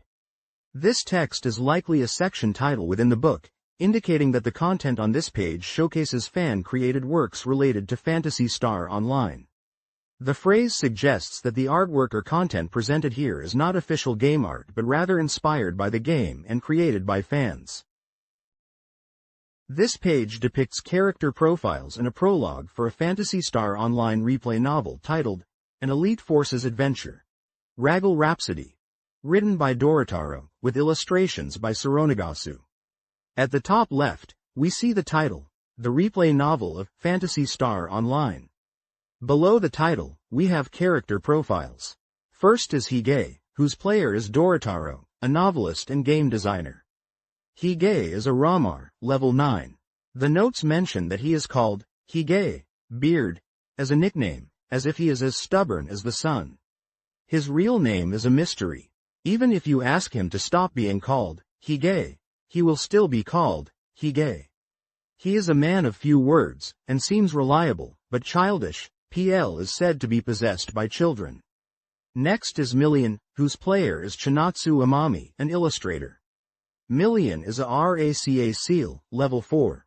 The notes state that she is the smallest RACA seal who is always with Hige. She always adds, to the end of her sentences, the reason is unknown. She is quick to borrow other people's things.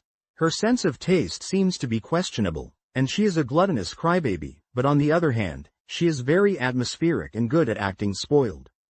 Then we have Rareen, whose player is Kabi P, also an illustrator. Rareen is a humoral, level 11. The notes mention that she is a carefree and cheerful humoral.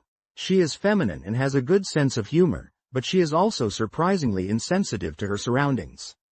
She often uses interjections like, Kaya, and Yukiya, and never says, no, to people's requests. However, she seems to be complex, as she is concerned about her small breasts. Finally, there's Kato, whose player is Kana, a college student. Kato is a FO Nu M, level 3. The notes say he is a timid and polite FO Nu M. Despite being a magic user, he doesn't move much even in a pinch. He seems to be a pessimist. Since the player is the most knowledgeable about the game, he was asked to be the leader and participates in battles as the lowest level member in the party. At the top of the page, inside a box, it says, Reference mark. This story is based on actual gameplay. All Paseo players are thinking about this kind of universe in their heads and playing, I want you to think. The play took place on January 22, 2001, Earth time. Below this box is the title prologue. The prologue text begins, less than request from Ari. Urgent contact request Kato greater than. The email arrived around 2 p.m. I was just finishing work and relaxing at a coffee shop in a residential area. Work, Hige? Single quote. My partner, Million, peeks into my terminal. Don't look at people's emails without permission. Don't say that, Hige. Aren't Million and Hige friends? Single quote. This guy who casually says such things is a RACA seal. Simply put, she's a robot. Despite being a robot, she has a bad mouth. What kind of friend are you? Thanks to you, everyone calls me Hige. Isn't it good? Hige is Hige. My name is, of course, not Hige, or anything like that. I have a proper real name. But, because Million calls me Hige so much, everyone around me has gradually started calling me Hige too. And on top of that, last time when I renewed my guild card name, I was a little careless and even my name was rewritten to Hige. Thanks to that, now even my official guild name is Hige. Someday, I will catch the guy who made Million and ask him what his intention was in making her have such a personality. Continuing the dialogue, I wonder what it is. Work, Hige? Single quote. Yeah, that's right. I don't have any special plans anyway. In short, you're free, right? Single quote. Quote opening square bracket ellipsis closing square bracket quote. Ignoring Million's retort, I type a reply. Less than acknowledged. Himalaya 6th block, waiting in lobby 1. Hige greater than. Let's go. Don't forget anything. As if I'm Hige, I won't forget anything like a RACA seal. Don't say that, you forgot your mag, didn't you? That was just me letting the mag take a walk. Million, you're the one who forgot it. Quote ellipsis quote. In other words, it's like this. If you ask a mechanic, they say it's a manifestation of high performance with reduced mouth, but those who associate with her are at a loss. Reference mark online familiar email function. If you have exchanged guild cards with someone, you can tell if they are logged in now. On this day, an email from Kato came while Million and I were playing. There are times when you are in battle and don't notice emails coming. At times like those, please laugh and forgive us. At the bottom right, there is a section titled Team Formation. Yo, you're early. I'm sorry. Thank you for coming all the way. When I went to the lobby, Kato was already waiting. FO new MS are said to be eccentric, but Kato was extremely polite and fit into the category of a normal person. He called out to me as if he was apologetic. Is it just the three of us this time? RACA Seal Million, FO new M.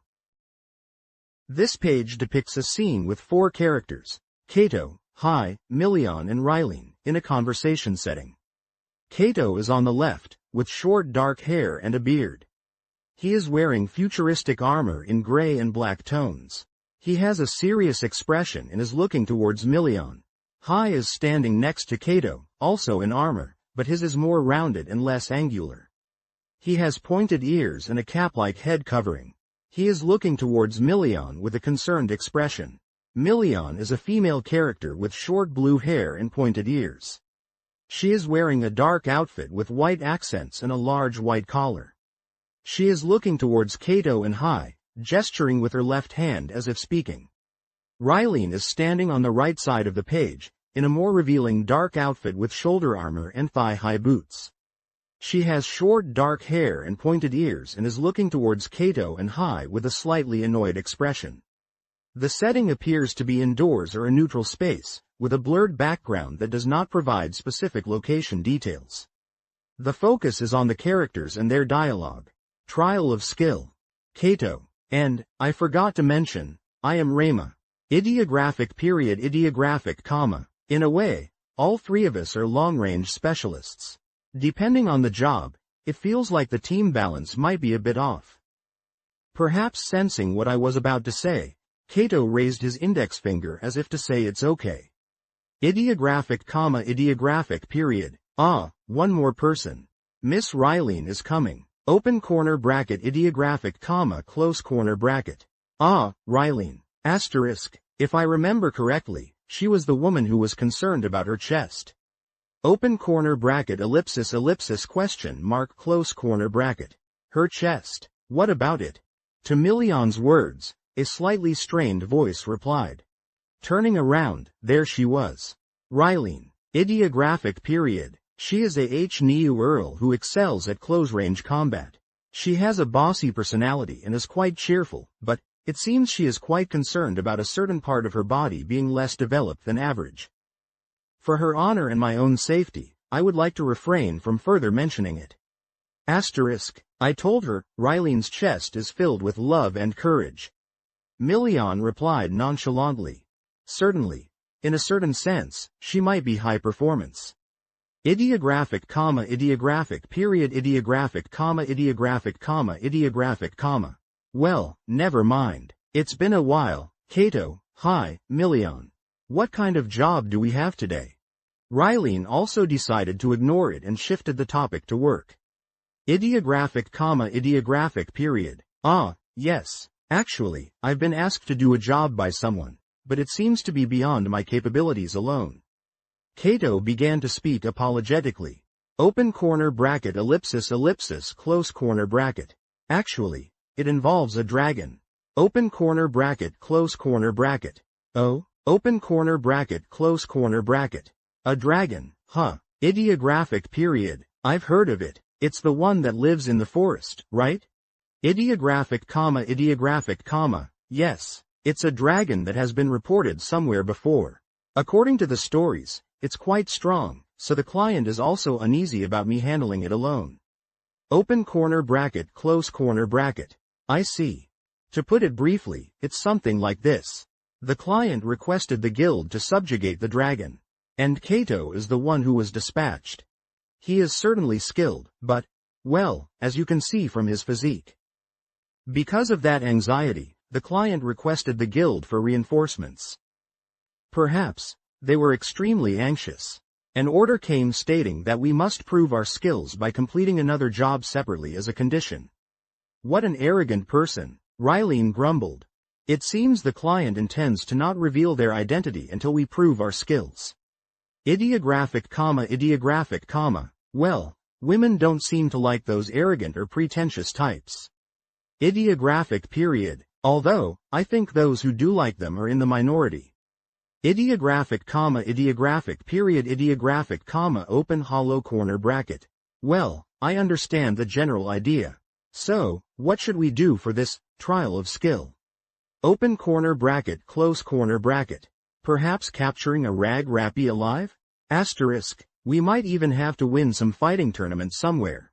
This kind of development is a classic. Open corner bracket, close corner bracket. That classic is, open corner bracket, close corner bracket. Capturing an rappy alive, or something. Asterisk, you like capturing them alive, don't you, Rylene? No, I just thought defeating enemies alone is kind of simple. Ideographic, no, it's just that you are trying to show your originality. This page depicts the sweeping Operation Number 1 mission briefing, which is taking place on planet Raggle in a forest area. The scene opens with a young soldier addressing a group, likely hunters, stating, "The operation will begin 2 hours from now. We would like you to complete the mission by then." This young soldier, who is referred to as Hige, later, is giving the mission details. The hunter character, presumably the player character or a member of their team, is thinking about the request from the military and remarks, "Request from the army, huh?" The client is someone in the military, it seems, Hige. This suggests the mission is military related and the client is a military figure. The hunter then considers the scope of the mission, pondering, or rather, is it a position that can influence the military? This indicates the client might be a high-ranking officer or someone with significant influence over the army. The text then transitions to the details of the mission request. It states, the content of the mission is, indeed, simple. Please exterminate the native creatures in the Raggle forest area and conduct reconnaissance until the army's survey team is dispatched. The hunter comments on the simplicity of the request, thinking, extermination operation, huh? It's a job, so I'll do it, but why don't they do it themselves? They question why the military isn't handling this task directly. The response to this thought is provided in the text. It can't be helped. Pioneer 2 is equipped with defensive capabilities. The army on board does not anticipate combat. This explains that Pioneer 2, the colony ship, is designed for colonization and not for combat operations, thus necessitating the hunter's involvement. The hunter acknowledges this explanation. I guess it can be helped. There's no time, so let's hurry. They accept the mission and are ready to proceed quickly due to the time constraint. The text continues with a note. Actually, from this day, 4 new quests were added. Subjugation Operation Number 1 and 2 Feet, Dream Messenger 1 and 2 Feet were among them. Of course, team members are not informed about the quest contents. Moreover, even the already existing Belra Sword could not be easily undertaken. Playing online was possible, but downloading quests in advance was not available. The quest order was New Quest Right-Pointing Arrow Belra Sword. This provides context about new quests being available and the limitations of accessing quest information at the time. The narrative then shifts to the hunter preparing for the mission. Leline takes out her blade and presents it. Leline, a hunter character, is shown preparing her weapon, a blade. Another hunter, presumably Kato based on later dialogue, responds, "That's right." However, 2 hours later he acknowledges the time limit and the urgency of the situation. Another hunter, Million, chimes in, "If it's going to be tight, it can't be helped, huh tilde." Million seems resigned to the tight schedule. The text describes their departure. Being urged on, we descended to the desolate Raggle. They are being rushed to start the mission on Raggle. The setting is further described as desolate Raggle. This desolate planet discovered by unmanned probes is naturally abundant. Raggle is portrayed as a planet discovered by probes, described as desolate yet naturally rich. The narrative then provides more detail about Raggle and its native creatures. Looking closely, there are various differences, but if it's called foreign, it's accepted without feeling out of place, perhaps due to the difference in scale. This suggests the planet and its life forms are alien but accepted as such. It then highlights the mission objective. If it weren't for the rampaging native creatures, it would have become a new colony without problems. The native creatures are the main obstacle to colonization. The text includes brief dialogues between the hunters. "I'll go ahead," says Murray. Murray volunteers to take the lead. "Leave it to me," is the response, indicating agreement from the team. The text then introduces Hanyarl as a type of hunter. In other words, a professional of close-quarters combat. At the very least, I don't want to get into a brawl with a hunter of the same caliber. The issue of men and women is a different dimension. Even a girl who looks petite and innocent can harbor terrifying physical abilities if she is a hunter. If you try to start a fight with them based on appearance, you'll end up regretting it in a medical center bed. This describes Hanyarl as a close combat expert and warns against underestimating hunters based on appearance, emphasizing their dangerous fighting capabilities. The narrative continues, explaining the mission target. This time, those who were to receive that tribute were the most common native creatures on Raggle, the Boomas. The target of the extermination mission is the Booma, a common native creature on Raggle. The text describes Leline's actions. The moment she spots their shadows, Leline dashes out like the wind. Leline is quick to engage the Boomas. Kato reacts to Leline's speed. "As always, you're quick to jump in, aren't you?" He comments on Leline's eagerness and speed. The text then describes the Boomas. "Gururururu Boomas are dumbfounded, huh?" It portrays the Boomas as being surprised or confused by the hunter's sudden attack. The narrative then delves into the hunter's combat strategy. "All right. This area is taken care of tilde." They efficiently clear an area of Boomas. Another hunter, Million, responds, "Well, it seems we still have to exterminate more in the back, don't we?" Indicating the mission is not yet complete and there are more Boomas to deal with. Murray offers to continue leading. "Well then, I'll go ahead again." The text explains the method of travel on Raggle. Movement on Raggle is, in principle, on foot. With only 2 hours, naturally, we will have to run. Foot travel is the standard on Raggle, and the time constraint forces them to run. Million expresses frustration. "Ha, ha, ha. Seriously, why do they give us these missions so close to the deadline?" Million complains about the short notice and tight schedule. The text then describes the hunter's fighting styles. No, it's not about complaining. No complaints allowed afterwards. Hurry up. The hunters are focused on completing the mission despite the difficulties. It continues, "In close quarters combat, she is strong, but she doesn't intend to lose at long range." This further describes a hunter's capability in both close and long-range combat. The remaining 3 are that type. Guns and techniques. The other 3 hunters specialize in guns and techniques, indicating different combat roles within the team. The text elaborates on their combat approach. Although their specialties are different, they can defeat enemies without letting them touch them. That's why they can call themselves rangers or forces. This explains that their combat style focuses on ranged attacks and avoiding enemy contact, which is characteristic of ranger and force classes. The combat tactic is described, focusing the target on the enemy, attack, heavy attack triple combo. Even considering misses, 2 sets of triple combos will almost certainly sink a Booma. This details a specific attack combo, attack, and its effectiveness against Boomas. The text emphasizes teamwork. Since Leline is drawing the enemy's attention, the danger is almost non-existent. With the firepower of 3 people, Raggle's native creatures are being wiped out one after another.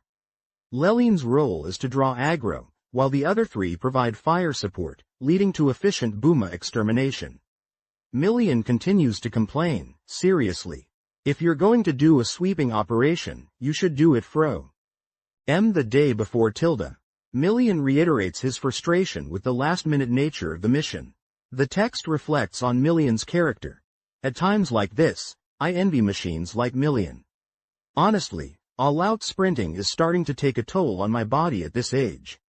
The narrator acknowledges Million's mechanical nature and the physical strain of the mission. Kato responds to Million's complaints. Well, you would think so, wouldn't you, Hige? Kato agrees with Million's sentiment and uses the nickname, Hige. The text describes Million's silence. Not that he's not answering, but he can't answer. If he speaks carelessly, he feels like he'll run out of breath. Million is too out of breath to respond to Kato's comment. Million finally manages to speak. Really, the army is too inconsiderate, tilde. They should set a more relaxed time limit. That's right, Hige tilde. Million continues to complain and appeals to Kato for agreement, again using the nickname, Hige. The narrator concludes with an observation about Million. This guy, he knows that people can't retort and starts talking. They note Million's tendency to complain when others are too tired to argue. The page ends with a statement about the native creature's resilience. Somehow, I knew it. Million seems to think that the army dispatched us at the last minute, but in reality, it's the opposite. The army must be drawing up the schedule according to our extermination. The basis for that is the reproductive power of the native creatures. I don't know what kind of ecosystem it is, but the creatures on this planet will swarm in one after another no matter how many times you drive them away. The narrator realizes the army is likely planning around the hunters' extermination efforts due to the rapid reproduction rate of the native creatures, implying the Boomas will quickly repopulate the area. Finally, the page title translates to Reproductive Power of Native Creatures, which summarizes the concluding thought about the Boomas' ability to quickly repopulate. The text at the bottom states, normally, killing wild animals is a work that is reluctant. This highlights the hunter's potential ethical dilemma of killing native wildlife, even for a mission. This page depicts two characters, a female and a male, engaged in conversation after a mission. The female character is in the foreground, looking upwards with a slight smile, while the male character, Kato, is seen from the back, turned slightly towards her and appears to be speaking hesitantly. They are both wearing what looks like combat suits or uniforms, suggesting they are likely hunters or members of a similar organization. The background is dark and indistinct, possibly representing a space or a dimly lit interior. 1. Dreamlike Tale 1. Well then, I showed you my skill earlier. Next is a dragon hunt, huh? Closing square bracket quote. We returned to the Hunters Guild and first calculated the current mission's reward. Even though it was a test, work is work. We will take what we are given, properly. Today's expenses are not cheap either. The reward is 1,000 Maseda. It's not a very high amount, but it's not low either. Considering it's a reward from a military organization, it might be a good amount. Kato is telling the client that the skill demonstration has finished. Yes, that's right. Successfully. Again? No, it's not like that. Kato is stammering. Soon after, he came back, looking apologetic, and told us. What's wrong? Did they say our skills are unreliable? No, it's not like that. It's about the meteor. It was natural. The client designated the skill demonstration, and we achieved it almost perfectly. If they were to say, unacceptable, after this, it would be questionable who set the standards for skill. The client's superior said that our skills are certainly reliable, and they seem trustworthy, but the opponent is a dragon. They want us to be mindful, and so on. Mindful, huh? What is that? This page depicts a scene with Raline, Million, and Kato as they receive a quest briefing from a military personnel character. The setting appears to be indoors, likely a briefing room or similar location where quests are assigned. The military personnel is described as arrogant and gives off an air of being a professional soldier who looks down on civilians, such as the player characters. The dialogue unfolds with the military personnel explaining the quest, to eliminate monsters in the forest area of Raggle's surface, specifically in the central dome area. The quest is described as similar to a previous one, Dreaming Advent 1, and involves monster extermination deep in the forest.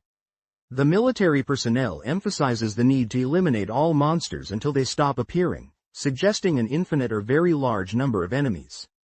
They stress the importance of preparation and professionalism, stating that no hints will be provided for this mission, reinforcing the idea of it being a professional task. The conversation then shifts to the player characters discussing the quest. Million suggests thickening the photon barrier due to the close-quarters combat being difficult and proposes taking on the role of foot-stopping or crowd control. He suggests using a Hige cannon, native plus 10%, for this purpose and asks to borrow it, promising to return it after use. Raleen expresses concern about the increasing number of enemies compared to the previous quest, suggesting it will be tough for her as the vanguard alone. Million agrees, noting that while the ranged characters can also engage in close combat, it's less efficient. Raleen then notices Million's attitude and questions if he's being sarcastic, to which Million responds with a seemingly double-edged comment about Raleen's kindness being like someone with a warm heart. Raleen is slightly taken aback by this remark.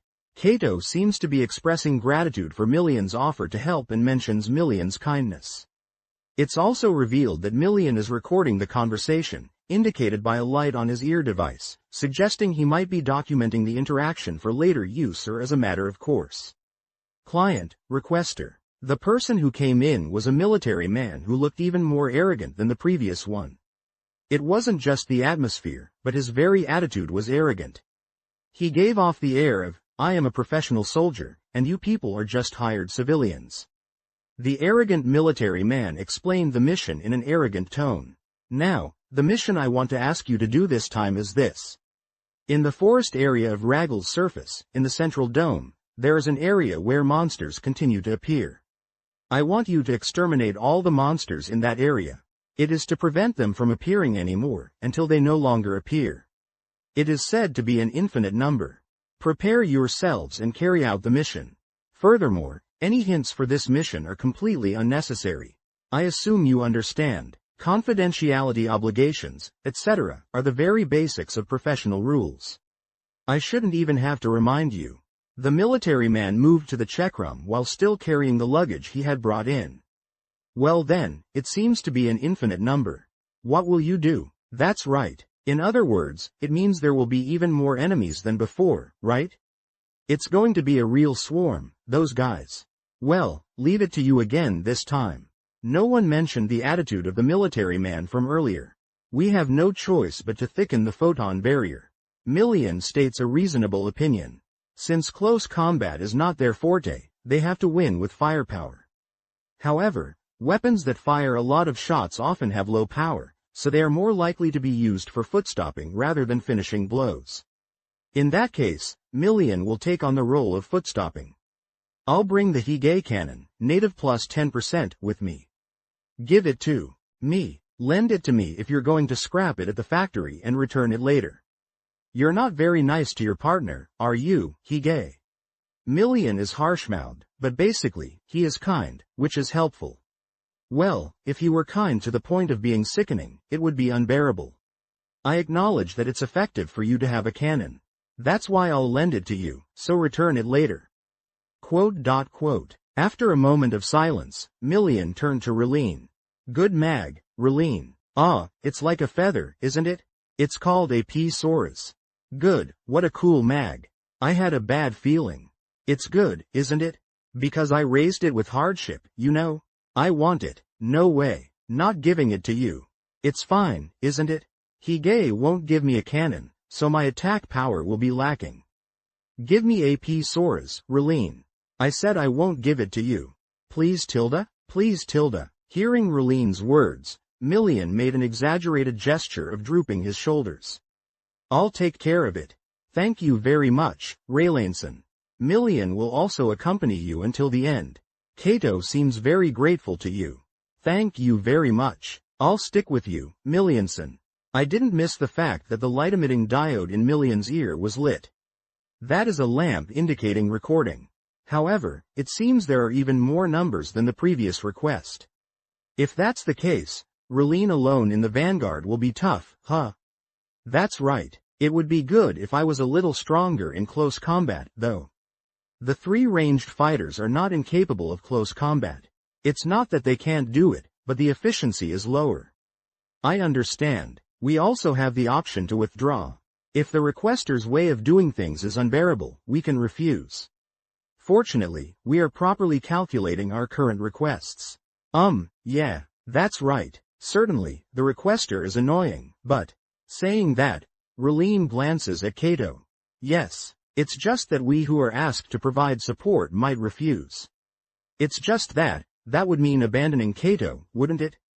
Raleen sighs deeply and smiles wryly. It can't be helped. We're on the same boat, and we'll see it through to the end. Thank you, Raylanson. Millian will also accompany you until the end. Kato seems very grateful to you. Thank you very much. I'll stick with you, Millianson. I didn't miss the fact that the light-emitting diode in Millian's ear was lit. That is a lamp indicating recording. He showed a gesture of dropping his shoulders in disappointment. Oh well, I thought it was Hige being cheap, but, indeed, guys with thin hair also have thin hearts. That's really true.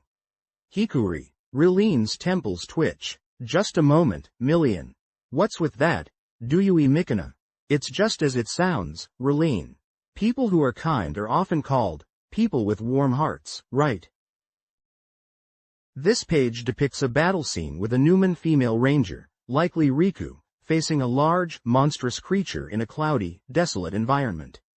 Riku is wielding a partisan and appears to be in motion, ready to fight. The monster is large, dark, and menacing with sharp teeth and claws.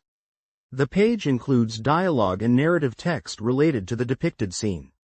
Infinite battle. It's because the heart is in the chest, so people with bountiful chests are full of kindness, that's what I'm saying. 3. I thought I clearly saw the countdown numbers that shouldn't be visible. Ho. And then? As proof of that, Hai is a man and doesn't have breasts, so he's cold. 2. Huh? Lear's voice, dropping below freezing. That's why. Millian was trying to experiment to confirm that self-mockery. Whether thin-chested people are also thin in emotion. 1. Ho. Then, if you try squeezing the thin-chested people around you, it will be fine. Millian. Let's use my cannon. I'm sorry, but wouldn't you take over the role of stopping them with that? I completely observed and presented the cannon. Cannons alone can avert the danger of urban warfare. Well, there's nothing wrong with that. Wowie. Thank you, Hai. Millian has finally realized that his self-mockery was wrong. That was good. I gave a heartless reply, but couldn't help but be impatient. Which is more sane, a fool who tells lies, or a fool who doesn't choose means instead of telling lies? And then, again Raggle surface. While defeating the native creatures, we headed to that location. Monsters that seemed infinite gushed out from there. I see. As the boastful military man said, that place was indeed a huge nest. Native creatures kept pouring out. Hey, this is probably the destination, right? Yeah, they're coming out in droves. Anyway, let's rush into the place where they are most numerous. Support, please. Right. I'll ask Lear for follower support. Understood. Native creatures are approaching from all directions. Here, the single-point concentration shift so far is useless. Lear's recovery and follower light are showered with concentrated gunfire. Follower lights from the surroundings. Besides that, me and Millian counterattack. Cannon, work properly, okay. Leave it to me Tilda. Shot weapons have low power, but if you combine heavy attacks, you can stop a sufficient number of enemies. As I said boastfully, but in this formation, the one with the thinnest firepower is rock gun, which I'm using. Rock guns have moderate single-shot power and rapid-fire capability. This page depicts a scene titled, The Replay Note. It mentions that it is difficult to fight more than one enemy at a time, especially when Mossment enemies appear in large numbers. Despite being hit several times, Kato was helped by Resta and managed to maintain the battle line. It is mentioned that there are a large number of native creatures in this area, but in reality, there shouldn't be an infinite number of life forms. The text continues, stating that the number of enemies was reduced eventually, and at the same time as taking a breath of relief at the end, Arauto told Lear the task was complete. Lear, who had been slashing enemies at the front line, returned, covered in blood and soaking wet. She asks, Fu, is it over? And states, looks like it. Lear then says, I'm all sticky. I have to take a shower as soon as I get back. It is mentioned that it was quite a heavy request. Someone says, really? I would have refused if I had been told to do it alone. There is a note at the bottom that explains that this playthrough is intentionally using low-level characters. It says that playing on hard mode is really tough with characters who haven't reached level 20, and even normal mode is difficult. It suggests that those who think the game is too easy should try playing with low-level characters and undertake trial quests. The next section is titled, Client and Confrontation. It starts with dialogue from the client, saying, 1500 Meseta. If you sell items as well, you'll make even more Meseta. The requester seemed dissatisfied with the reward but paid the reward properly. It is mentioned that they are not doing it for the money, but it is part of their job. They decided to keep the minimum courtesy and say goodbye. Kato then says to the client, yes. That's right, safely. Again? No. It's nothing like that though. Then Kato says to Hige, hey Hige. That conversation, doesn't it give you a bad feeling? Hige replies, I kind of feel like it does. Million then says, Million somehow feels very ominous about something. The next section is titled, Sudden Great War. It starts with the client desperately trying to explain his tragedy, saying, I was taking such good care of it, and then a dragon swallowed it up. If it was so important, the text says, he should have kept it in the vault instead of using it for dragon subjugation. The client then says, cutting off that thought, without weapons, I can't stand a chance. Please hurry and get my weapon back. The text mentions that the team told the client they would accept the request. It is stated that the client is certainly reliable in terms of reward, but the opponent is a dragon, so they must be careful. Everyone on the team seemed to know the conclusion, but they continued the conversation as if they had to go through the motions. This kind of thing is perhaps called formal beauty. It is stated that they don't say it, but in the end, they were made to do a trial run 4 times in total. There's a note explaining that these last 2 times were Operation Dragon Extermination Part 2 and Dream's Edge 2. It is mentioned that Parts 1 and 2 took place in the forest, but Parts 2 and 2 took place in the cave. It was predicted that the cave would be more difficult than the forest, and the 2 quests became seamless team play, cleared quickly. Therefore, these 2 stories are omitted. The text then says, tap tap, please help us. Please do something about it. When they met the client, their impression of him was the worst it could be. The client says, just a little more, and I would have defeated the dragon. That's right. Moreover, the client they actually met amplified that feeling.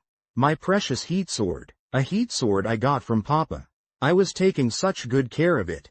The client is described as shaking his fat cheeks and appealing his own tragedy to the death. I was taking such good care of it, and then it got swallowed by a dragon.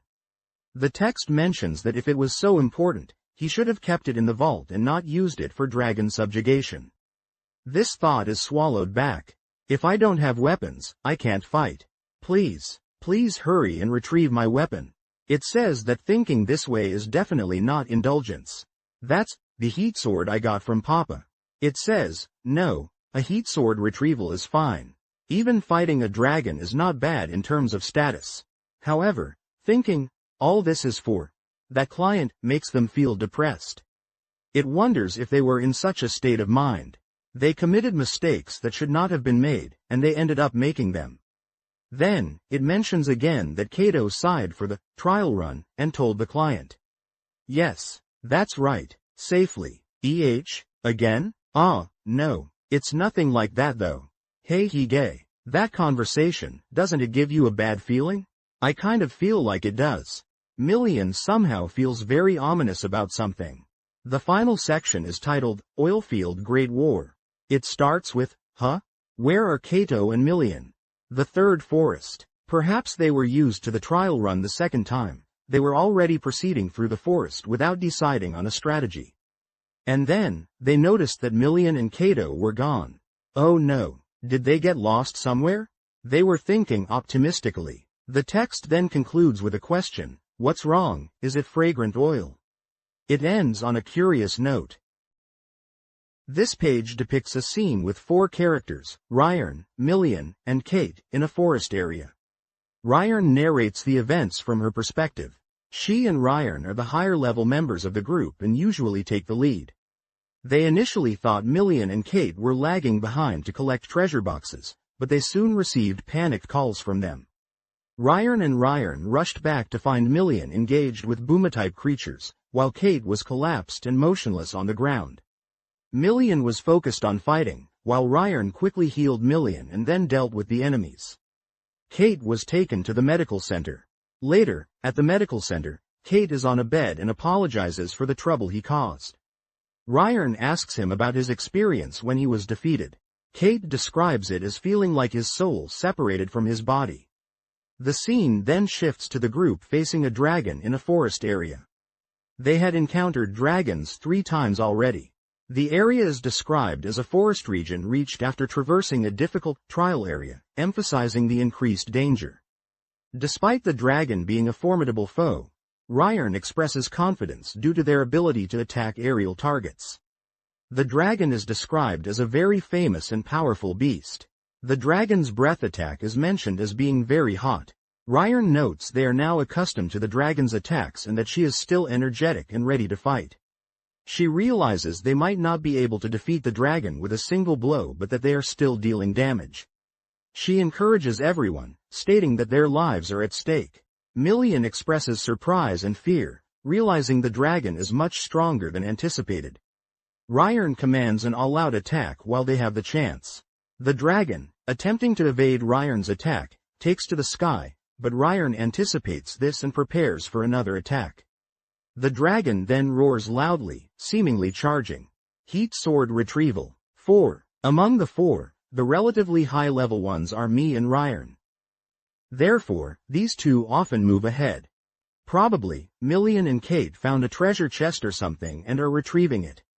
Ideographic period. At least, they haven't gone ahead. The path we've come this far has been cleared of native creatures.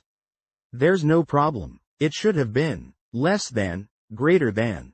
Less than you are, greater than. Less than, asterisk greater than. Less than he gay, come here, we're gonna get killed, greater than. Suddenly, screams from the two came through the communicator. Open corner bracket exclamation mark close corner bracket. No way. With a feeling of disbelief, I ran back the way we came. It felt like my heart was being clutched. When I checked the map navigator, the two of them were in a bent passage. A place where native creatures hadn't appeared before. I let my guard down. Because they hadn't appeared until now, I had assumed that native creatures wouldn't appear here. No one guaranteed that though. When I arrived at the scene, I saw Million surrounded by Boomer-type creatures. While panicking, I activated Resta and restored Million's HP before firing wildly with my gun. Ryan rushed past me like the wind. Asterisk, you're slow, Hige, Million shouted. At her feet, the unmoving body of Kate lay sprawled out. Open corner bracket ideographic comma close corner bracket. No, really, thank you for your trouble. On a bed in the medical center, Kate lowered his head. Ideographic period, SOS. I was surprised, suddenly getting an SOS from a place we were supposed to have cleared out. Ideographic period ideographic comma asterisk. Million was even more surprised. After all, you collapsed right next to her, you know? Really, I feel pathetic and everything. It's embarrassing. We're all embarrassed. I won't bother to say why, we were being careless. Ideographic period ideographic comma. Yeah, you're right. No matter the content, a mission is a mission. If we don't pull ourselves together, we're the ones who will get hurt. Asterisk, if I'm going to fall, I'd rather fall on a mission I can be more satisfied with. Everyone nodded, deeply at Million's words. That's right, we can't lose our lives on a mission like this. Open corner bracket ideographic comma question mark close corner bracket. How's your recovery? Ideographic comma ideographic period. Yes, I'm fully recovered. Actually, I was fully recovered on the day I was brought in. But the nurse insisted on being extra cautious. Saying that, Kate got out of bed. Ideographic comma, he didn't seem to be pretending to be tough. Indeed, it seemed his body had completely recovered. Ideographic comma, Moreover, I myself have been taken care of here several times when I was a newbie, so I highly value their medical technology. Ideographic period. Alright, in that case, shall we go now? Open corner bracket, close corner bracket. Yes, Kate answered energetically. Despite looking gentle, Kate is also a professional force. He seems to prefer work to being in bed. Asterisk. Hey, Kate. Million asked Kate with interest. Open corner bracket question mark close corner bracket. What is it? Asterisk. When you were defeated, what did it feel like? Open corner bracket close corner bracket ideographic comma. To the question, Kate thought for a moment, saying, and then answered. Open corner bracket ideographic comma close corner bracket. Somehow, it felt like my soul jumped out of my body. Heat sword retrieval. And then, we faced the dragon. This is the third time just this time. We've come to this forest area countless times on previous missions as well. Forest area. If we are careful, there's no reason to fall behind. Close corner bracket ideographic comma. Rather than a test of skill, it would be better to say things have gone quite smoothly. We effortlessly eliminated the native creatures, and entered the area specified by the client, the area leading to the cave. Dragon. It is the most famous of the phantom beasts. Phantom beast. Ideographic period ideographic comma. As the word suggests, a phantom beast. In other words, a creature that should not exist in reality. However, in Oracle, this phantom beast actually exists. To be more precise, it's an unknown creature that perfectly fits the image of dragon that we have in mind. That's what it is. The lost path that called the two of them. It appeared immediately. Open corner bracket close corner bracket. Huge. I couldn't help but mutter. Ideographic period ideographic comma. The dragon was larger than any native creature I had ever seen. Even Hildebear and Nano Dragon are like children in front of it. It truly deserves the name King of Monsters. Open corner bracket exclamation mark close corner bracket. It's coming. This is no time to be admiring it. Open corner bracket exclamation mark close corner bracket. Scatter. Ideographic comma ideographic period. We scattered immediately. According to reports, dragons are said to breathe fire, just like in legends. Being in front of it is nothing but dangerous. Open corner bracket exclamation mark close corner bracket. Oocha-cha-cha-cha. Ryan, who approached to surround it, was caught in the blast. As expected, the breath attack is apparently quite hot. However, we didn't get intimidated by this. The breath is hot, but Ryan is still full of energy. In other words, it meant that the dragon did not have the power to defeat us in one blow. Both swords, guns, and techniques are inflicting a certain amount of damage on the dragon. Open corner bracket exclamation mark. Ideographic comma close corner bracket. Let's do it. It might be tough, but it's just a living creature after all. Asterisk. Yes, we fired a volley of shots at its sluggish movements. Unable to withstand it any longer, the dragon soared into the sky. Open corner bracket exclamation mark close corner bracket. It flew away. Ideographic period. Don't panic. No problem. As long as we use guns, we can continue to attack targets in the sky. The dragon fled into the sky to avoid Ryan's most painful sword attack. That's what I thought, but the next moment. Asterisk. It's coming. The dragon folded its wings and suddenly descended in a spiral dive. This page depicts a dramatic scene from Phantasy Star Online, showcasing a player character facing off against a large dragon-like monster, a dark Belra, in a rocky, desolate environment that appears to be within the cave's area. The player character, who seems to be a male HU caste based on the armor and weapon, is positioned in the foreground, holding a rifle-type weapon and looking up at the massive dark Belra looming above. The dark Belra is depicted with jagged wings, sharp claws, and a menacing posture, suggesting a powerful and aggressive enemy. The background is filled with dark, rocky textures and shadowy clouds, reinforcing the dangerous and foreboding atmosphere of the caves. The page also contains text blocks around the image, presenting dialogue and narrative related to the scene. Text translations. Top right text box. Quote close corner bracket. I can't. Kato's voice, tinged with impatience. Certainly, if we continue like this, we'll only be unilaterally attacked. We have done nothing but run away from the rampaging dragon many times. Ideographic period. We can't keep doing this. Do something, Hige tilde? Quote open corner bracket ideographic comma exclamation mark close corner bracket quote.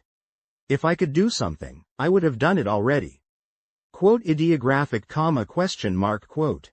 Worst case scenario, total annihilation? As unpleasant thoughts began to cross his mind, the dragon reappeared on the ground. Close corner bracket quote. It came out. Why is that? Quote quote. Quote open corner bracket ellipsis ideographic comma close corner bracket quote. Perhaps, but even a dragon can't stay submerged underground forever, I'm sure. I see. It's something like diving for humans, is it? Whether it's for breathing or due to heat, if it comes back to the same ground, there's a way to deal with it. Quote open corner bracket ideographic comma exclamation mark close corner bracket quote. Before it submerges again, let's defeat it. Looking at it calmly, the dragon's body is tattered from taking attacks.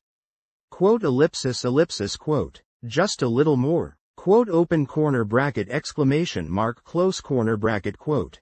It was hot tilde. Quote open corner bracket exclamation mark close corner bracket quote. Zond. Rhiannon's furious sword strike and Kato's lightning became the final push.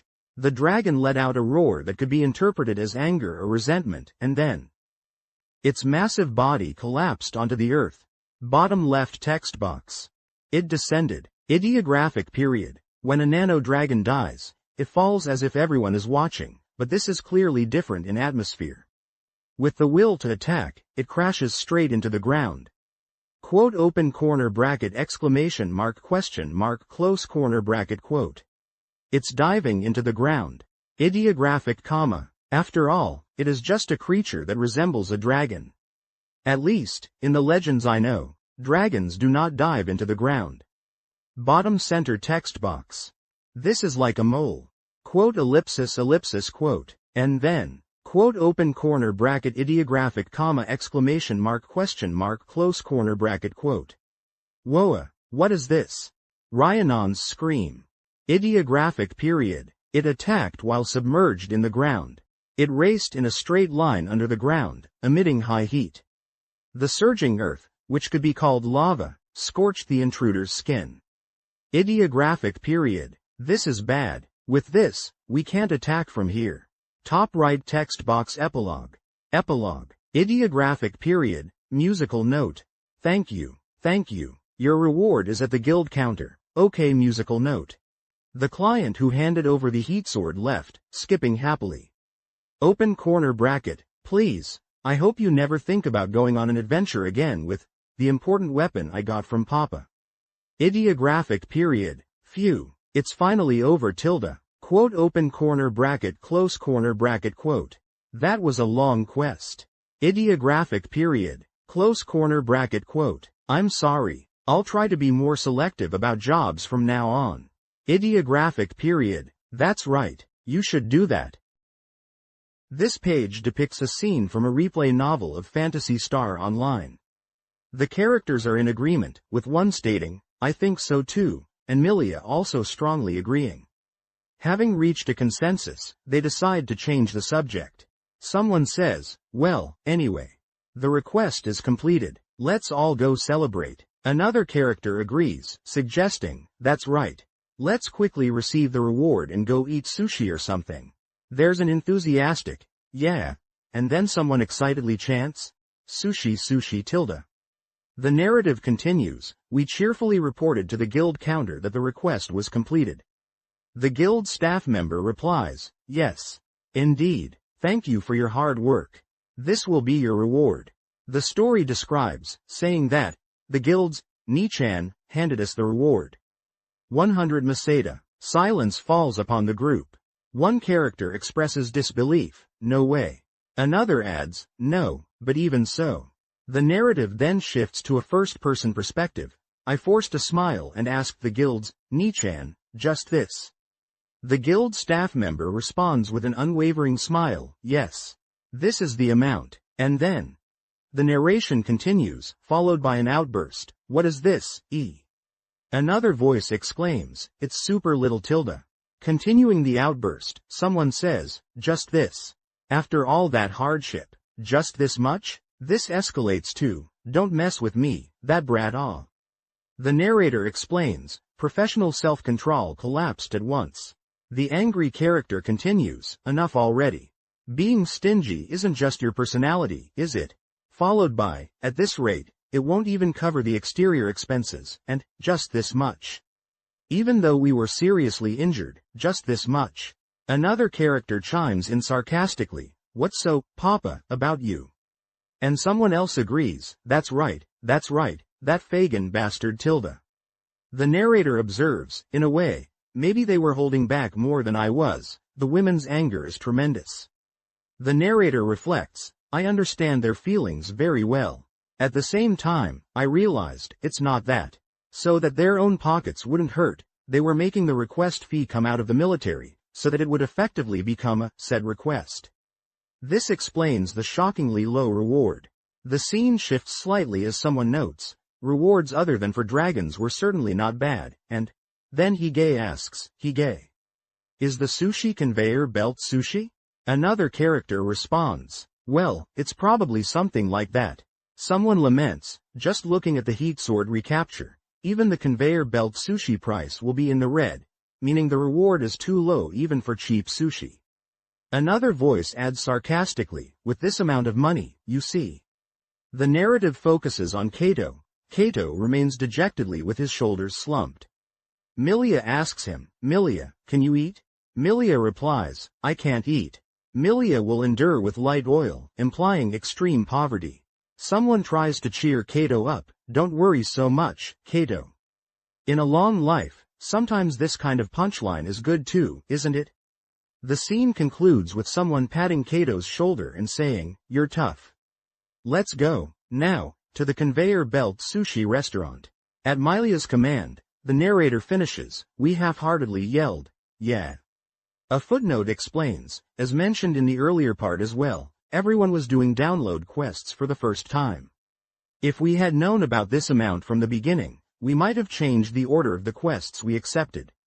What was surprising about the small reward was not only the characters but also the players. The page ends with a repetition of the earlier reaction, silence falls. No way, no, but even so. And the final line, that client, just to be sure, was having us test our skills.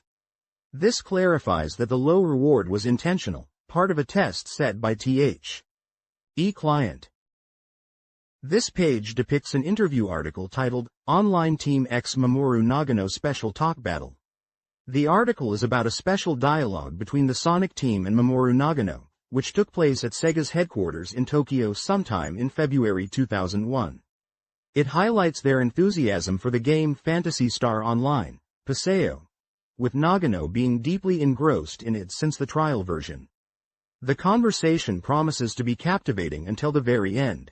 The first section is titled, 200 hours or more of gameplay isn't that much for a game. Nagano expresses his enjoyment of Paseo, stating it's so fun it's beyond words and jokes that he might sound like he has nothing else to say.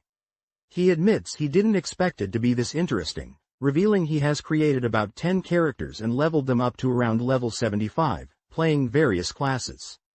He is surprised by how much he enjoys creating characters. The interviewer, referred to as Naka, asks if he plays that much, to which Nagano replies he plays until his Dreamcast, DC, is about to break. He mentions playing for 18 hours straight during what he calls fan service month. Naka then questions if he isn't busy with work. Nagano responds that he plays during his serialization breaks. The Sonic team members laugh in agreement. Nagano then states he publicly tells his readers, I'm playing Paseo, so don't expect too much from me, laughing. Considering he's been playing since the trial version, he emphasizes the depth of Paseo. He praises its high degree of freedom, allowing players to enjoy it according to their preferences. He expresses his joy that Phantasy Star, which he loves, has returned in such a perfect form, and believes people will understand its appeal even without him saying, Phantasy Star is fun. Naka agrees, acknowledging the game's popularity. The next section continues with Nagano mentioning he has created many personal homepages, HP, for Paseo, even more detailed than the official HP created by Sakai of Sega, jokingly saying, "Are you going to lose?" Sakai responds, noting from user homepages that some players have been consistently keeping diaries since around November or December, impressed that they are still playing. Another interviewer, Miyoshi, adds that while he also plays games quite a bit, 200 hours of gameplay is not that much for a game. Naka then mentions that when RPGs advertise 50 hours or more of total playtime, it actually makes people feel daunted. He says, 50 hours isn't even enough to play a game properly, implying Paseo is different. He believes Paseo is designed with a difficulty level that should take at least a month to clear, but everyone is clearing it in about a week. Miyoshi jokingly remarks that people are playing at King Kai Fist by 5 inches speed, referencing Dragon Ball Z. The bottom of the page has 2 footnotes. Reference mark 1 trial version refers to a test version. It was distributed to users for checking purposes on PC software before release. For Paseo, the trial version had been running from about a month before release. Reference mark 2 King Kai Fist X5 Speed. A technique of Son Goku, the main character of the manga, Dragon Ball. It is a technique to counter Nappa, to unite the energy of the universe around Earth and Earthlings, and to amplify physical abilities. It is a technique to multiply physical abilities by that number, and its magnification can be adjusted freely, but it cannot be used for long periods because it consumes the body so much that it increases physical abilities. The page also includes a profile for Mamoru Nagano. Mamoru Nagano, born in Meijuru City, Kyoto Prefecture in January 1960. Debuted as an artist and character designer. In 1985, started serialization of Heavy Metal El Gaim. In 1986, also started serialization of 5-Star Stories, in the same magazine, and his unique worldview, settings, and character mechanics captivated many people. His comic works include Fool for the City, The Goddess of 1984 TV. Anime, Heavy Metal El Gaim, Character Type, and For the City. The total number of copies of his books in circulation exceeds 5.5 million copies. It also mentions in smaller text above the profile that, in software development, there are many things that cannot be done by theory alone, and bugs and internal problems occur frequently before release. With Paseo, there was about a month before release. This page depicts an interview with game developers discussing Phantasy Star Online. The page title is, "If we adventure together, we should take a commemorative photo." The subheading is, "The Don't Need That Many Servers faction."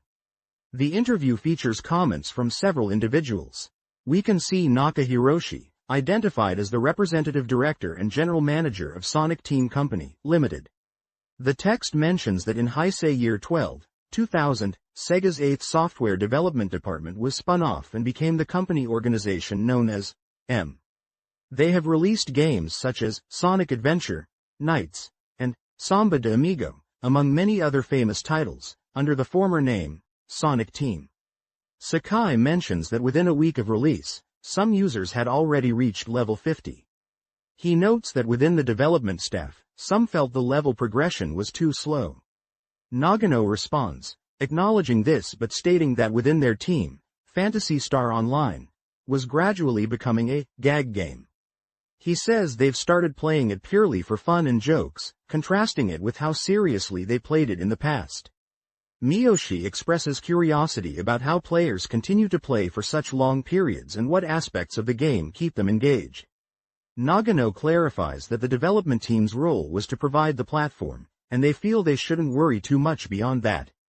Miyoshi explains his genuine interest, wondering what elements in the game captivate players so much.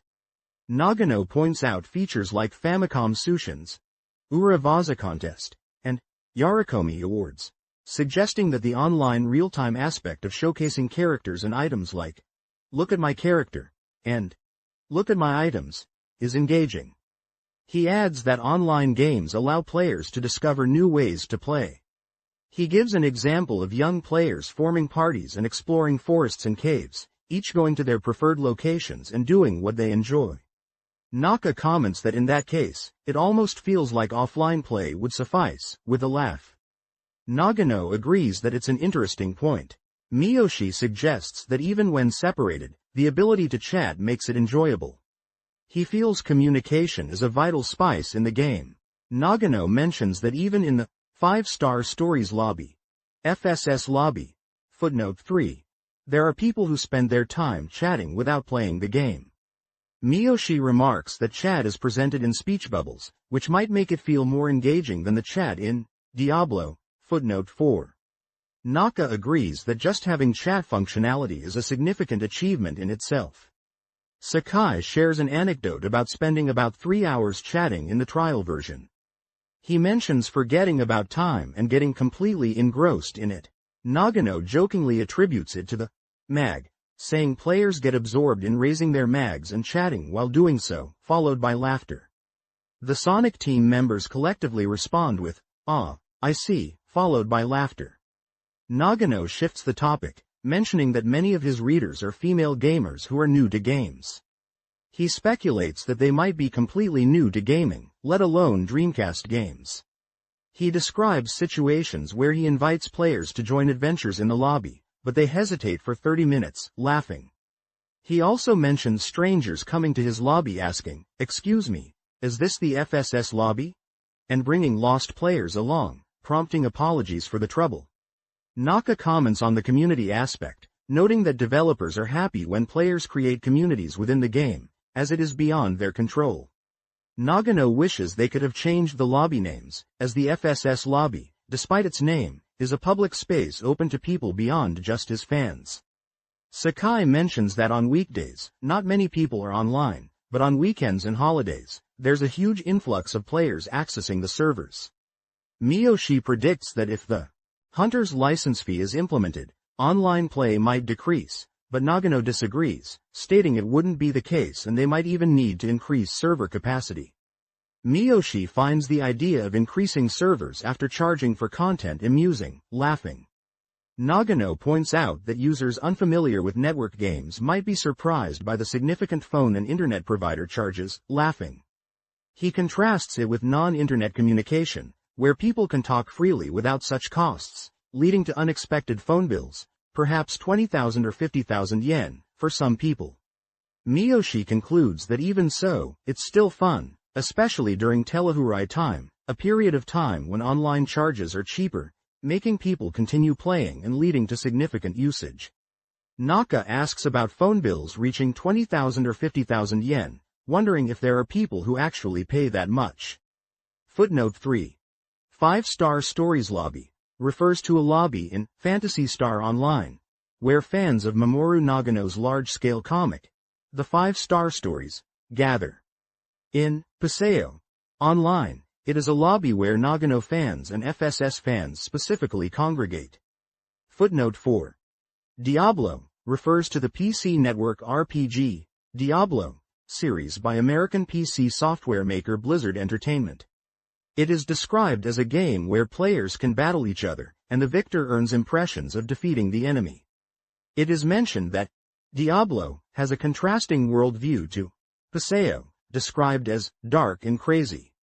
Although completely different network RPGs from Phantasy Star Online, the system common to RPGs is surprisingly common. The latest work in the series, Diablo 2, released in 2000 for Win and Mac, complete Japanese version sold by Capcom under consignment sales, is also a major hit worldwide, and it is mentioned that an append disc will be released soon. This page depicts an interview with Tomohisa Sakai, the design section main designer, discussing server issues and bugs in Phantasy Star Online. Sakai mentions that many beginners are using the Q2 dial-up connection for internet access, and he advises them to quickly get a proper provider contract as it will become incredibly expensive otherwise. Miyoshi adds that the ISO1 metered plan using Q2 has time limits, which can lead to timeouts. Another staff member, Naka, chimes in, saying that they received complaint calls asking, "Isn't this a server issue?" However, upon investigation, they found that players were simply exceeding their playtime limits. Everyone laughs at this. Sakai expresses his admiration for the quick response to server troubles, acknowledging the difficulties faced with server congestion on the game's launch day. He recounts humorously how he had to calm down nearby players, repeatedly saying, "It will work, it will work." Naka explains that the access was so concentrated that the hardware itself broke down that day. They had to fundamentally replace the hardware, leading to database issues and a delay in recovery, for which they apologize. Sakai recalls that servers 1, 2, and 3 were unavailable for a while. Miyoshi mentions that he thought it was strange that server 1 was always missing, and everyone laughs again. Setsumasa, another staff member, originally thought they wouldn't need so many servers in the first place. Miyoshi points out that Setsumasa, being a server administrator himself, was in the "we don't need that many servers" camp, further eliciting laughter. Naka adds that because Setsumasa was the main programmer and also handled servers, they were able to do various things. Sakai suggests increasing the JP server capacity by about 10 more units, believing that around 700 users would be the most comfortable number. Miyoshi agrees, but mentions that when they asked Isawant to increase server capacity, they were met with a displeased reaction. Sakai notes that while weekdays are mostly calm now, Friday nights become exceptionally congested. Miyoshi adds that if you get disconnected, you might not be able to log back in for the rest of the day. Sakai then mentions that players can lose items during such disconnections, to which the Sonic team members respond with sounds of agreement. Sakai explains that they have created an item rescue team for such situations, specifically for characters who have raised a mag to level 35 and possess 10 of them. Miyoshi asks what happens if the item rescue character itself gets lost. Sakai clarifies that item rescue characters are never normally connected to the network. They only connect for item transfers and appear as Miss PPPK when a rescue is needed. Everyone laughs again. Naka mentions that server troubles have been mostly resolved, but there are still about 2 issues remaining: lobby movement and random encounters. Sakai recalls getting stuck at the Stage 3 boss area. He remembers entering the boss room and finding many treasure boxes already lined up, indicating that the boss was already defeated.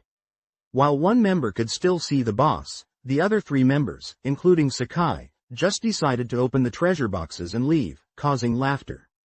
Naka considers this a fun episode, hoping it's forgivable. He notes that some general users send bug reports with picture evidence taken using the in-game screenshot function. Sakai mentions that there are also interesting glitches, not bugs, that occur when the US server is connected, causing things like double sabers to take on strange shapes, resembling forks or knives, or the Del Saber's sword to glow faintly. Miyoshi suggests that these might be texture loading errors. Sakai responds that there are bugs where if he does XXXXXX, edited below for correction while playing, it triggers a bug. Miyoshi exclaims in surprise at Sakai's detailed knowledge. Naka remarks that even within the development team, there aren't many people as knowledgeable as Sakai. Everyone laughs again. Naka adds that users are often more knowledgeable, as they, the developers, haven't played as deeply and might miss very fine details. Miyoshi agrees, noting that users often provide information like, "If you do this at this timing," and he is impressed by how users discover such bugs. Sakai says that bugs even become, meaning they are turned into jokes or topics of conversation, and they are actually enjoying it. He recalls when they first discovered Photon Sonic Wave, footnote 6, they decided to seal it off temporarily, telling everyone, "This is sealed off for a while. No one should use it." Naka adds that it's similar to the books about bug techniques like the Infinite Extend glitch in Super Mario footnote 7, and there's a sense of fun in it. He acknowledges that they were helped by users this time, as there were many bug reports during the trial version, including reports of people getting stuck in walls, which they had to fix. Naka reiterates that users are often more knowledgeable because the developers haven't played as deeply and may miss fine details. Sakai repeats that bugs become and they are now enjoying it in reverse. Naka concludes by stating that server troubles have been mostly fixed, but there are still about 2 issues: lobby movement and random encounters. Sakai mentions that he got stuck in the Stage 3 boss area. Footnotes translations. Reference mark 5 Isawant metered plan is Q2.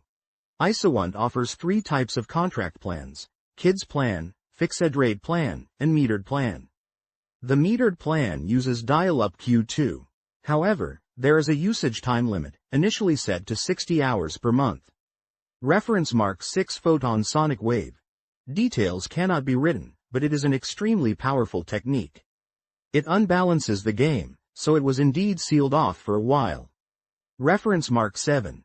Symbol missing, likely related to Super Mario's Infinite Lives glitch. This page depicts a discussion between game developers about various aspects of Phantasy Star Online.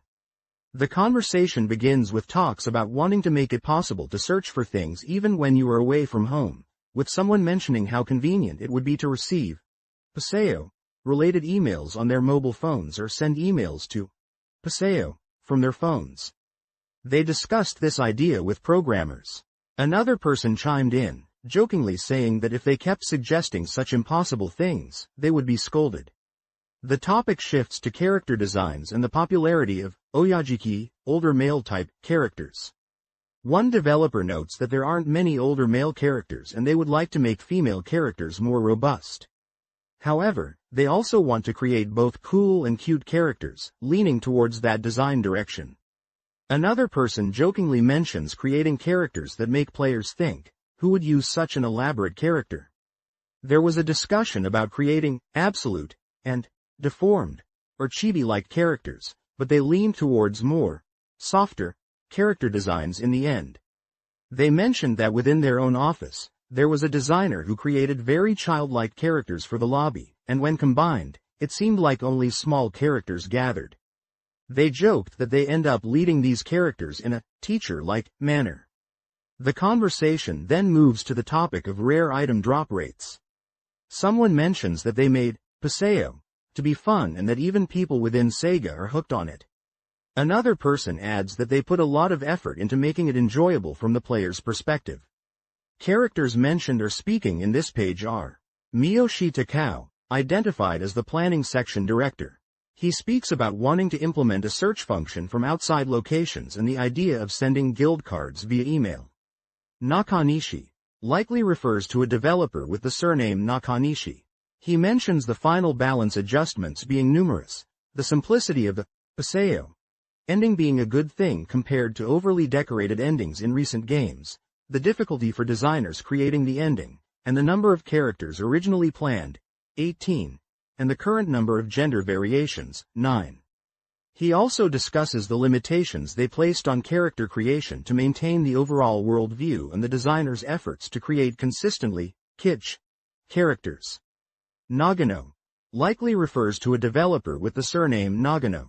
He comments on the ending being highly praised, the desire for more character variations including all jobs and genders, and jokingly wanting the ability to use VM4X, even though it costs 1,200 yen to create one character. He also mentions the Afro-Lei character existing in their lobby. Setsufu likely refers to a developer with the surname Setsufu. He describes the online ending as requiring last-minute additions just 2 days before Master ROM submission, mentions that character data also appears in the ending, and talks about adding features like taking screenshots in-game. Text translations. It would be great if you could search from outside locations. Nakanishi. There were really a lot of parts where we adjusted the balance at the very last minute. ROM 2, Miyoshi. Even the online ending was something we had to rush in just 2 days before submitting the master ROM. Ideographic period, Paseo. Nagano. The ending is very well received around me, both online and offline. I was really moved. Recently, many games have endings that are just full of decorations, haven't they? In that context, the simply put together, Paseo, ending is actually good. Setsufu. And your own character appears in it too. Ideographic period, Nakanishi. It was really tough for the designer to create that. They made it in one night. There were many parts we rushed to create at the last minute. Setsufu. We also made it so you could take screenshots. That was also really tough and right at the deadline. Miyoshi. Mr. Nakanishi, you wrote the specifications yourself, didn't you? Nakanishi. Yeah, I thought, if you're going on an adventure together, you'll probably want to take commemorative photos. Laughs. Miyoshi. The feature to send guild cards via email was also good. They get sent regardless of our convenience, though. 25. Ideographic period ideographic comma open corner bracket close corner bracket open corner bracket, ideographic period. Nagano. I received about 25 emails during a boss battle. My close friends send them to annoy me. They know I'm fighting a boss, so they send fragmented emails saying, "Now, I am." It's like, stop it tilde. Laughs. But still, the email function is useful, isn't it? You can also use the search function. : ellipsis. Miyoshi. Just being able to search and see if your friends are connected to the internet. Just being able to greet them with that. Ideographic comma ideographic period, paseo, open corner bracket close corner bracket ideographic comma, paseo. Nakanishi. Actually, I've been thinking about whether we could make it possible to search from outside locations. Nowadays, you can send and receive emails on mobile phones, right? I've been talking to the programmers about creating a system where you could receive emails like, waiting online from, paseo, on your mobile phone, or send emails to, paseo, from your mobile phone. Ideographic comma ideographic period open corner bracket ideographic comma close corner bracket ideographic comma. Setsufu. Also, when Mr. Nakanishi says things like this, don't we end up having to do even unreasonable things? Before we know it, it's like, oh, he said this in a magazine, and we're usually made to do it in that kind of way. Everyone. Burst of laughter. Ideographic comma exclamation mark question mark. Now, Oyaja-type characters are very popular. Paseo, ideographic comma ideographic period, VM4X, 11,200. Nagano. Also, one of the good things about paseo is that it makes you want to create a lot of characters. Then, you end up in a situation where your visual memory keeps filling up, laughs. My readers even scold me, saying, even if you use VM4X, it costs 1,200 yen to create one character. Have you thought about that? 18, 9, Nakanishi. Actually, we originally had 18 characters. Currently, there are 9 gender patterns for the characters. Ideographic comma, Nagano. I wanted that. All jobs, all races, male and female. Ideographic period ideographic comma, Nakanishi. If we made it so you could create any kind of character, it would ruin the overall world view, so we had to limit it to some extent. The designers worked hard to make sure that no matter how you create a character, they would still be somewhat kitsch. Nagano. But, in our lobby, there are some strange characters. Like, Afro Lay, laughs. Recently, there are a lot of comedy-type characters. Funny characters are more popular. Nakanishi. We are often told that by users. Ideographic comma close corner bracket ideographic period. Miyoshi. We had a discussion about, there will definitely be people who create fat or chibi characters. But, it was a bit surprising that more people than expected relied on those kinds of characters. Laughs. Ideographic comma ideographic period, Nagano. Yes, that's right. In our lobby too, there was someone who was creating small characters, calling them the childish series. And everyone matched with that, so only small characters gathered. Nakanishi. And then, they end up taking them around and playing teacher with them, laughs. What about the appearance rate of rare items? Paseo, Nakanishi. What I found interesting while making paseo was that even people within Sega got really hooked on it. Footer text. Reference mark 681. Open hollow corner bracket. 1985. 1 UP. Ideographic period. Super Mario's Infinite Extend. A bug technique in the legendary game software, Super Mario Bros. 1985. Famicom.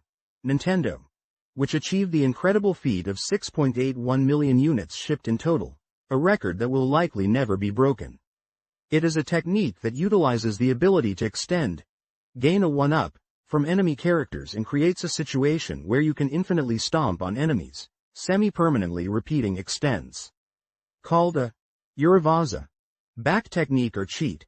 There was a boom in finding these bug techniques. There were many bugs, by eagerly searching every nook and cranny, causing a Uravaza boom. Miyoshi Takao, Planning Section Director. This page depicts an interview with members of the Phantasy Star Online development team, discussing various aspects of the game's design and player experience. Setsumasa Akio, Program Section, Main Programmer. Nagano, Miyoshi, Sakai. When the European version was released. Start of Interview Section 1. Initially, people who started working on it because they were forced to, saying, "I have no choice but to do it," became enthusiastic about it at some point. That enthusiasm spread within the company. Usually, company games are never taken this seriously, you know. And also, there are many people in the game industry who are playing it. "Are you playing Paseo?" they get asked. Then they get drawn in, laughs. "What do you want me to do?" is what I thought, laughs. I thought, surely, they want me to increase the number of items, or raise the level cap, or something. But, there are still items that haven't come out yet, I think. Oh, are there still more? Yes, there are still, rare among rare, items.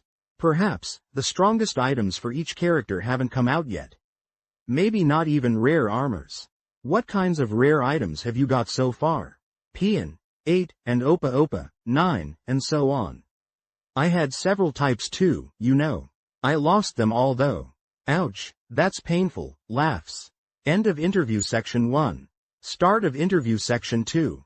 I've come to not be attached to items. Because even if you work hard to get them, you lose them if you get killed, so I've given up on it. Is that a good thing or a bad thing? But even so, I didn't expect rare items to come out this quickly. I thought the Agito series would be a little more difficult to get, and I thought they would be held back a bit more. Recently, Agito and Clovers have been coming out quite a bit, haven't they? I thought it would be more like, hey, I got Hollow Circle in Dragon Quest.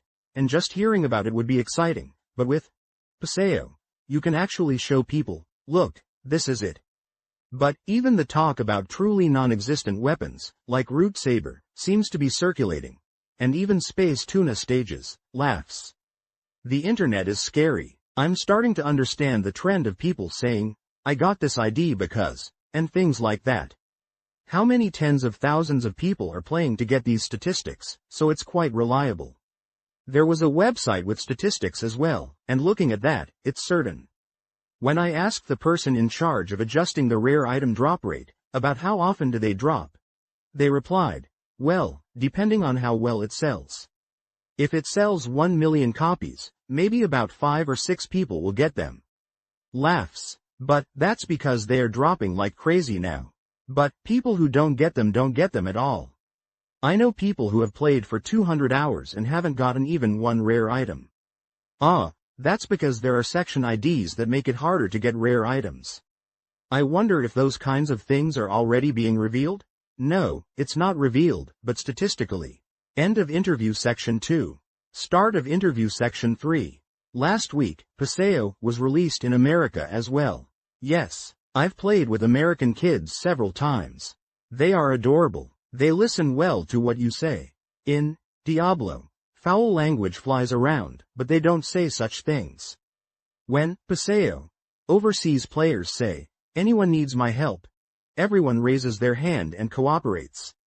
I had this scary image of Americans being network game veterans, but we also thought, even among them, there must be people who are playing network games for the first time with Paseo. Diablo has many adult players, so it has a brutal atmosphere, but Paseo is peaceful, or rather, it has a consumer-like atmosphere, which is good, isn't it? I hope this continues, laughs. We also don't understand that area. We can't control emotions. That's probably inevitable. Netwo. Arcade games are different from games up until now, aren't they? I wrote about it in Toys Press HP 10, but, spoiler information, is a genre that truly doesn't exist. Yes, but, if you think about it carefully, even among them, there must be people who are playing network games for the first time with Paseo. Diablo is mostly adult players, so it has a violent atmosphere, but Paseo is peaceful, or rather, it has a consumer-like Atmosphere, which is good, isn't it? This is good and I hope it continues. Laughs. That area is something we don't understand. We can't control emotions. That's probably inevitable. For network games, it's different from games up until now. I wrote about it on the Toys Press HP 10, but, spoiler information, is a genre that really doesn't exist. Also, for the first time connecting online, you might have someone next to you talking about the final boss. So, whether players find that interesting or not is what matters. And, because everyone thinks it's interesting, that's why it's continued this far. End of interview section 3. Footnotes. Reference mark 8 Pian. Sonic Team's mascot character from the action shooting game, Knights, 1996, Sega Saturn, Sega. The first analog control game software for home use. 3D space and soft, smooth controls. It's like being in a dream, in one word. Undoubtedly a Sega character, Pian, who changes his appearance and number of forms in connection with the player, is the first Elite character. Its cuteness made Pian fans continue to emerge. Reference mark 9 Opa Opa. That old, famous self-propelled character from the shooting game, Phantasy Zone, 1986, arcade, Sega. A pixel art, cute character. With catchy, high-quality BGM, and gameplay that is also wonderful, Sega and Mark III games are popular. Surpassed generations and became loved by gamers. Playable in Dreamcast Live Library. Reference mark 10 Toys Press HP. Toys Press Hydrogen Phosphide. A website that disseminates game information. It was popular among game users, and many game creators also wrote columns. This page depicts an interview with Mr. Nagano and Mr. Naka discussing Phantasy Star Online. The conversation begins with Mr. Mickey mentioning that Mr. Nagano was unaware of the word select feature until 2 days prior. Mr. Nagano confirms this with a laugh, explaining that he discovered it when connecting to the US server and realizing some players were using strange methods. He admits he hadn't considered such a convenient translation function would be available. Mr. Naka interjects, noting that the function is indeed one of PSO's selling points, though perhaps difficult to use effectively. He emphasizes that as the Internet connects the world, such functions will become essential. He sees this as a first step and believes that in 10 years, the current word select will seem rudimentary compared to future advancements. Mr. Nagano shares a touching anecdote, recounting how moved he was when a US server player said, "Thank you," in Japanese to him. He found it even more gratifying than hearing, "Thank you," in English. Mr. Naka counters by suggesting that English speakers can communicate without word select, to some extent. He then hints at future developments. Mr. Nagano agrees that word select will truly shine when playing with Europeans, like those from Spain and France. The interview transitions to the topic of the next Paseo and its potential form. Mr. Nagano begins by stating that while it might be presumptuous to say, Paseo represents a new genre born after games like Virtua Fighter 2. He feels it's not just a Sega game, but something significant within the entire game industry. He acknowledges the difficulty in creating a game that surpasses the achievement of Paseo. He admits uncertainty about PSO's future evolution and whether sequels will be made, but expresses his desire for Sonic Team to continue pushing boundaries. Mr. Naka reveals that they are indeed discussing what to do with a sequel, considering user feedback and seeking the best direction. He notes that directly continuing with a Paseo 2 inches might alienate current Paseo players. Therefore, they are aiming to enhance the current Paseo. He mentions considering releasing a version with measures against cheating as an append disk and is exploring new features. He suggests the possibility of incorporating player versus player elements, perhaps allowing players to demonstrate their strength against each other in an arena-like setting, rather than just against monsters. Mr. Naka expresses his personal desire for the appearance of Darola in future iterations, even jokingly admitting it might be considered too outdated internationally but insists it's still desired. He then points out a system-related improvement in the American and European versions. Even if the Dreamcast hangs, equipped items are not lost. He mentions that they are considering releasing such a version in Japan as soon as possible to address item loss issues. Mr. Naka concludes by expressing his excitement for the future, praising the Dreamcast as excellent hardware. He lists Soul Calibur, Virtua Fighter 3, and of course, Paseo as highlights on the console. He jokingly clarifies that his enthusiasm is not influenced by Samsung Yoshiaki. Below the interview are descriptions related to footnotes referenced in the text. Reference mark 10 Toys Press HP. Toys Press is a publishing company founded by Imoca collector Dan.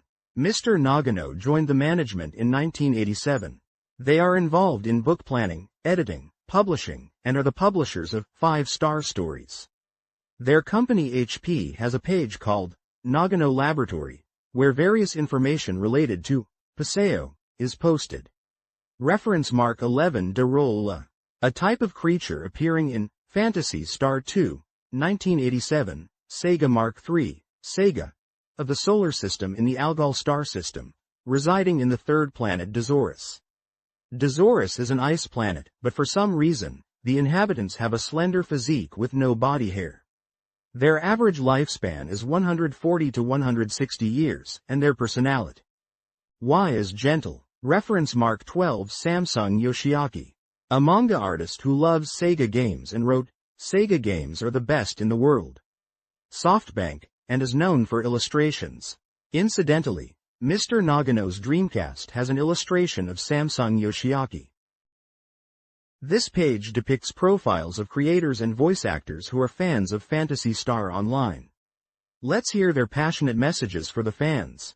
Writer Takashi Shoji. Profile: Sor Yuke, Space Battleship Yamamoto Yoko, and other popular light novel authors. On April 1st, his Paseo novel will be published by Kadokawa Sneaker Bunko. http://www.dango.ne.jp//Syojisk/. Sonic Team games always have groundbreaking graphics and high level of polish, which is what makes them so appealing. The cityscapes reflecting light as you walk around are truly breathtaking. Outdoor stages in the Raggle sunlight are also visually appealing, stimulating my sense of adventure from the very beginning. Raggle is truly a beautiful planet. The large-scale quests are also amazing. From small-scale requests to large-scale plots, the stages are meticulously crafted and full of originality. Personally, I wanted to see more stages inside Pioneer 2. I'm hoping for that in the sequel. Laughs. Voice actress Etsuko Inomoto. Profile: known for roles such as Kurumi in Steel Angel Kurumi, and Yuki Miyazawa in His and Her Circumstances. A popular voice actress familiar from newtype.com and other media. Hello everyone, I'm Etsuko Inomoto. Paseo. Yes, I'm hooked. No, I'm completely hooked. Laughs. There are many people who play until morning every day, and I am one of them. Laughs. It was my first time playing an online game, and it was so easy to understand. I love it. Bursts of laughter. I mainly use HUCA seal. Currently, I'm diligently searching for rare weapons every day. I really want a good mag. Seriously, I spend my days with eyes glued to the screen, destroying my eyesight. Okay, let's play some more. Voice actress Yukari Tamura. Profile: currently active as an idol voice actress in works such as Magical Girl Lyrical Nanoa, S. Nanoa Takamachi, and the theme song singer for the anime Tribe Cool Crew, DC, Kanan tilde, and PS, Tokimeki Memorial 2. When do you feel the warmth of people? When you immediately die and are told, "Don't worry about it," by a kind magical girl, and then resurrected, or when you lose something and someone gives you Masada or items, those are the moments of warmth from other players. Just playing together, even if we just met by chance, is already fun enough, so I don't really understand what makes it so fun. But it's mysterious, and everyone is kind. Even small acts of kindness can be deeply touching and make me happy. Paseo, for me, is that kind of game. Voice actor Soichiro Hoshi. Profile: currently active as Goku in Gensu Maiden Sayuki Gaiden. Other representative works include many others. http://www.biglobe.ne.jp/tilde/cyan/. It's really fun. The game itself is surprisingly simple, and it doesn't take much time to complete the story. But, just playing it is fun. Multiplayer is especially exciting. Fighting strong bosses with a large number of people is thrilling. Being killed and reviving. That paper-thin state of survival is what makes clearing quests feel amazing. Also, the sense of accomplishment in cooperative play is incredible. And, when items are lost upon death, it's a shock, but everyone is kind, so that's also good. Laughs. Voice actor Masaya Onosaka. Profile. From April, he will be appearing in Angelic Layer. On BBS, he enjoys Paseo with fans. http://www.angel.na.jp/tilde-koichten/masaya/masaya.htm. January 3, 2001. I ventured out on an adventure from Pioneer 2. While doing quests, my level went up, and I was able to defeat the dragon in the forest. It took about 5 days, I guess. I noticed that there was an online system. When I pressed the switch, it seemed like there was a lobby where many adventurers gathered, and I went out there. Why is it that enemies appear so quickly? And, there seem to be many people. And then, why do the people in the party seem to know about me and talk to me like, "Are you fast?" Or, "What are you recording?" Well, it's fine. I am a hunter. From now on, I want to continue adventuring. Tomorrow is my day off. Well then, I'm off to adventure. This page depicts 3 manga artists who are fans of Phantasy Star Online. In the top section, the manga artist is Kaneko Shinya. The profile section states that his manga specialty store, Manga no Mori, is exclusively selling his book, Super Mobile Police Officer Omakase Vermilion, which is a big hit. His website is a personal bulletin board system for Phantasy Star Online. In the image, we see various player characters in Phantasy Star Online. There is a HU cast, a Ramar, and a FO New Earl in the foreground. Behind them is a R Amiral robot character. Above the R Amiral robot, the speech bubble says, "Okay. Zako is taken care of." Another speech bubble points to the R Amiral and states, "Early generation characters are RACA seals." For a while, I played as a humoral. Now, I am a second-generation RACA seal. Robots and guns are great. Trap removal and poison are entrusted to me. The speech bubble next to the FO New Earl says, "Fight. Everyone." The text below the image reads, "Even when I am busy with work, I say, I can only draw robo, and end up connecting anyway," laughs. The text to the side of the image says, "Then, let's meet again on Planet Raggle." In the middle section, the manga artist is Genzuki Mikami. The profile section states that they are currently serializing Argent Soma in monthly Ace Next. On their website, there is a Phantasy Star Online Festival corner, showing how much of a Phantasy Star Online fan they are. Their website address is provided. The image shows 2 female characters. On the left is a FO New Earl and on the right is a Ramar.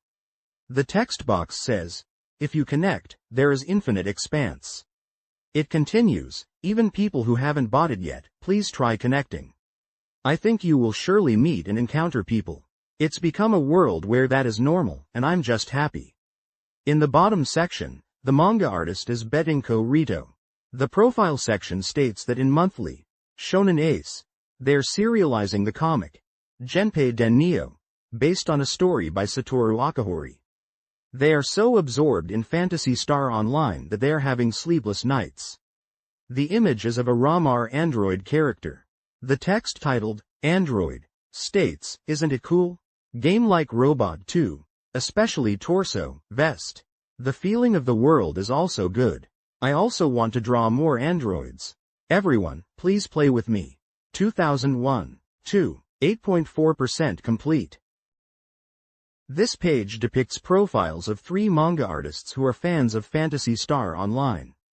The first section introduces Yasuyuki Tsurugi, a manga artist. His profile mentions that he serializes Colorful Pure Girl in Biblos, and also works on cover illustrations for Comic Mega Freak, published by FC. It notes he is a strong player of Phantasy Star Online and even bought a Dreamcast specifically to play it.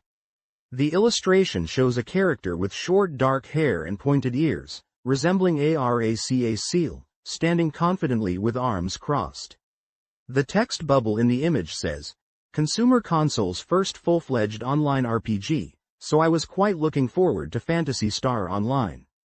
The greatness of the system is also a special feature, but the real charm of this game is communication, isn't it? Meeting people, everyone, it's great. The second section introduces Sei Amatsu, a manga artist. Her profile states that she is active in magazines like Monthly Shonen Ace and Ace Peach Group.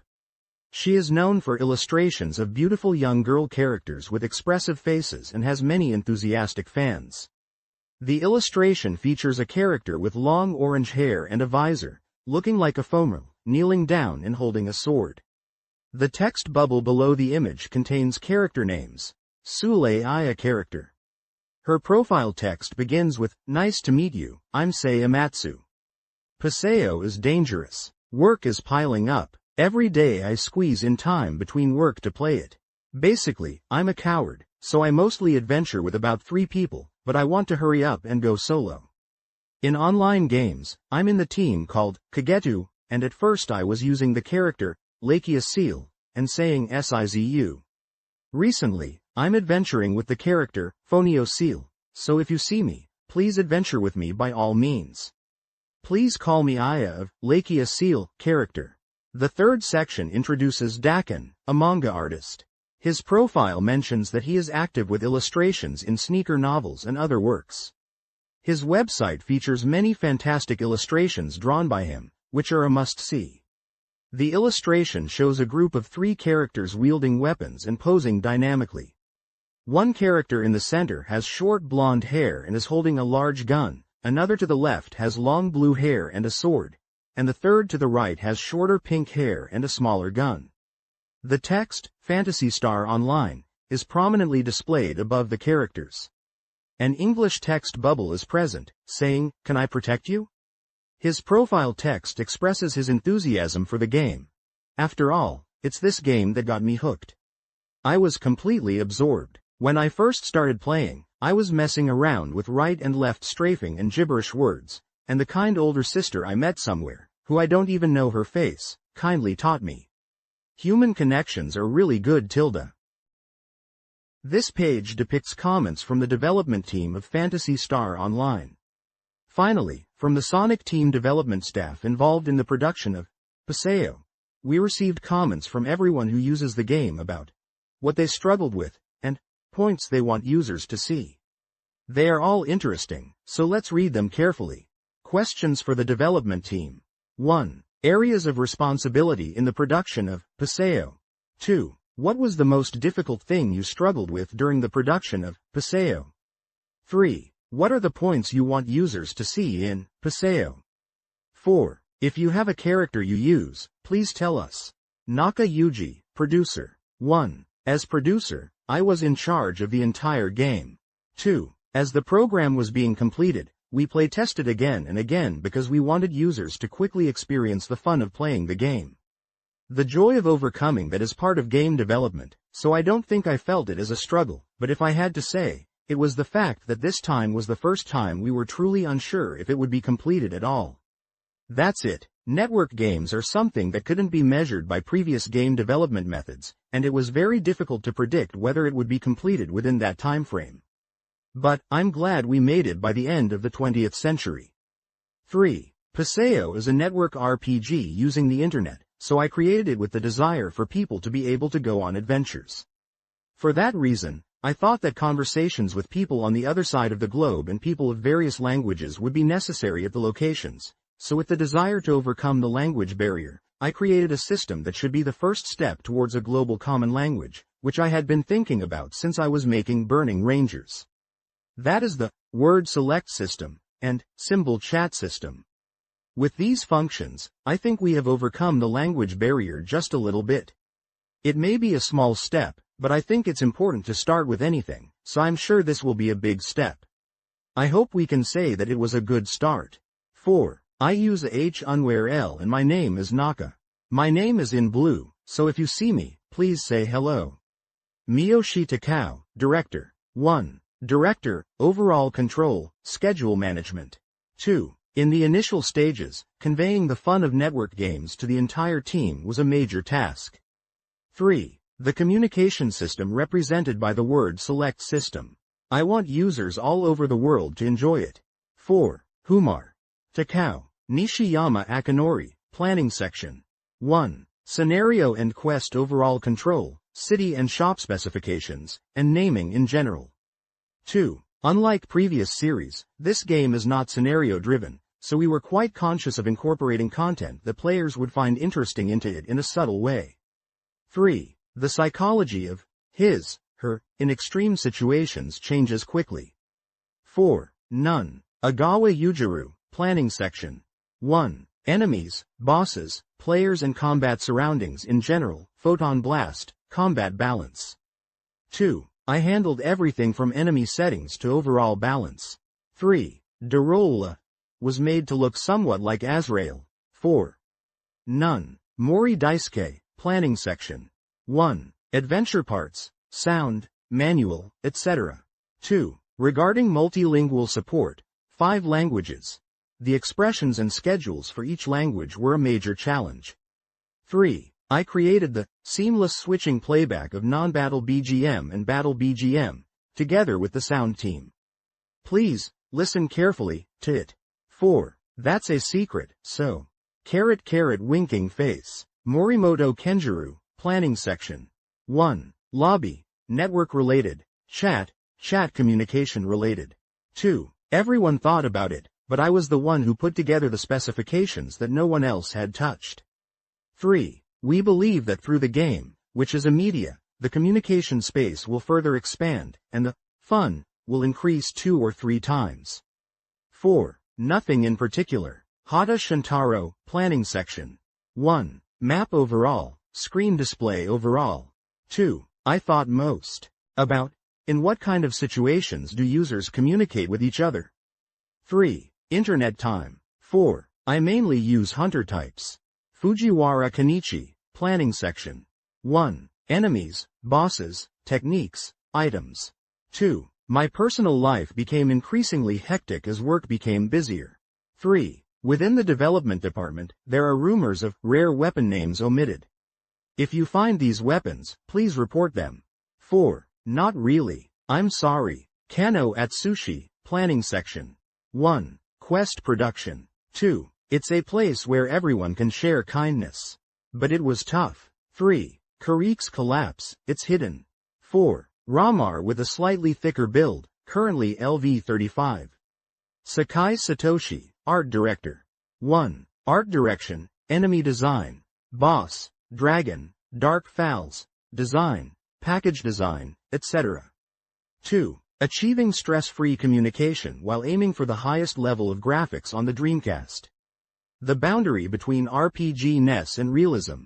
3. In any case, everything is detailed in particular about every corner. 4. I'm playing with my wife in 2-player mode. My character is Raka Seal. Dabashi Tomonori, design section. 1. Editing motion capture data. 2. I struggled with data compression. 3. I like the bare-handed attack motion, it's energetic. 4. Mainly characters who can use knuckles. Moriya Hideaki, design section. 1. Map related, visual lobby, city, Hunters Guild interior, ruins map. 2. Working to solidify the image of the map and model it. 3. Dark Fowls' face and the floating spirits, meaningful disgust. 4. Nothing in particular, but I like to swing around large swords with hunter-type characters and defeat enemies. Technique is. The illustration shows Dark Fowls, the final boss of Phantasy Star Online, with speech bubbles around it. The speech bubbles contain handwritten Japanese text that seems to be exclamations or sound effects related to the boss. The text is stylized and cartoonish, fitting the boss's monstrous appearance. This page showcases design and program sections for various aspects of Phantasy Star Online. In the first design section we have Akira Mikame. 1. He was responsible for the maps, specifically the city and ruins surface areas. 2. All aspects of the maps. 3. All aspects of the maps. 4. Nothing in particular to note. Next, another design section features Yoshinari Amaike. 1. He worked on enemy designs, specifically Derola, Photon Mirage, and movies. 2. He animated the movements of long creatures like Derola and Faya. 3. He mentions struggling with and putting effort into boss movements, and perhaps rappies as well. 4. Nothing in particular to note. The following design section is for Ai Akeda. 1. She designed the people of the town. 2. She decided the location of the mole on the nurse's face. 3. She designed the wrinkles between the governor's eyebrows. 4. Nothing in particular to note. Then we have the design section of Kosei Kitamura. 1. He was in charge of the backgrounds and opening for the forest, cave, and mine areas. 2. He recalls that when creating the forest area, the game's overall content wasn't fully decided yet, which led to changes in their approach from the cave area onwards, but he now remembers it fondly. 3. He focused on making water look like water and magma like magma, and paid careful attention to shadow expressions. 4. He humorously notes his online ID as Humar Kosei and that he is currently on hiatus at level 25 because he is addicted to a certain dolphin game on the Dreamcast.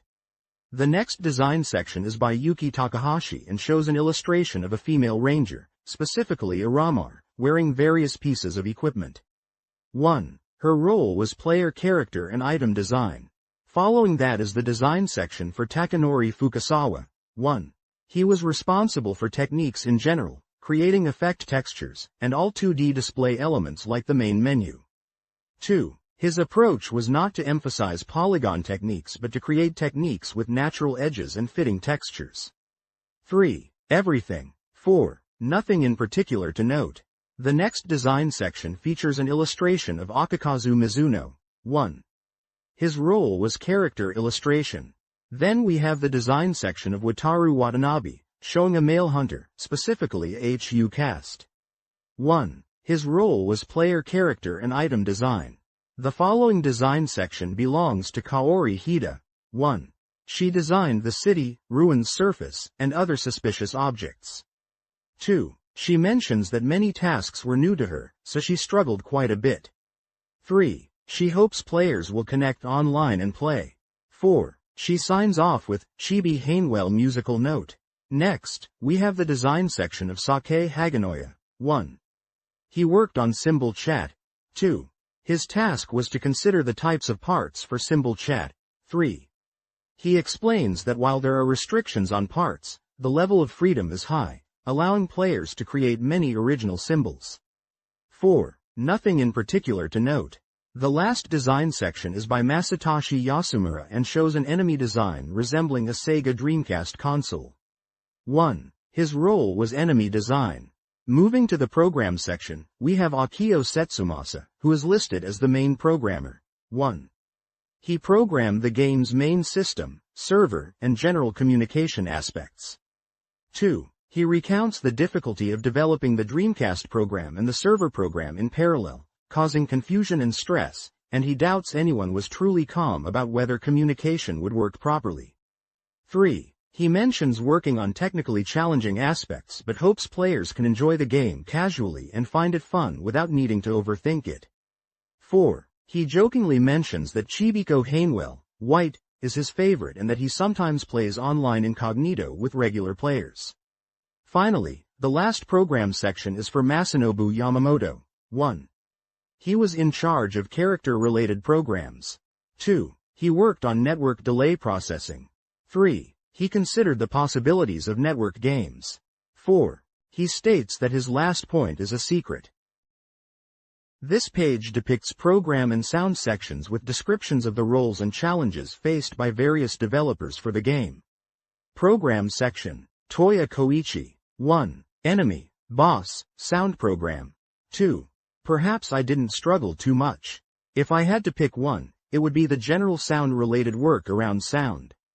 3. Switching the BGM during battle and non-battle times. 4. None. Takahashi Yasuhiro. 1. Character creation, enemy, boss programs. 2. If you look back on it, it's all funny stories. I don't remember. 3. Life game becoming the background for character select. A certain stage's floor face. 4. Due to work circumstances, I was often tied up. Race, profession, character names were all decided quickly. Shintani Akihiko. 1. Battle system, enemy, data setup, etc. 2. Whether to increase item generation or decrease item loss. 3. Fun to play network games cooperatively. 4. Nothing in particular. Matsunami Shinya. 1. Camera, effect. 2. Bug fixes. 3. Nothing in particular. 4. Nothing in particular. Nakazawa Masato. 1. Field system, mechanisms, quests, cities. 2. Debug work. Online game programming check work cannot be done by one person, so it took manpower and time. 3. I was mainly in charge of visually plain areas, so the backend was quite difficult though. 4. FO new M and RACA seal. Miura Masakazu. 1. Enemy, boss, word select. 2. Work to add effects to enemies and bosses. Timing and positioning were difficult. 3. Please look at things like Poison Lily's self-destruction and Dragon's Breath, and actions that are usually overlooked. 4. Nothing in particular. Ishiguro Ryuichi. 1. Mainly in charge of Windows, symbol chat and guild cards, etc. 2. Movement of speech bubbles. I struggled to make sure they didn't stray too far from the character speaking. 3. Movement of the yes, no selection window. 4. FO new M. RYUICHI, a character for personal play. RA cast. R Ishiguro, Sonic Team Color character. I hardly play online. Nakagawa Nobuo. 1. Object programs such as cave pillars and doors, switches, composite magic, opening, ending, and other display objects. 2. Dealing with overseas versions was difficult. 3. Cave pillar crab movements. I made it right after joining the company, so it's deeply memorable. TVCF also featured it a little, laughs. 4. Humor. Nakagawa, Gunbro, assault rifle type. Suzuki Makoto. 1. Item. 2. Taking synchronization with network players. Sending item information to participating players along the way. 3. Rare items that haven't appeared yet. They are still remaining. Please try searching for them in various places. 4. H. Unnerl. I guess I'm a hunter after all. Tanoki Kazuhiro. 1. Server network construction, Paseo server management. 2. Making the server stable. 3. Playing the game with various players, and wanting them to feel the vastness of the world. Such as, where I am is night, but where the other person is, it might be morning, or it might be raining. And, I want them to feel that they are sharing time with people gathered from all over the world. 4. Nothing in particular. Sound section. Shibata Fumitaka, Wave Master Inc. 1. Sound producer. 2. As a successor to Sega's historical software, the theme for the previous work was also a struggle at the time, but now it's all fun memories. 3. A total of 100 musicians are participating. 1%, lonely, crystallization of music. Please enjoy the musical pieces, which are 4. None. Kumagai Fumi, Wave Master Inc. 1. Game music, sound effects. 2. Gathering sound materials that exist in the world of Paseo. 3. Of course, I want you to play while looking at everything and savoring the taste. 4. Unfortunately, none. Kobayashi Hidetoshi, Wave Master Inc. 1. Game music, sound effects. 2. BGM in the game, Frying Pan SE, sound effect, laughs. 3. That's all. Please listen to the sound. 4. RA cast, character name. Secret. However, there is a relationship with the name. On the right side of the page is an illustration of a female character, who appears to be a ranger class character due to her outfit and equipment. She is holding a long staff-like weapon, and wears a jester-like hat with goggles, and is dressed in a black and red suit with platform shoes. This character visually represents the diverse character customization options available in Phantasy Star Online. This page depicts a full-body illustration of a female character, likely a hunter-class representative from Phantasy Star Online. She has long, flowing blonde hair and pointed elf-like ears. Her eyes are a striking blue and she has a determined expression. She is clad in a dark, futuristic outfit consisting of a form-fitting top with silver accents and buttons, short shorts, and thigh-high stockings with black boots that have silver buckles. Her arms are adorned with elaborate, metallic gauntlets, and she holds a large, futuristic blade weapon that is predominantly gray and blue with glowing green accents. Behind her are wing-like structures that appear to be part of her weapon or equipment, also featuring the same gray, blue, and green color scheme. The background is a simple gradient with horizontal lines and a subtle geometric pattern. At the top of the page, the following information is provided. ISBN 40407070629. C0076-1900E. Regular price. Main body 1,900 yen, excluding tax. Kadokawa Shoten. At the bottom of the page, below the illustration, it is stated, Phantasy Star Online. Phantasy Star Online. Complete Setting Material Collection. The Book of Hunters. Finally, it is credited, illustration by Mamoru Nagano.